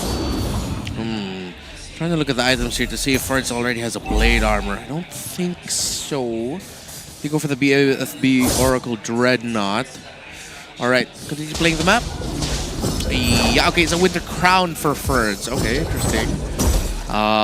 Roam Boots all aside so that they could potentially get the bonus. One of the EXP so that Ogwin can catch up. Good start here for ONIC for this Lord. Yep, half health on this one. Kelra will go ahead and continue it on. Falcons, we'll see what they do with this. If they plan to conceal again. In comes the Tsunami Slam. Super Marco is out of the equation. In comes Kirk and the rest of the Super Fam. Few puts out about 1 HP. Now Ogwin gets popped here. Is Immortality able to save him? AOG out, but first falls. And oh my god, how did Brusco find Few? Made a beeline for the Roamer. Oh no. Through tier 2, they can smell blood in the water. Are they going to push it in? They know they have an advantage. Oh, can Kyle and Ogwin defend? They've got a big minion wave coming through. King Kong from the back, Mountain Shocker, Brusco and Ogwin pop their immortalities. There's still the siege minion. It's just Kyle. The base gets taken down. ONIC with a sweep. The Super Fam will make it happen in a sweep. And the Falcons still looking for flight. What a slip up by Falcons. And what killer mentality by ONIC to read the situation perfectly. Once Super Marco is down, that is majority of the team fight capability of Falcons out. ONIC knew it, ONIC could smell it, and they did not hesitate to grab the win. You do not interrupt your opponent when they are making a mistake. A phrase made popular by Napoleon Bonaparte. ONIC read into it and said, hey, aren't they a little too forward? Yeah. Aren't they scattered? We took out Marco, we should just go. Man, it's tough. Again, you know, high fives all around here between the two teams, but you can just see the struggle. You know, the almost, even Team Falcons themselves, as they take the bow here, wondering what do they need to do to bring things back together in fighting form and flying form from what we've seen in them from the past here. Because I gotta say, even Ferds, like Ferds was impressive. Like he was able to play really well through this series, but even so, it wasn't enough to get them a victory here. So clearly more work is needed to be done for Team Falcons. And congratulations here to ONIC Philippines on the sweep. We're going to throw it over on stage with them, Hans and Odin, for our winners interview. Sonics, I want to hear you. What time is it? Your winners, ONIC Philippines! What a moment from the boys. It was a lead ng Team Falcons noong game number 2, Odin, but they didn't give up and they got the sweep to end the day. Mukhang mas malakas ang pagbabalik ng ONIC Philippines. And right now, I want to talk to Coach. Why not? Coach! Maganda ang resulta ngayon ng inyong laban, pero we never had the chance to ask you this question from last week kasi alam natin na merong halo-halong reaksyon yung last week na pick nyo na CC. And ano yung masasabi mo doon na meron pa ba kaming makikita ng mga bagong picks from your team? Pagsisisi. Aray. Pagsisisi. Pero yung moving forward, meron pa ba kayong mga surprises na hinihanda para sa amin? Tigilan muna natin yung mga kalokohan, why not? Yun yung sinasabi ko sa sarili ko lang. Note to self, So yun ang Coach. pep talk mo sa sarili mo, Coach? Okay. I like it. At least, di ba? Ngayon, Oo, tinanggap. stick sila with what they know, stick sila with what they have. Let's stick with the top rankings as of the moment. Coach, why not? Para sa'yo, if you guys, aside from this team that we have right here, who do you think is at the first seed ng power rankings mo? And RORA. why? RORA. Aurora. Alright, care to explain why? I think sila yung may pinakamagandang early game ngayon. And most ng mga Filipino teams malakas mag-ride ng momentum pagka nakakuha ng magandang early. And yun nga, I think lahat ng mga explainers kailangan tignan si Edward. Oh. Alam mo, nabanggit nga yan ni Sanford kamakailan lang na yung XP standard daw is si Edward. Thus, Coach, why not also approving of it? Paano naman yung mage standard? Oo nga eh. Parang lagi natin napapag-usapan may gold, merong XP. Pero let's talk to Super Friends. Let's talk about the face card. Face card ka daw ng ONIC Philippines ngayon. Pero friends, sino sa tingin mo sa lahat ng mid laners ngayon yung pwedeng matawag na mage standard or mid lane standard? Is that you? Si 8 po. Si Hate pa din. Si Hate pa rin. Dito nananahimik yung tao. Oh, ikaw ang naituro, Hate. Para sa'yo ba, sino? Ikaw. Mid laner ka ba, Hans? Hindi. Pero friends, okay, speaking wise, kasi alam naman natin si Hate ang pinakamalakas na mid laner sa buong mundo. Pero kung meron pang isa na ngayon ay naglalaro, aside from you, who do you think is the top one in terms of the mage? Sanji. Si Sanji. Bakit si Sanji? Champion eh. Champion!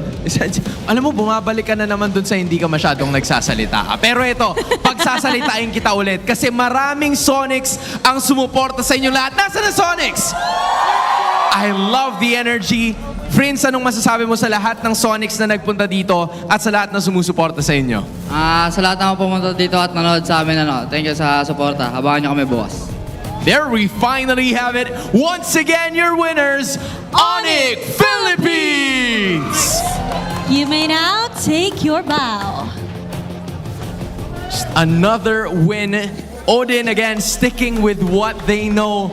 Sipin mo, nagpapawis lang kami nung isang araw tapos ngayon, back to the usual sila ngayon. Yan nga ang napanood natin sa ONIC Philippines. Maganda ang pag-bounce back nila with this match at bukas ay aabangon ulit natin sila for day 2. And gusto ko malaman, ano pa nga bang masasabi ng ating mga casters? Will it be basics again? We're about to find out. Casters, throwing it to you. Hey, that's how winners exit the stage, man. With great confusion. The perfect shot at the end there, too, of Hayes there at the end. Should I go? What's my side again? It started with Super Friends by taking the mic, and they're like, just go. Go take the mic. Then one side of the ONIC boys going one side of the other. So here we go game two MVP. Brusco again on the Kalea, 2-4-7. But it's more so just the fact that you give Kalea to Brusco, man. He's going to be making plays and making them work. This is an MVP nod, 2 games in the making, a series-wide impact that Brusco gave for his team. In that final sequence there, it was actually Super Marco who initiated as the Ruby. Flicker ultimate once he saw Brusco, but then once the animation was done, Brusco just easily used the second skill. And then eventually Tsunami Slam, chain crowd controlling Super Marco. He could not get out, he gets bursted down, and that is already team fight won by ONIC. And then for the rest of the game, of course, it was just Brusco starting things off, maximizing the jumps that he would get. This is what Kalea really just brings to the table. Just when you think a team is down and out for a team fight, suddenly crowd control comes through, a little bit of healing just to give them a little bit more time to deal more damage. Yes, it wasn't just this game, it was the entire series for Brusco on this Kalea. Yeah, I love to see it. Just because, again, for our roamers there, you know, they've got to be the ones to go ahead and set things up for a lot of the times and, throughout the game. Yeah, and that was the thing. I was also wondering, you know, man, it was unfortunate to see where Super Marco puts himself in that position because it's almost like he had to though, because it's like who are you going to use to pull and make something happen? Otherwise, who else is going to do it there? I don't, you know, maybe they were just in the position where I don't know. Team Falcons is making mistakes from series to series to series. That's what's happening. And I don't know. I actually don't have the answer for Team Falcons on how they can fix it. I think that's something that they have to obviously figure out for themselves as they approach the next series that they have. Major slip up aside, this was a better game for Falcons than game 1. Yeah. Eventually, they were the ones able to take the lead. They were able to win that crucial Lord, of course. And even though ONIC Philippines were winning some of the post-objective team fights, there was a world where you can see, yeah, it looks like Falcons will be able to eke this out, force it out into a game number 3. But then, like, that error was so glaring. In that scenario, the gold laner, who is essentially at this point another EXP laner, and the roamer talk.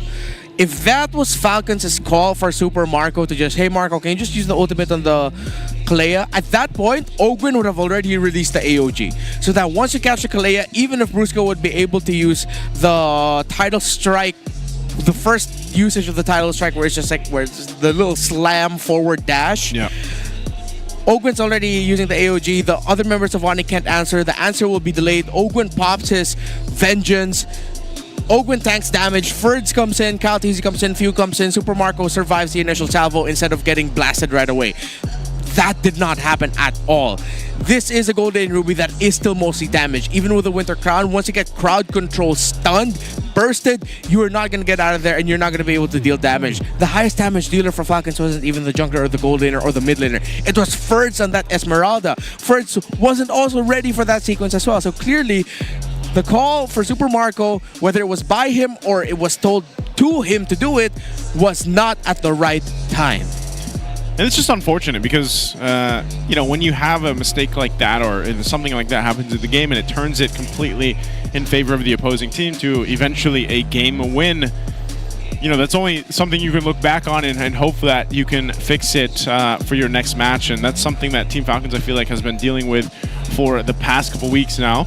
But like you guys mentioned, this was a better game for them, game 2, than what we saw in game 1. But nonetheless, ONIC Philippines, they've also, you know, back on when they had the initial struggles through the start of the season, I think they've figured it out. They've spent a lot of times going ahead and cleaning up their rotations, cleaning up that decision making, and getting to this point where now they're having these, you know, decisive sweeps. One of the main strengths that ONIC has had ever since they built this roster in Season 14 is their killer instinct. The fact that they know when they're ahead and the fact that they know how to pick fights, these are rarely the things that ONIC PH know how to do wrong or make mistakes with. So I'm glad to see that here, when they saw that one error in Falcons' ways, when they saw Marco come in, it just took half a second, maybe less, and said, it was like a snap. That's it. Let's go. Yeah, they jumped on it so quick. And then they could easily do that because they were in the perfect position for it. That even if, other side, if we say it was Brusco who initiated it, I still think they would have won that team fight. Because at that moment, they were in a much better position to just be able to jump in real quick in a snap and say, all right, we win this. Yeah. All right, we own this. It's a different country. Sorry, my bad. Different country. But it's ONIC, you know? Sometimes I get them mixed up. But ONIC is ONIC. ONIC is ONIC. But yeah, this is the Super Fam, and it's been good to see them make the adjustments themselves, because I think a lot of people, even in the first week and going in forward, they were wondering what kind of what was going on with ONIC, and now I feel like they've answered that. So I did say earlier on that I like to go ahead and hear ONIC's mic checks, you know? Like, I like to go ahead and listen to how they make the calls, how they make the things happen, and especially with that match. So hopefully we get to see that in this, because right now we're going to go ahead and throw it over to the mic check with ONIC Philippines.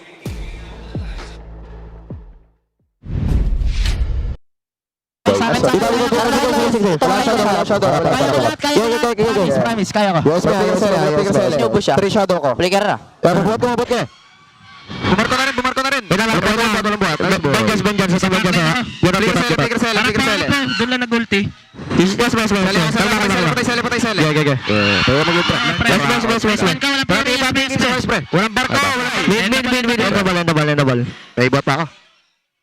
Ganun lang yun. Alam ko flicker siya. Mas retrain niya. Hero muna, hero. Hero. Pwede nun. Gemits. Stun ka pa. May stun ka. Barta. Alma. Pag kayo papapatay Nice ball! Great to hear the Infinix mic check there, of course, for ONIC Philippines. Very clean. Yeah. I learned two things. Number one, they call Brusco Kuya Mitz. Yeah. It's like elder brother Mitz. Yeah. And then number two is they watch out very clearly, not for the I'm offended, not for the arrows, but for the Mountain Shocker stun. Yeah. That's what they say. Wala nang barko. The ship is gone. The ship is gone. done. Yep. Yeah. Yeah, I think that's really them acknowledging that, again, that would break the tempo really well. It's great. Even though it sounded kind of hectic, you could pick out very clearly who was speaking and what the call was. Yeah. And it was just great hearing. It was, and right now that's got themselves up to rank number 1. Here, rank 1 spot for ONIC right now and for the Infinix standings. And so this, as we close out day 1 here, shook things up a little bit. You know, Twisted Minds now sitting at 3. Season 14 all over again. We're back to the start of the new era in the middle of the new era. Start of the new era, middle of the era. Throwing it back to the Brawl era. It's kind of, it's kind of brawly. Let's say this meta. Bottom hasn't changed though. Yeah. It's going from bad to worse. TNC AP Brandon Falcons are going to need to turn things around. Meanwhile, in the Fancy Laban standings, even the Mines are still on a run. 5-0, man. Congratulations to them. Who's going to stop the Mines fan base? Are they the same players season in, season out, or are they different fans? No, they shuffle. They shuffle? Yeah, every week? Yeah, the communities talk about like, hey, who's going to play? Which is more impressive because it means even as they shuffle, they still maintain a high level of MLBB. They're just a consistently good team. They're a consistently strong MLBB playing fan base. They're strong minds. Strong bodies. Strong They got good fingers. mind, body, and spirit. Something like that. I'd be a little bit, yes. I'll just, yes. Something along those lines. I don't know, any final thoughts for today's matches as we finished day 1 here for week 3? It's just the beginning of week 3. So, something tells me we're in for more surprises as the weekend goes. Yeah, I feel like this is going to be the last final weekend of big surprise picks. Hopefully we get to see a lot more, because once we get to the midpoint of the season and with the playoffs shadow starting to loom ever bigger over these teams, things are going to start to mellow out. Yeah, it's kind of crazy that, already we're getting to that point where we're nearly halfway through the regular season. Yeah. Of course, we still have 2 more days here for week 3, but week 4 isn't too far away. And we always kind of give a lot of our teams here kind of the benefit of the doubt. First week, maybe 2. So some of these teams are really going to have to get it together. Thank you so much for joining us here at the English Desk. It's us, the Wee Bear Bros. Let's go ahead and close it out with the Howl.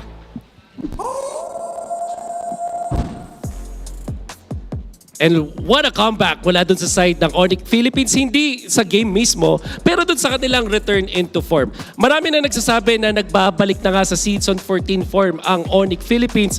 Ako naman na masasabi ko si King Kong mismo yung nagbabalik sa kanyang ONIC Season 14 form dahil yung kanyang assassin gameplay ay talaga namang isang masterpiece. Kailangan na siguro ding aralin to ng mga teams dahil so far, ang ikinatalo lang ng side ng ONIC Philippines ay yung Yi Sun-shin na hindi naman talaga fully assassin gameplay para sa side ni King Kong. So yan ang isang nagiging strength ng ONIC Philippines at idagdag mo pa yung kay Brusco na ngayon kapag gumagamit ng mga catch heroes, talaga naman nagbibigay ng advantage para sa ONIC Philippines. They feel like very comfortable sa kanilang playstyle kapag nakakuha ng catch si Brusco at nakakuha ng assassin naman si King Kong. However, para sa side ng Team Falcons, nandito na tayo sa point na kailangan na talaga nilang mag-isip-isip, lalong-lalo na sa kanilang formation. Dun sa ating keys to victory, na-mention yung box na kailangan ayusin dito ng Team Falcons. And unfortunately, na-expose na naman yan ng side ng ONIC Philippines, especially with this assassin gameplay. It's very clear that Team Falcons are disoriented ngayon pagdating sa mga team fights at ito yung kailangan nilang ayusin. Start from that and maybe they can mount their comeback. That is Falcons going up against side of ONIC Philippines na ngayon ay nasa top na ng standings, and that has been our series for today. Maraming salamat po, pero bago tayo malis, ibabato muna natin ito sa ating mga host, Hans and Claudine. And right after today, we acknowledge once more the eras of the league. That's right, because sa match 1 pa lamang ay nasaksihan na natin ang players turned coaches from the Brawl era, with Auroras going home with the victory. At ang pangalawang serye naman natin ay nagtagpo ang Sonics and ang Falcons, and it was the spikes of ONIC Philippines that have proven to be sharper, and we wish nothing but the best para naman sa Team Falcons as they are currently on losing slump. Day 1 pa lamang at marami na tayong aksyon na nasaksihan, pero bukas ay mas marami tayong matutunghayan na labanan because it's a triple header for Saturday. Or more likely, Super Fan Saturday. Kaya mas maraming laban at mas marami din sigurado ang haantabay sa lahat ng aksyon na mangyayari bukas. Muli, ako si Hans Galeria. And this is your very own Odin. Sama-sama tayo muli bukas dito lamang sa MPL Philippines Season 16.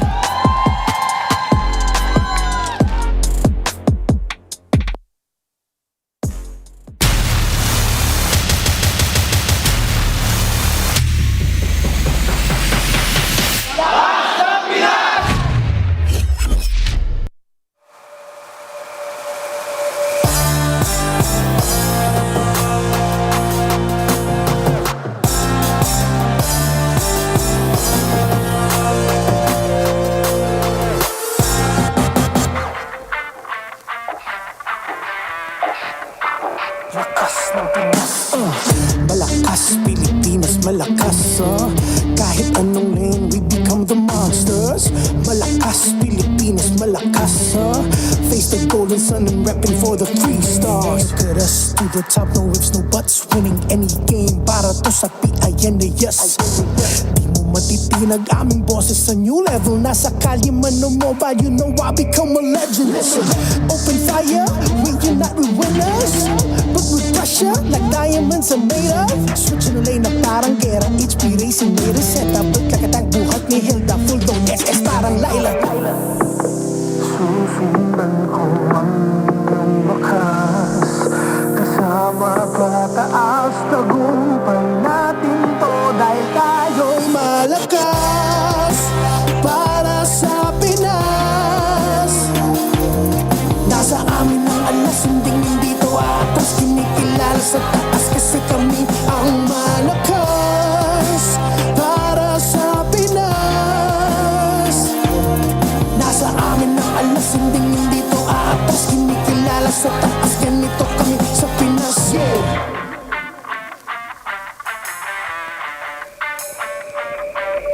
Laging MVP, no surrender, no retreat. Pag nagsama-sama, just imagine what we can achieve.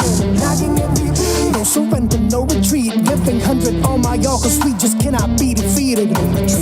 We are unstoppable, immune and invulnerable. Ready ang equipment, lahat frozen, mala crowd control. Pakita on the jab, east to the southeast. Taas ang matawag, proud and loud, cause every enemy we devour. Susundan ko ang